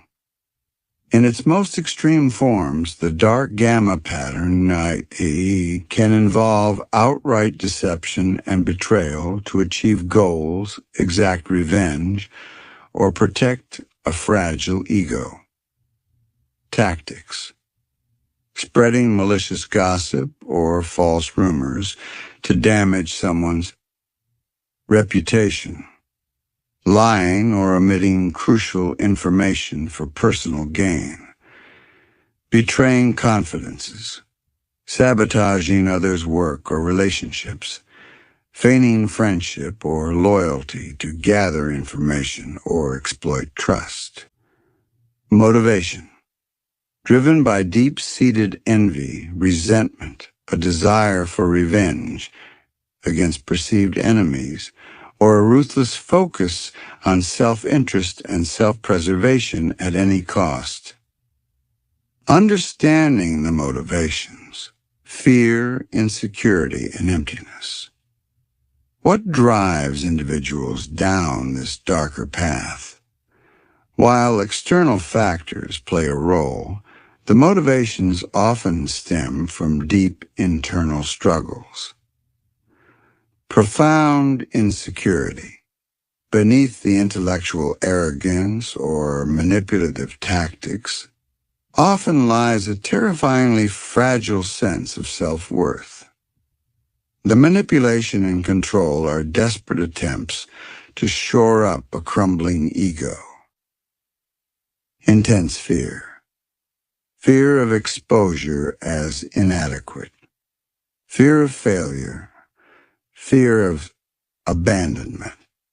Fear of not being special. These fears can become so overwhelming that manipulative tactics feel like the only way to survive. Unbearable resentment. When the bitterness and sense of injustice described in Chapter 3 are left to fester without healthy processing, they can curdle into a consuming desire to punish the world or specific individuals perceived as responsible for their pain. Empathy deficits. Whether due to developmental factors, Chapter 8, or choices made over time, a significant lack of empathy allows individuals to harm others without fully registering or caring about the impact of their actions. The focus remains entirely self-referential. a distorted worldview. A deeply cynical or paranoid worldview where others are seen as inherently hostile or manipulative might lead to the belief that adopting similar tactics is necessary for self-defense or success. Distinguishing darkness from difficulty. It is vital to reiterate the distinction between the common struggles of the Gamma archetype and these dark Gamma manifestations. Struggling with social awkwardness is not the same as intellectual bullying. Feeling resentful is not the same as actively gaslighting someone. Using sarcasm defensively is not the same as calculated deception. The key difference often lies in intent and impact. While typical Gamma patterns often lead to self-sabotage and unintentional hurt through poor communication or negativity, the dark Gamma involves a more conscious or deeply ingrained pattern of manipulation and disregard for others' well-being, aimed at control, revenge, or self-aggrandizement, often causing significant harm. The importance of recognition. Acknowledging the existence of this darker potential serves several crucial purposes. For self-reflection. For individuals recognizing Gamma patterns in themselves, understanding this extreme end of the spectrum provides a crucial boundary marker. It prompts honest self-assessment. Are my frustrations leading me to cross lines into genuinely harmful behavior? Am I using my intellect to connect or to control? Am I taking responsibility, or am I manipulating narratives? For protecting oneself. For those interacting with individuals who exhibit these manipulative patterns, recognition is the first step towards self-protection. Understanding tactics like gaslighting, intellectual bullying, or strategic victimhood allows one to identify them, refuse to engage, set firm boundaries, and seek support or distance as necessary. Ignoring or excusing such behaviors enables them to continue causing harm. Conclusion. Acknowledging the shadow to choose the light. The dark Gamma represents the tragic potential for the strengths of intellect and introspection to become twisted into tools of manipulation, control, and harm when combined with deep insecurity, unchecked resentment, and a lack of empathy. It is the shadow side taken to its extreme, resulting in behaviors that damage others and ultimately further isolate the individual, trapping them in a cycle of negativity and conflict. Acknowledging this dark potential is not about condemning the entire Gamma archetype, but about understanding the full range of possibilities. It underscores the importance of the journey towards self-awareness, accountability, and growth that the subsequent chapters will address. By recognizing the deepest shadows, we gain a clearer appreciation for the importance of consciously choosing pathways that lead towards the light, towards harnessing strengths constructively, building genuine connections, and developing healthier ways of navigating the world. The next chapter marks a definitive turn towards these pathways, beginning with the foundational step of developing self-awareness. Chapter 12. Pathways to Growth. Developing Self-Awareness. Having journeyed through the defining characteristics, common challenges, potential origins, inherent strengths, pitfalls, and even the darkest potential manifestations of the Gamma Archetype pattern, we now arrive at a crucial turning point. The preceding chapters focus primarily on understanding what the pattern looks like and why it might emerge. The remaining chapters pivot towards exploring how positive change can occur, and the absolute, non-negotiable foundation upon which all meaningful growth is built is self-awareness. Without the ability to honestly see and understand our own thoughts, feelings, motivations, behaviors, and their impact, any attempt at change is merely guesswork or superficial adjustment. We risk simply swapping one dysfunctional pattern for another, or remaining trapped in cycles of self-sabotage, Chapter 10, without understanding why. Developing genuine self-awareness allows us to move from unconsciously reacting based on old programming and insecurities towards consciously choosing responses aligned with our values and goals. It is the key that unlocks the potential highlighted in Chapter 9 and helps navigate away from the pitfalls described in Chapters 10 and 11. This chapter explores the imperative of honest self-assessment, methods for recognizing limiting beliefs and cognitive distortions, practical techniques for increasing self-awareness, and how this forms the bedrock of emotional intelligence. The imperative and difficulty of honest self-assessment.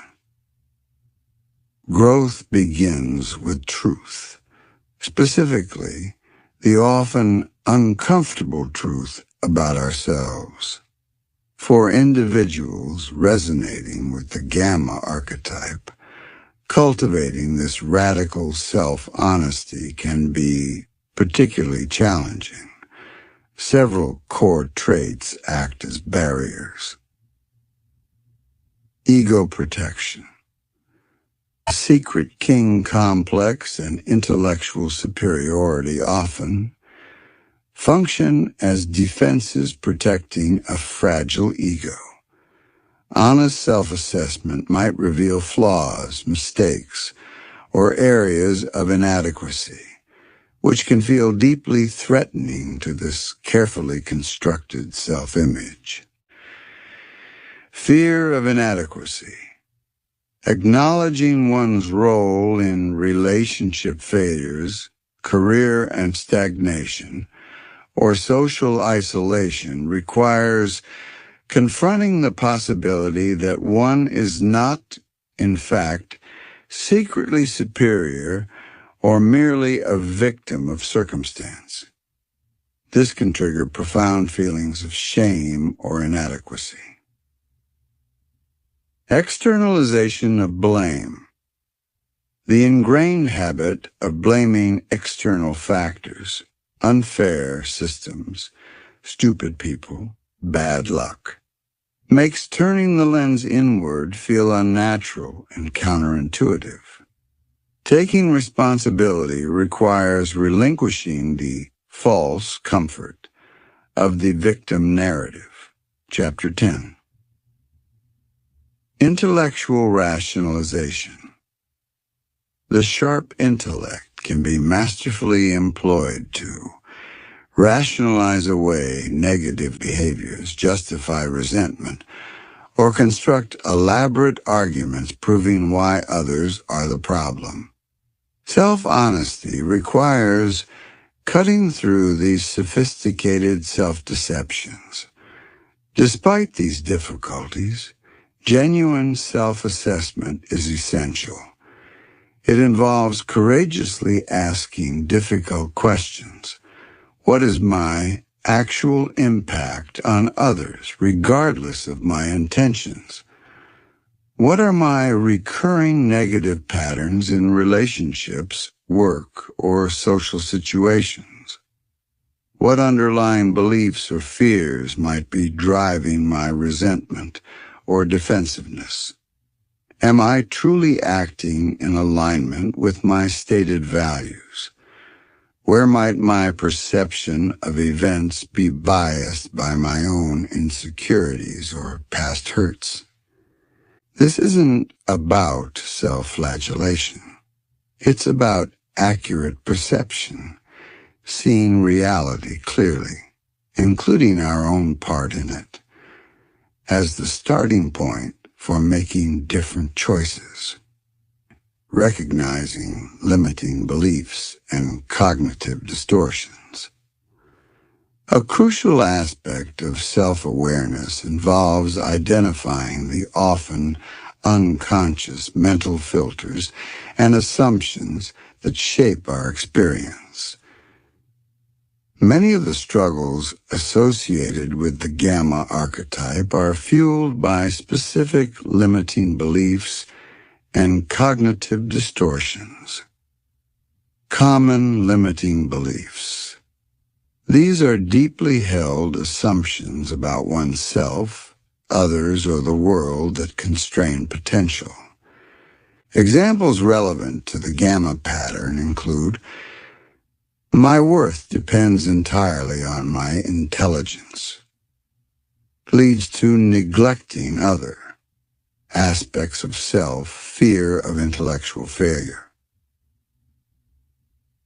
Vulnerability is weakness and will inevitably lead to hurt or exploitation. Prevents intimacy and authentic connection. The world's specific groups are inherently unfair and effort is futile. Fuels resentment and passive victimhood.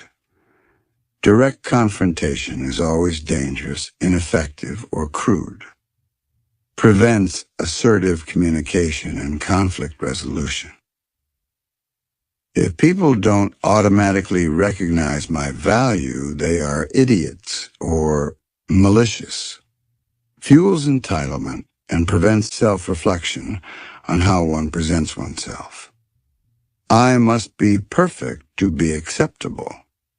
Drives analysis, paralysis, and hypersensitivity to criticism. Identifying these underlying beliefs allows us to question their validity and begin replacing them with more empowering and realistic ones. Common to cognitive distortions. These are habitual errors in thinking that warp our perception of reality, often in a negative direction.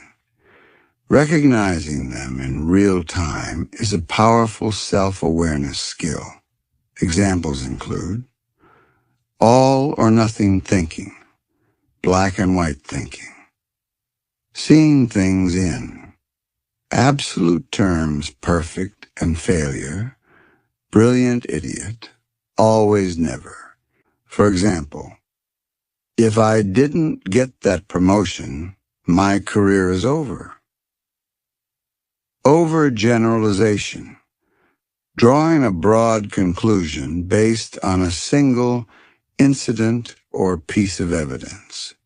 For example, she didn't laugh at my joke. Nobody appreciates my humor. Mental filter. Picking out a single negative detail and dwelling on it, exclusively filtering out all positive aspects of a situation. For example, focusing on one critical comment in a largely positive performance review. Disqualifying the positive, rejecting positive experiences by insisting they don't count for some reason. For example, he only complimented my work because he wants something. Jumping to conclusions, mind-reading fortune-telling. Assuming you know what others are thinking, usually negative, or predicting negative outcomes without definite facts. For example, I know they think I'm awkward.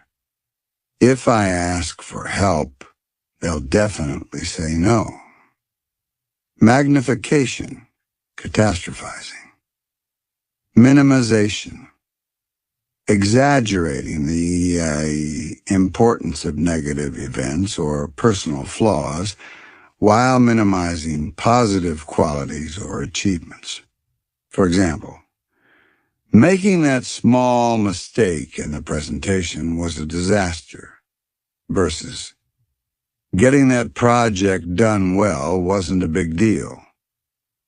Emotional reasoning.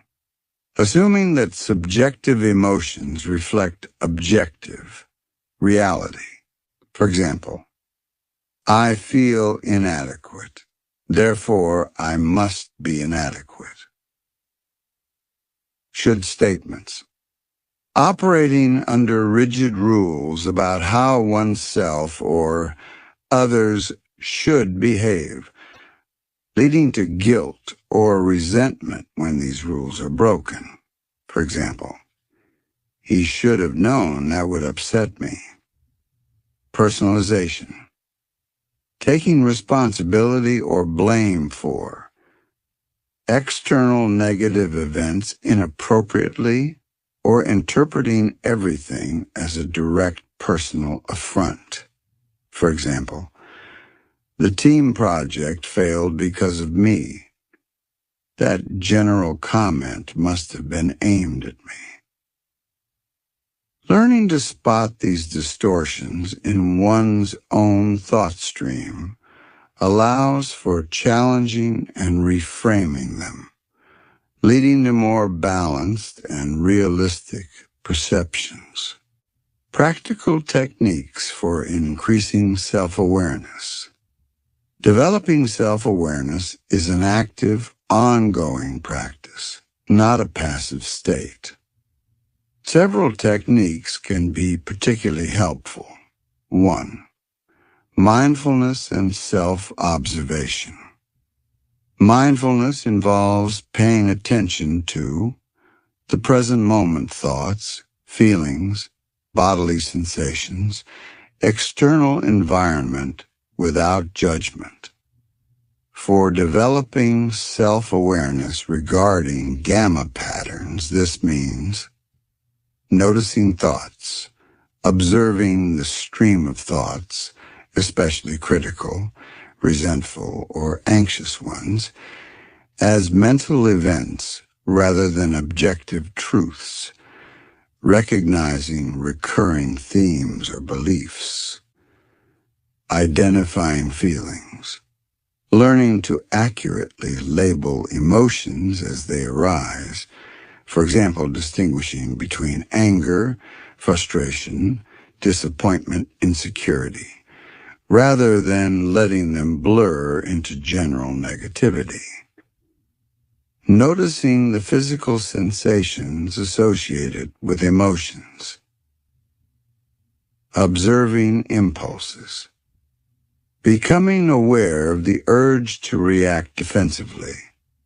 Make a sarcastic comment, withdraw, or launch into an intellectual critique before acting on it.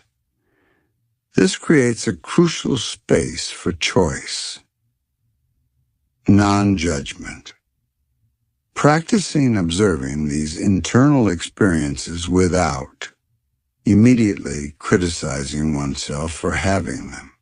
The goal is awareness, not self-condemnation. 2.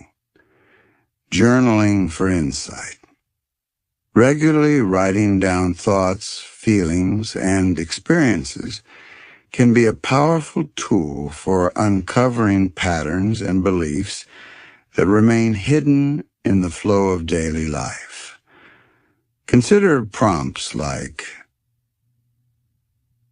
describe a recent situation where you felt resentful, angry, or defensive. What specifically triggered it? What thoughts went through your mind? What underlying belief might have been activated? How did you behave? What was the outcome? Track instances of using sarcasm or passive aggression. What were you really trying to communicate? What were you afraid of expressing directly? Note times you felt intellectually superior or looked down on others. What insecurity might this have been masking? Reflect on times you avoided taking action due to overthinking. What was the worst-case scenario you feared? Was it realistic? Explore your reactions to feedback or criticism. What thoughts and feelings come up? Do you look for the grain of truth or immediately defend? 3. Seeking honest feedback carefully and constructively.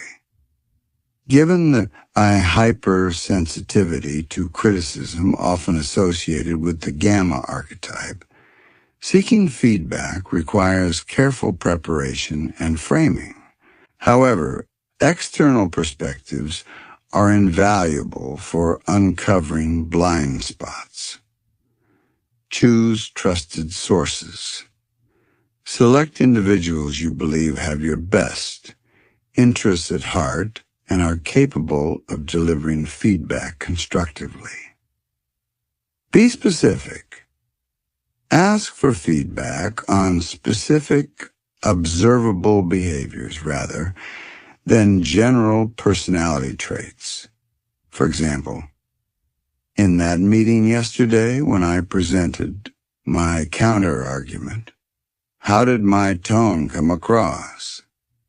Is better than, do you think I'm arrogant? State your intention.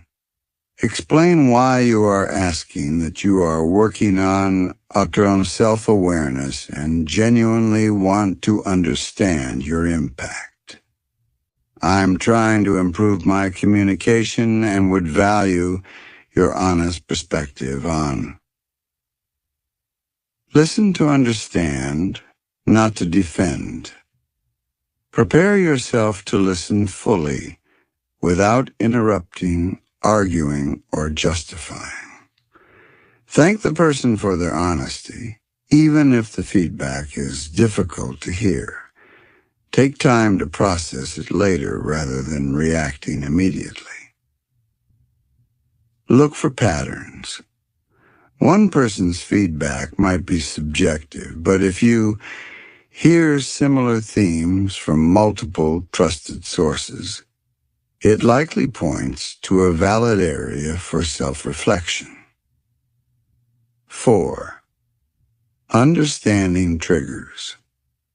Pay close attention to the specific situations, types of people, comments, or internal states, for example, feeling tired, stressed, that reliably activate negative patterns like resentment, defensiveness, withdrawal, or intellectual grandstanding. Recognizing your triggers allows you to anticipate challenging situations and prepare healthier coping strategies in advance. 5. Considering professional help, a therapist, counselor, or coach trained in cognitive behavioral techniques, psychodynamic therapy, or related modalities can provide invaluable support. They offer an objective perspective, help uncover deep-seated beliefs and patterns rooted in past experiences. Chapter 8. Teach coping skills, provide accountability, and guide the process of change in a safe, structured environment. Seeking professional help is a sign of strength and commitment to personal growth. Self-awareness, the foundation of emotional intelligence. Developing this kind of deep self-awareness, understanding your emotions, thought patterns, beliefs, triggers, and behaviors is the foundational component of emotional intelligence, EQ. Emotional intelligence broadly involves recognizing and managing your own emotions, and recognizing and effectively navigating the emotions of others. Without first understanding your own internal landscape, attempting to manage emotions or understand others effectively is extremely difficult. Self-awareness provides the map of your own territory, which is essential before you can learn to navigate it skillfully or understand how it relates to the territories of others. Conclusion. Lighting the path forward. Developing self-awareness is not a quick fix, but an ongoing practice. A commitment to looking inward with honesty, courage, and curiosity. It requires moving beyond the comfort of familiar defenses and rationalizations to confront the often uncomfortable truths about our own patterns. By employing techniques like mindfulness, journaling, carefully seeking feedback, and understanding our triggers and underlying beliefs, we can begin to dismantle the unconscious programming that fuels self-sabotage and prevents us from realizing our potential. This journey into self-awareness illuminates the path forward. It reveals the specific areas where change is needed and provides the clarity necessary to begin building new skills. Having laid this essential foundation, the next chapter will focus on translating this awareness into action, exploring practical strategies for building authentic confidence and developing more effective, direct communication skills, crucial steps in moving beyond the limitations of the Gamma Archetype towards a more integrated and fulfilling way of being. Chapter 13. Building authentic confidence in communication. Chapter 12 laid the crucial foundation of self-awareness, the practice of honestly observing our internal landscape of thoughts, feelings, beliefs, and patterns. But awareness alone, while essential, is not sufficient for change. The next vital step involves translating that internal understanding into external action, consciously building new skills and healthier ways of interacting with the world. This chapter focuses on two critical areas often underdeveloped or problematic within the Gamma Archetype: cultivating authentic confidence to replace defensive intellectual superiority, and developing direct, assertive communication skills to replace harmful indirectness. We will also explore how these skills enable more constructive conflict handling and build resilience to the setbacks and criticisms that life inevitably brings. These are not innate talents, but learnable skills, essential tools for dismantling self-sabotaging patterns and building a more fulfilling life. From intellectual superiority to authentic self-worth. A core challenge for the Gamma Archetype is the reliance on intellectual superiority as a primary source of self-esteem and a defense against underlying insecurity. Chapter 2, Chapter 10. This creates a fragile confidence easily threatened by perceived intellectual challenges, criticism, or the success of others. It necessitates constant vigilance, comparison, and often condescension or defensiveness. Authentic confidence, in contrast, is quieter, more stable, and rooted internally. Defining authentic confidence. It's not about believing you are better than others or always right. It stems from self-acceptance, acknowledging your strengths and weaknesses with honesty and self-compassion, cultivated through the self-awareness work in Chapter 12. Understanding that your worth is inherent, not conditional on perfection or constant achievement. Competence, broadly defined. Recognizing your skills and abilities across various domains, not just intellect. This includes practical skills, emotional skills, creative talents, and interpersonal strengths you develop over time.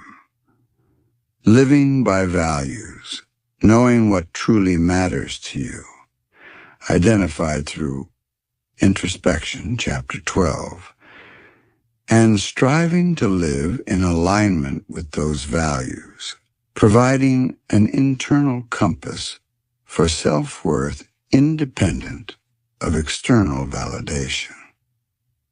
Resilience. Trusting in your ability to handle challenges, learn from mistakes, and bounce back from setbacks. More on this later in the chapter. Making the shift. Moving from defensive superiority to authentic confidence involves challenging the worth intellect, belief, consciously recognizing and valuing other aspects of yourself and others, kindness, creativity, effort, emotional intelligence, practical skills. Focusing on personal growth, not comparison.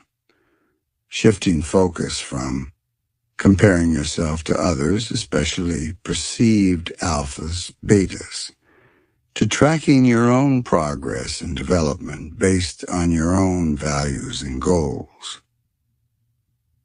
Practicing self-compassion. Treating yourself with the same kindness and understanding you would offer a friend when you make mistakes or fall short, rather than harsh self-criticism. Taking action and building competence. Engaging in activities that build skills and mastery in areas that matter to you, providing tangible evidence of capability beyond just abstract intelligence. Authentic confidence doesn't require being the smartest person in the room. It requires knowing and accepting yourself, valuing your efforts, and trusting your ability to navigate life's challenges. It provides a stable foundation from which to engage with the world openly and communicate assertively. Developing assertive communication, finding your voice. Perhaps the most crucial behavioral shift involves moving away from the indirect, passive-aggressive, or sarcastic communication styles detailed in Chapter 4 towards direct, honest, and respectful assertiveness. Understanding assertiveness. Assertiveness is the ability to express your thoughts, feelings, needs, and boundaries clearly and respectfully, while also respecting the rights and boundaries of others.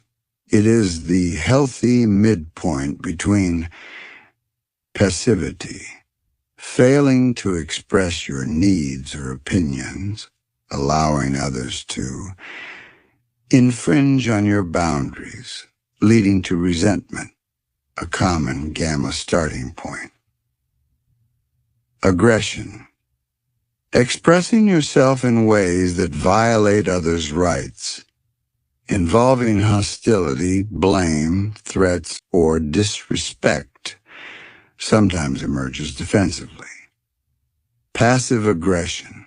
Expressing negativity or hostility, indirectly, avoiding responsibility while still creating conflict, a common Gamma tactic. Assertiveness aims for mutual respect and clear understanding. The power of I. Statements. A cornerstone of assertive communication is the use of I statements, which focus on your own experience rather than blaming or accusing the other person. The basic structure is often, I feel specific emotion, own your feeling, when specific, observable behavior occurs. Describe the behavior objectively, without judgment or exaggeration, because explanation of impact on you, optional but helpful. And I need, would like, specific, positive request. State your need or desired change clearly. Examples tailored to Gamma challenges. Instead of sarcasm about a missed deadline, I feel frustrated when the report deadline is missed because it impacts my ability to complete my part of the project. I need us to agree on a realistic timeline we can both stick to. Instead of silent treatment after feeling slighted, I felt hurt and confused when you made that comment earlier because it seemed dismissive of my contribution. I'd like to understand what you meant. Instead of intellectual bullying in a disagreement, I see the situation differently. From my perspective, state your view calmly. I'm open to hearing more about why you disagree. Replacing indirectness with clarity. Sarcasm. Direct feedback. If you have criticism, state it constructively. Instead of X, perhaps we could try Y, or I notice Z and I'm concerned about its impact.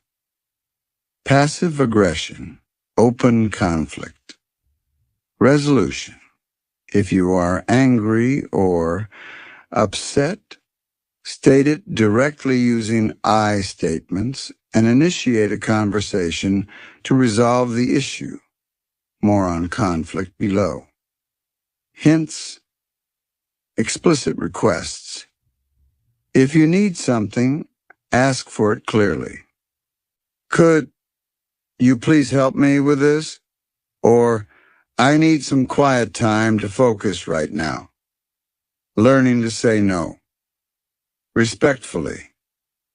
Setting boundaries is crucial for preventing resentment and burnout. Practice saying no clearly, calmly, and without excessive justification or apology. Thank you for thinking of me, but I can't take that on right now, or I'm not available at that time, or simply, no, I'm not able to do that. Practice makes progress. Assertiveness is a skill. Practice these techniques in low-stakes situations first. Rehearse difficult conversations mentally, or even role-play with a trusted friend or therapist. Expect it to feel awkward initially. Persistence is key. Handling conflict directly and constructively. The fear of direct conflict often drives gamma indirectness. Learning to handle conflict constructively requires both assertive communication skills and a shift in mindset. Mindset shift. Conflict as opportunity. Reframe conflict not as a battle to be won or lost, or a threat to be avoided at all costs, but as an inevitable part of human interaction that presents an opportunity for deeper understanding, problem solving, and strengthening relationships when handled well. Active listening. Before formulating a response, truly listen to understand the other person's perspective, even if you disagree. Techniques include paraphrasing. So if I understand correctly, you're saying, asking clarifying questions. Could you tell me more about why you feel that way? Reflecting feelings. It sounds like you felt really frustrated when that happened. This validates the other person and ensures you're responding to their actual point, reducing misunderstandings. Focus on the issue, not the person. Avoid personal attacks, name-calling, or bringing up past grievances, a temptation fueled by resentment. Keep the focus on the specific behavior or issue at hand and its impact. Use I statements. Instead of, you're always so inconsiderate, try, I felt disregarded when a decision was made without my input. Seek win-win solutions. Move beyond a mindset where one person must win and the other must lose. Brainstorm potential solutions together that address the core needs of both parties. Be willing to compromise on secondary points while holding firm on core values or boundaries assertively. Manage emotional reactivity. Use the self-awareness skills from Chapter 12. Notice when you start feeling defensive, angry, or overwhelmed. Take deep breaths. Ask for a brief pause if needed. Can we take a 5-minute break? I need to collect my thoughts. Respond thoughtfully rather than reacting impulsively based on old patterns or insecurities. Building resilience to criticism and setbacks. The hypersensitivity to criticism and difficulty with failure common to the Gamma Archetype can be major obstacles. Building resilience involves changing how you interpret and respond to these experiences. Decouple self-worth from external validation. Continuously reinforce the understanding that your inherent worth as a person is separate from your performance, achievements, or what others think of you. Practice self-acceptance, grounded in self-awareness. Your value doesn't disappear if you make a mistake or someone criticizes you. Evaluate criticism objectively. Not all criticism is valid, but some may contain useful information. Develop a process for evaluating feedback.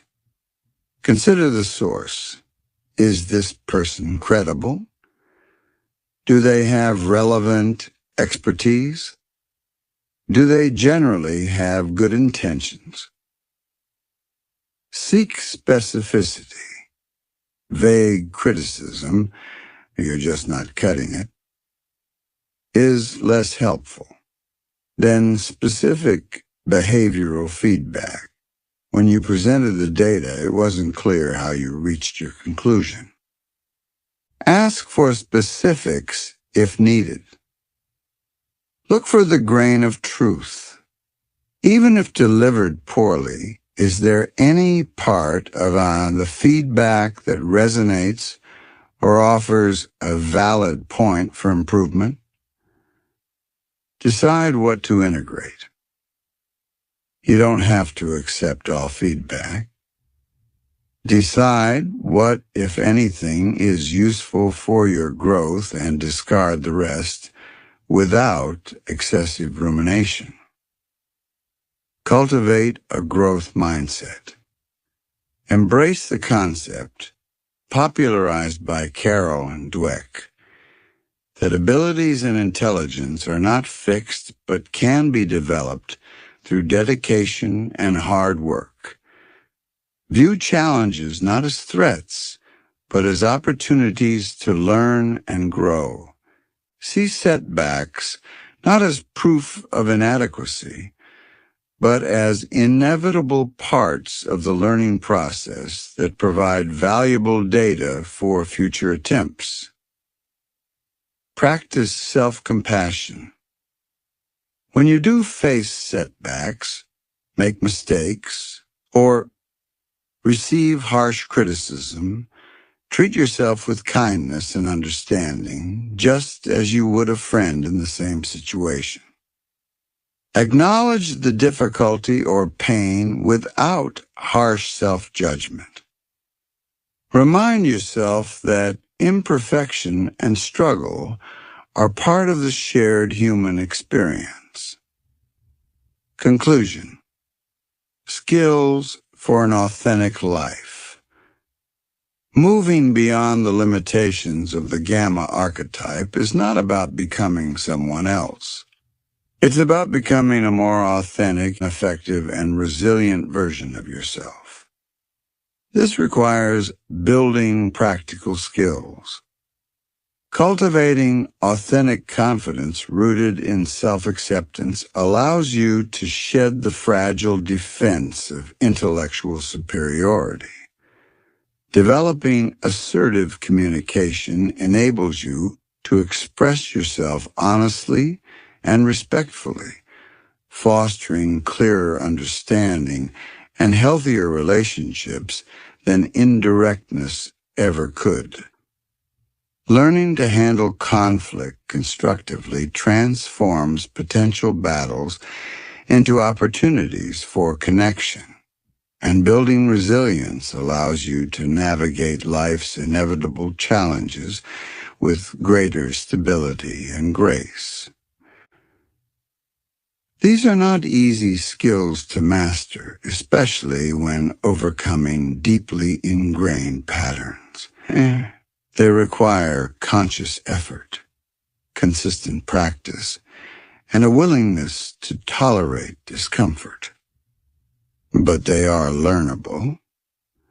By integrating the self-awareness developed in the previous chapter with the practical skills outlined here, you gain the tools necessary to break free from self-sabotage and begin building a life that truly reflects your values and potential. The next chapter will focus on how to integrate these new skills and awareness into a cohesive, authentic way of being, truly moving beyond the confines of the Gamma label. Chapter 14. The Authentic Gamma, Owning Your Strengths, Transcending Limitations. The journey through the landscape of the Gamma Archetype has taken us from defining its characteristics and exploring its challenging manifestations in various life domains through understanding its potential origins and common pitfalls, to identifying inherent strengths, and finally, to building the foundational skills of self-awareness, authentic confidence, and assertive communication. Chapters 12 and 13. Now we arrive at the crucial stage of integration. How do we bring all these pieces together? How do we move beyond simply understanding the pattern or practicing new skills in isolation towards embodying a more authentic, effective, and fulfilling way of being? This chapter focuses on defining and cultivating the authentic Gamma, not a transformed personality, but an integrated one. It's about owning the core traits, harnessing their strengths, managing their weaknesses through learned skills and awareness, and ultimately transcending the limitations of the archetype label itself. This is where the hard work of self-reflection and skill building begins to bear fruit, leading to a way of living that is both true to oneself and more successful in navigating the complexities of the world. The goal: integration, not imitation. It bears repeating. The goal of this journey is not to fundamentally change your core personality or to transform into a different archetype, like the stereotypical alpha or beta.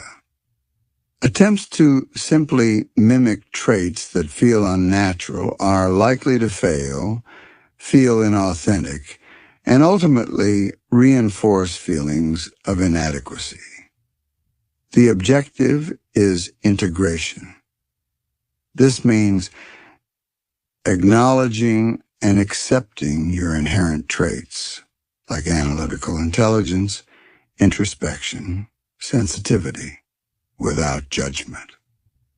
Harnessing the strengths associated with these traits, Chapter 9, and applying them constructively. Managing the weaknesses, resentment, indirectness, superiority complex, etc. Using the self-awareness, Chapter 12, and practical skills, Chapter 13, you've developed. Living in alignment with your personal values, discovered through honest self-reflection.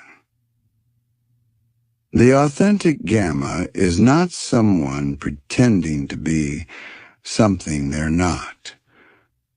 They are someone who understands their own nature deeply, leverages its positive aspects, skillfully navigates its challenges, and defines success on their own terms, embracing core traits as assets.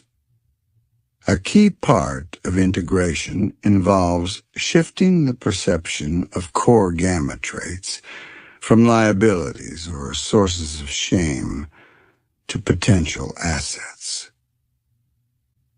Intelligence. Instead of wielding it defensively as proof of superiority or becoming paralyzed by analysis, authentic intelligence is applied with purpose to solve problems, to understand complex issues, to contribute unique insights, to learn and grow, and importantly, to understand and connect with others empathetically. It becomes a tool for contribution, not just a badge of identity. Introspection. Moving beyond destructive rumination. Chapter 2-3. Healthy. Introspection becomes a powerful tool for ongoing self-awareness, understanding motivations, yours and others, clarifying values, processing experiences constructively, and fueling creativity or deep thought. It's the source of the self-knowledge that guides authentic living. Unique perspective. The tendency to see things differently or question assumptions, Chapter 9, is embraced as a strength. The authentic Gamma isn't afraid to voice a dissenting opinion, assertively, not aggressively, or passive-aggressively, or offer an unconventional solution, recognizing the value this perspective can bring. They don't need everyone to agree with them, but they own their viewpoint. Sensitivity. Reframed not as weakness or overreactivity, but as a potential source of empathy and attunement, as discussed in Chapter 9. By managing emotional reactivity, Chapter 13, and developing self-awareness, Chapter 12, sensitivity can allow for deeper connections and a richer appreciation of nuance, rather than just being a source of hurt or defensiveness. Defining success on personal terms. A major liberation comes from dismantling the secret king complex, Chapter 3, and its associated need for external validation based on hierarchical positioning. The authentic Gamma defines success not by comparing themselves to others or seeking dominance within perceived hierarchies, but according to their own internal compass, their values. Value-driven goals. What truly matters to you? Is it creativity, knowledge, contribution, justice, connection, personal growth, mastery? Success becomes about making progress in these personally meaningful areas, regardless of external accolades or status markers. Intrinsic motivation. When actions are aligned with core values, motivation becomes intrinsic rather than dependent on external rewards or the avoidance of punishment criticism. This leads to greater persistence, satisfaction, and resilience. Contribution over competition. The focus shifts from winning or proving superiority to contributing value based on one's unique strengths and skills. Success is measured by impact and alignment with purpose, not by standing relative to others. Meaningful connections. Success in relationships is defined by the quality of connection, authenticity, mutual respect, emotional intimacy, built through vulnerability and assertive communication, rather than winning a desirable partner, or maintaining control. This internal locus of evaluation frees the individual from the constant, exhausting need for external validation and the bitterness that arises when it's not forthcoming. The authentic Gamma in action, integrating skills and awareness. What does this integrated state look like in everyday life?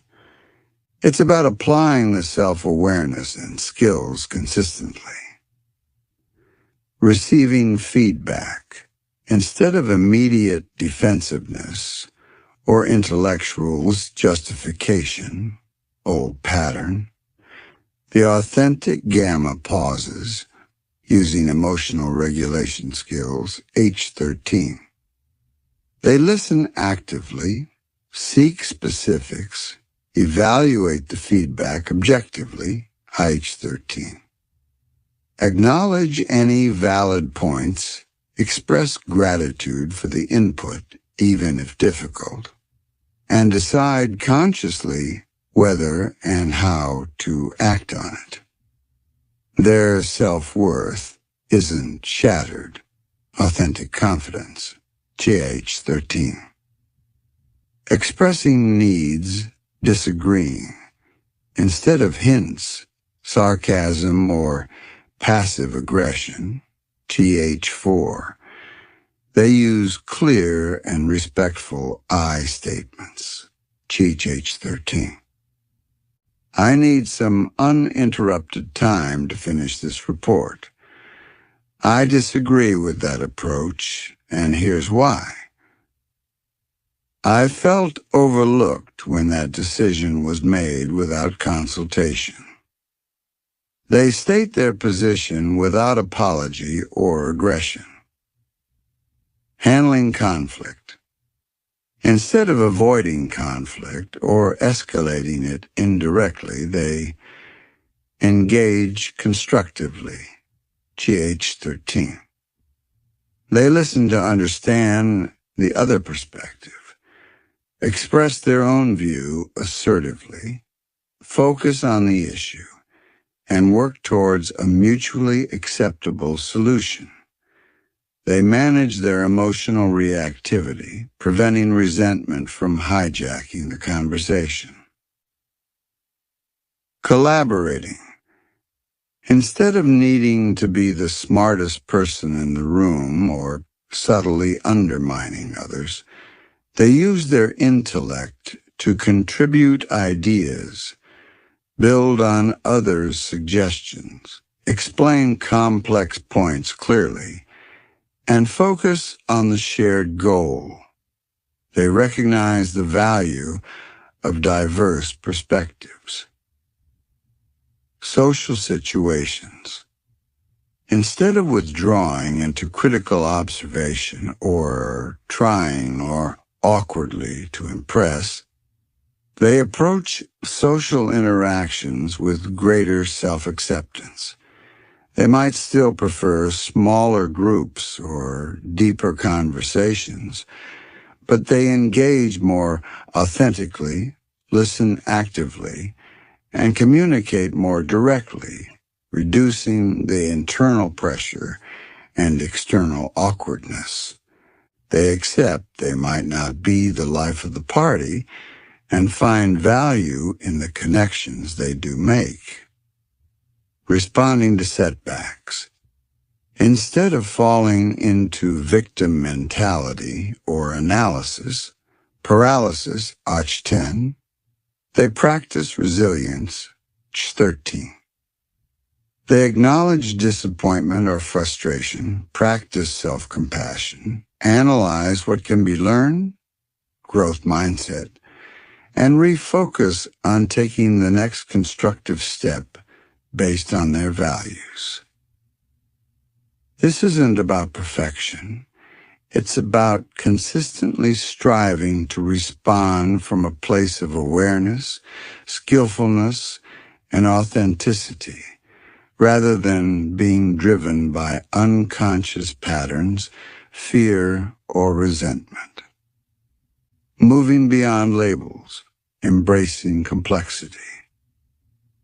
While the Gamma label has served as a useful framework throughout this book for understanding a specific pattern of traits and challenges, the ultimate goal of integration is to transcend the label itself. Archetypes are simplifications. Human beings are complex, dynamic, and capable of continuous growth. Holding on to the Gamma identity too tightly can become another limitation, another box. The authentic Gamma recognizes the patterns described by the archetype, but doesn't define their entire being by them. They see themselves not as a Gamma, but as an individual who has had Gamma-like tendencies and has learned and is still learning to manage them. They embrace their unique blend of traits, acknowledging both the light and shadow, and understand they have the agency to shape their future behavior and experiences. Case studies in integration. Composite examples. Alex, workplace conflict. Alex, a talented software engineer, used to react to code reviews with intense defensiveness, often launching into lengthy intellectual justifications or passive-aggressive emails, classic Gamma pattern. After working on self-awareness, realizing criticism triggered deep inadequacy fears, and assertive communication, a different pattern emerged.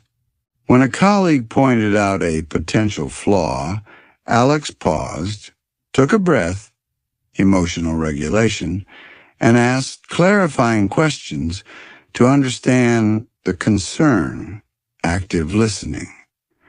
Alex acknowledged the colleague's point. Okay, I see what you mean about that edge case, and discussed potential solutions collaboratively, focusing on improving the code rather than defending ego. Alex still felt a twinge of defensiveness, but managed it internally and responded constructively. Ben, romantic relationship. Ben often fell into idealization, devaluation cycles. Chapter 6. Initially putting partners on a pedestal, then becoming critical and resentful when they showed flaws. Through journaling, self-awareness age 12, Ben recognized this pattern and the unrealistic expectations driving it. Ben also practiced I statements, Ach 13, to express needs and feelings directly instead of resorting to hints or sullen withdrawal. When Ben's current partner forgot an important date instead of silently fuming, old pattern, Ben said, "I felt hurt and disappointed when you forgot our anniversary yesterday because it made me feel like it wasn't important to you. I'd like us to talk about how we can both make sure special dates are remembered." This direct, vulnerable communication allowed for resolution rather than festering resentment. These examples illustrate not perfection, but progress, the conscious application of awareness and skills to navigate situations differently and achieve healthier outcomes. Conclusion. The ongoing journey of authenticity. Becoming the authentic Gamma is not about reaching a final destination called fixed or normal. It is an ongoing process of integration, self-awareness, skill application, and living in alignment with one's core self and values. It involves embracing the strengths of intellect and introspection while diligently managing the pitfalls of resentment, indirectness, and insecurity through learned skills like assertive communication, constructive conflict handling, and resilience. It means defining success on your own terms, building connections based on authenticity rather than strategy, and contributing your unique perspective to the world without needing external validation to feel worthy. It means moving beyond the confines of any label, including Gamma, to embrace your full complexity as a growing, evolving human being. This journey requires ongoing commitment, but it offers the profound reward of a life lived with greater integrity, effectiveness, and peace. The final chapter will offer concluding thoughts on this journey towards integration and wholeness. Chapter 15. Conclusion. Embracing responsibility and wholeness. Our exploration of the Gamma Archetype pattern is now drawing to a close.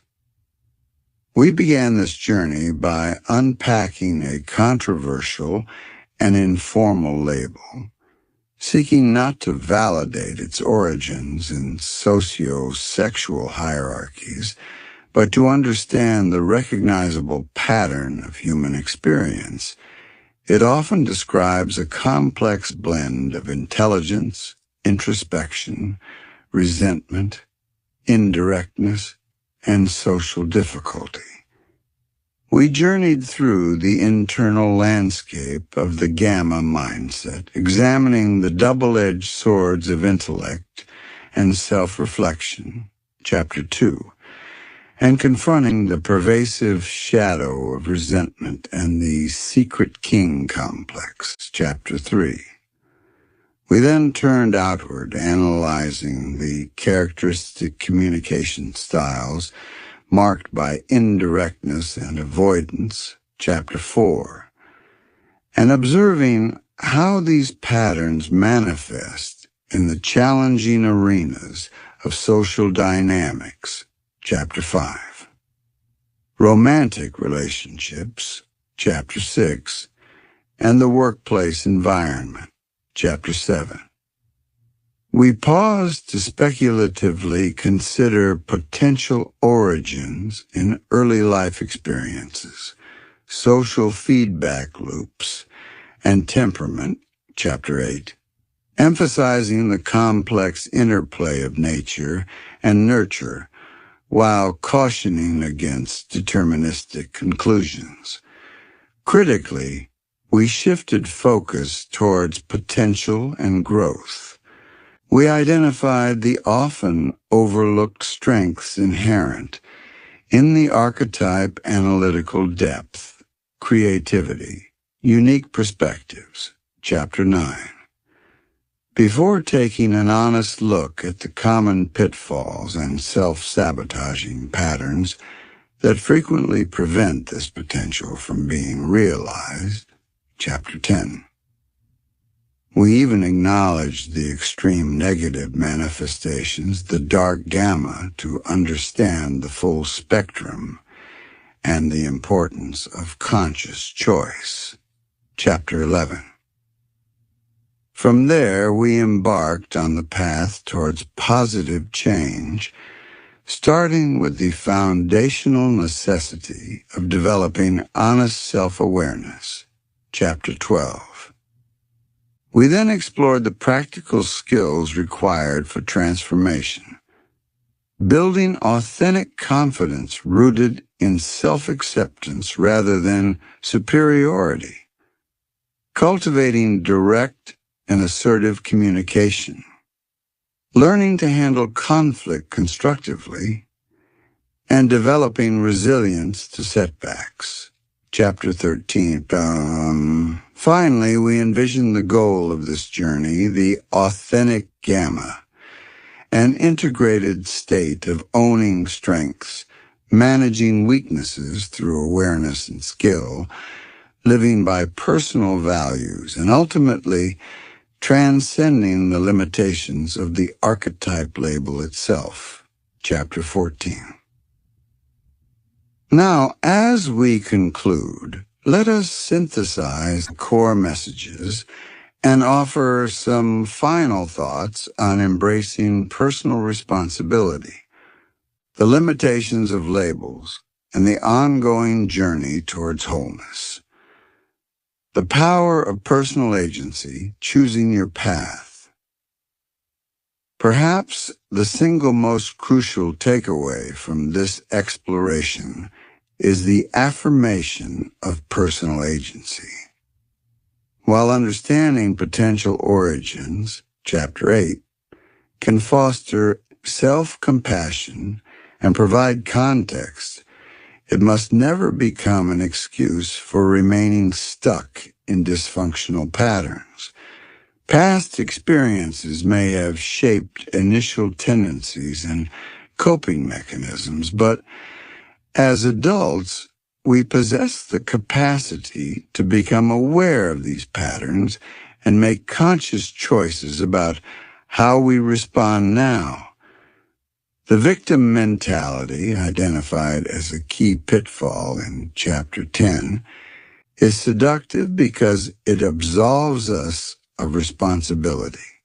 It feels easier to blame an unfair world, stupid colleagues, shallow partners, or inadequate parents than to confront our own role in our struggles, our defensiveness, our poor communication, our fear of vulnerability, our resistance to feedback. But this perceived ease comes at the immense cost of personal power. When we cast ourselves as victims, we relinquish our ability to influence our circumstances or shape our future. True empowerment lies in embracing responsibility. This doesn't mean blaming yourself for past hurts or systemic injustices. It means recognizing that, regardless of external circumstances, you have control over your awareness. You can choose to pay attention to your thoughts, feelings, and behaviors or remain oblivious. Your beliefs. You can choose to examine and challenge limiting beliefs, Chapter 10 and 12, or continue operating under their influence. Your communication. You can choose to practice assertive, direct communication, Chapter 13, or revert to indirectness and passive aggression, Chapter 4. Your reactions. You can choose to manage emotional reactivity through learned skills, Chapter 13, or continue reacting defensively based on old triggers. Your actions. You can choose to take steps towards your goals even when fearful or uncertain, or remain paralyzed by analysis. Chapter 10. Choosing responsibility means recognizing that while you cannot always control what happens to you, you can always choose how you respond. It means shifting from a passive stance of, "Why is this happening to me?" to an active stance of, "Given this situation, what constructive action can I take?" This shift is fundamental to breaking free from the self-sabotaging cycles associated with the Gamma archetype and actively creating a more positive reality. It requires courage, effort, and persistence, but it is the only path to genuine change and self-determination. Beyond the label, embracing individual complexity. Throughout this book, we have used the Gamma label as a conceptual tool, a shorthand for discussing a specific cluster of traits and patterns. However, as emphasized in Chapter 14, it is crucial to remember the limitations of such archetypes. People are infinitely more complex, nuanced, and dynamic than any single label can capture. While recognizing gamma patterns might provide valuable insights and a framework for understanding certain struggles, rigidly identifying as a gamma can become counterproductive. It risks creating a self-fulfilling prophecy, where the label itself becomes an excuse for not changing. Well, I'm just a gamma, this is how I am. It can also lead to overlooking other important aspects of one's personality, strengths, and potential that don't fit neatly within the archetype's description. The true goal of this journey is not to become a better gamma, but to become a more self-aware, skillful, and integrated individual. Use the insights gained from exploring the archetype as stepping stones, not as a final definition. Embrace your unique complexity. You are not confined to the patterns described here. You are a person capable of learning, growing, and evolving far beyond any simplistic categorization. Allow the understanding of past patterns to inform your choices, but do not let it dictate your future identity. The ongoing journey, wholeness, and continuous growth. The path outlined in the later chapters of this book, developing self-awareness, building authentic confidence, mastering assertive communication, handling conflict constructively, cultivating resilience is not a one-time fix, leading to a static endpoint called cured or perfect. It is the beginning of an ongoing journey of personal growth and integration. Practice is key. New skills require consistent practice to become habitual. Expect setbacks. There will be times when old patterns resurface, especially under stress. The key is not perfection, but persistence, noticing the lapse without harsh judgment, reminding yourself of the healthier alternative, and recommitting to practicing the desired skill next time. Self-awareness is continuous. Self-awareness isn't a state you achieve. It's a muscle you continually exercise. Life will present new challenges, trigger old insecurities in new ways, and reveal deeper layers of your own patterns and beliefs. The commitment is to keep observing, keep learning, and keep adjusting. Embracing wholeness. True integration isn't about eliminating the negative parts of yourself, but about understanding them, managing their expression, and integrating them into a larger, more complex whole.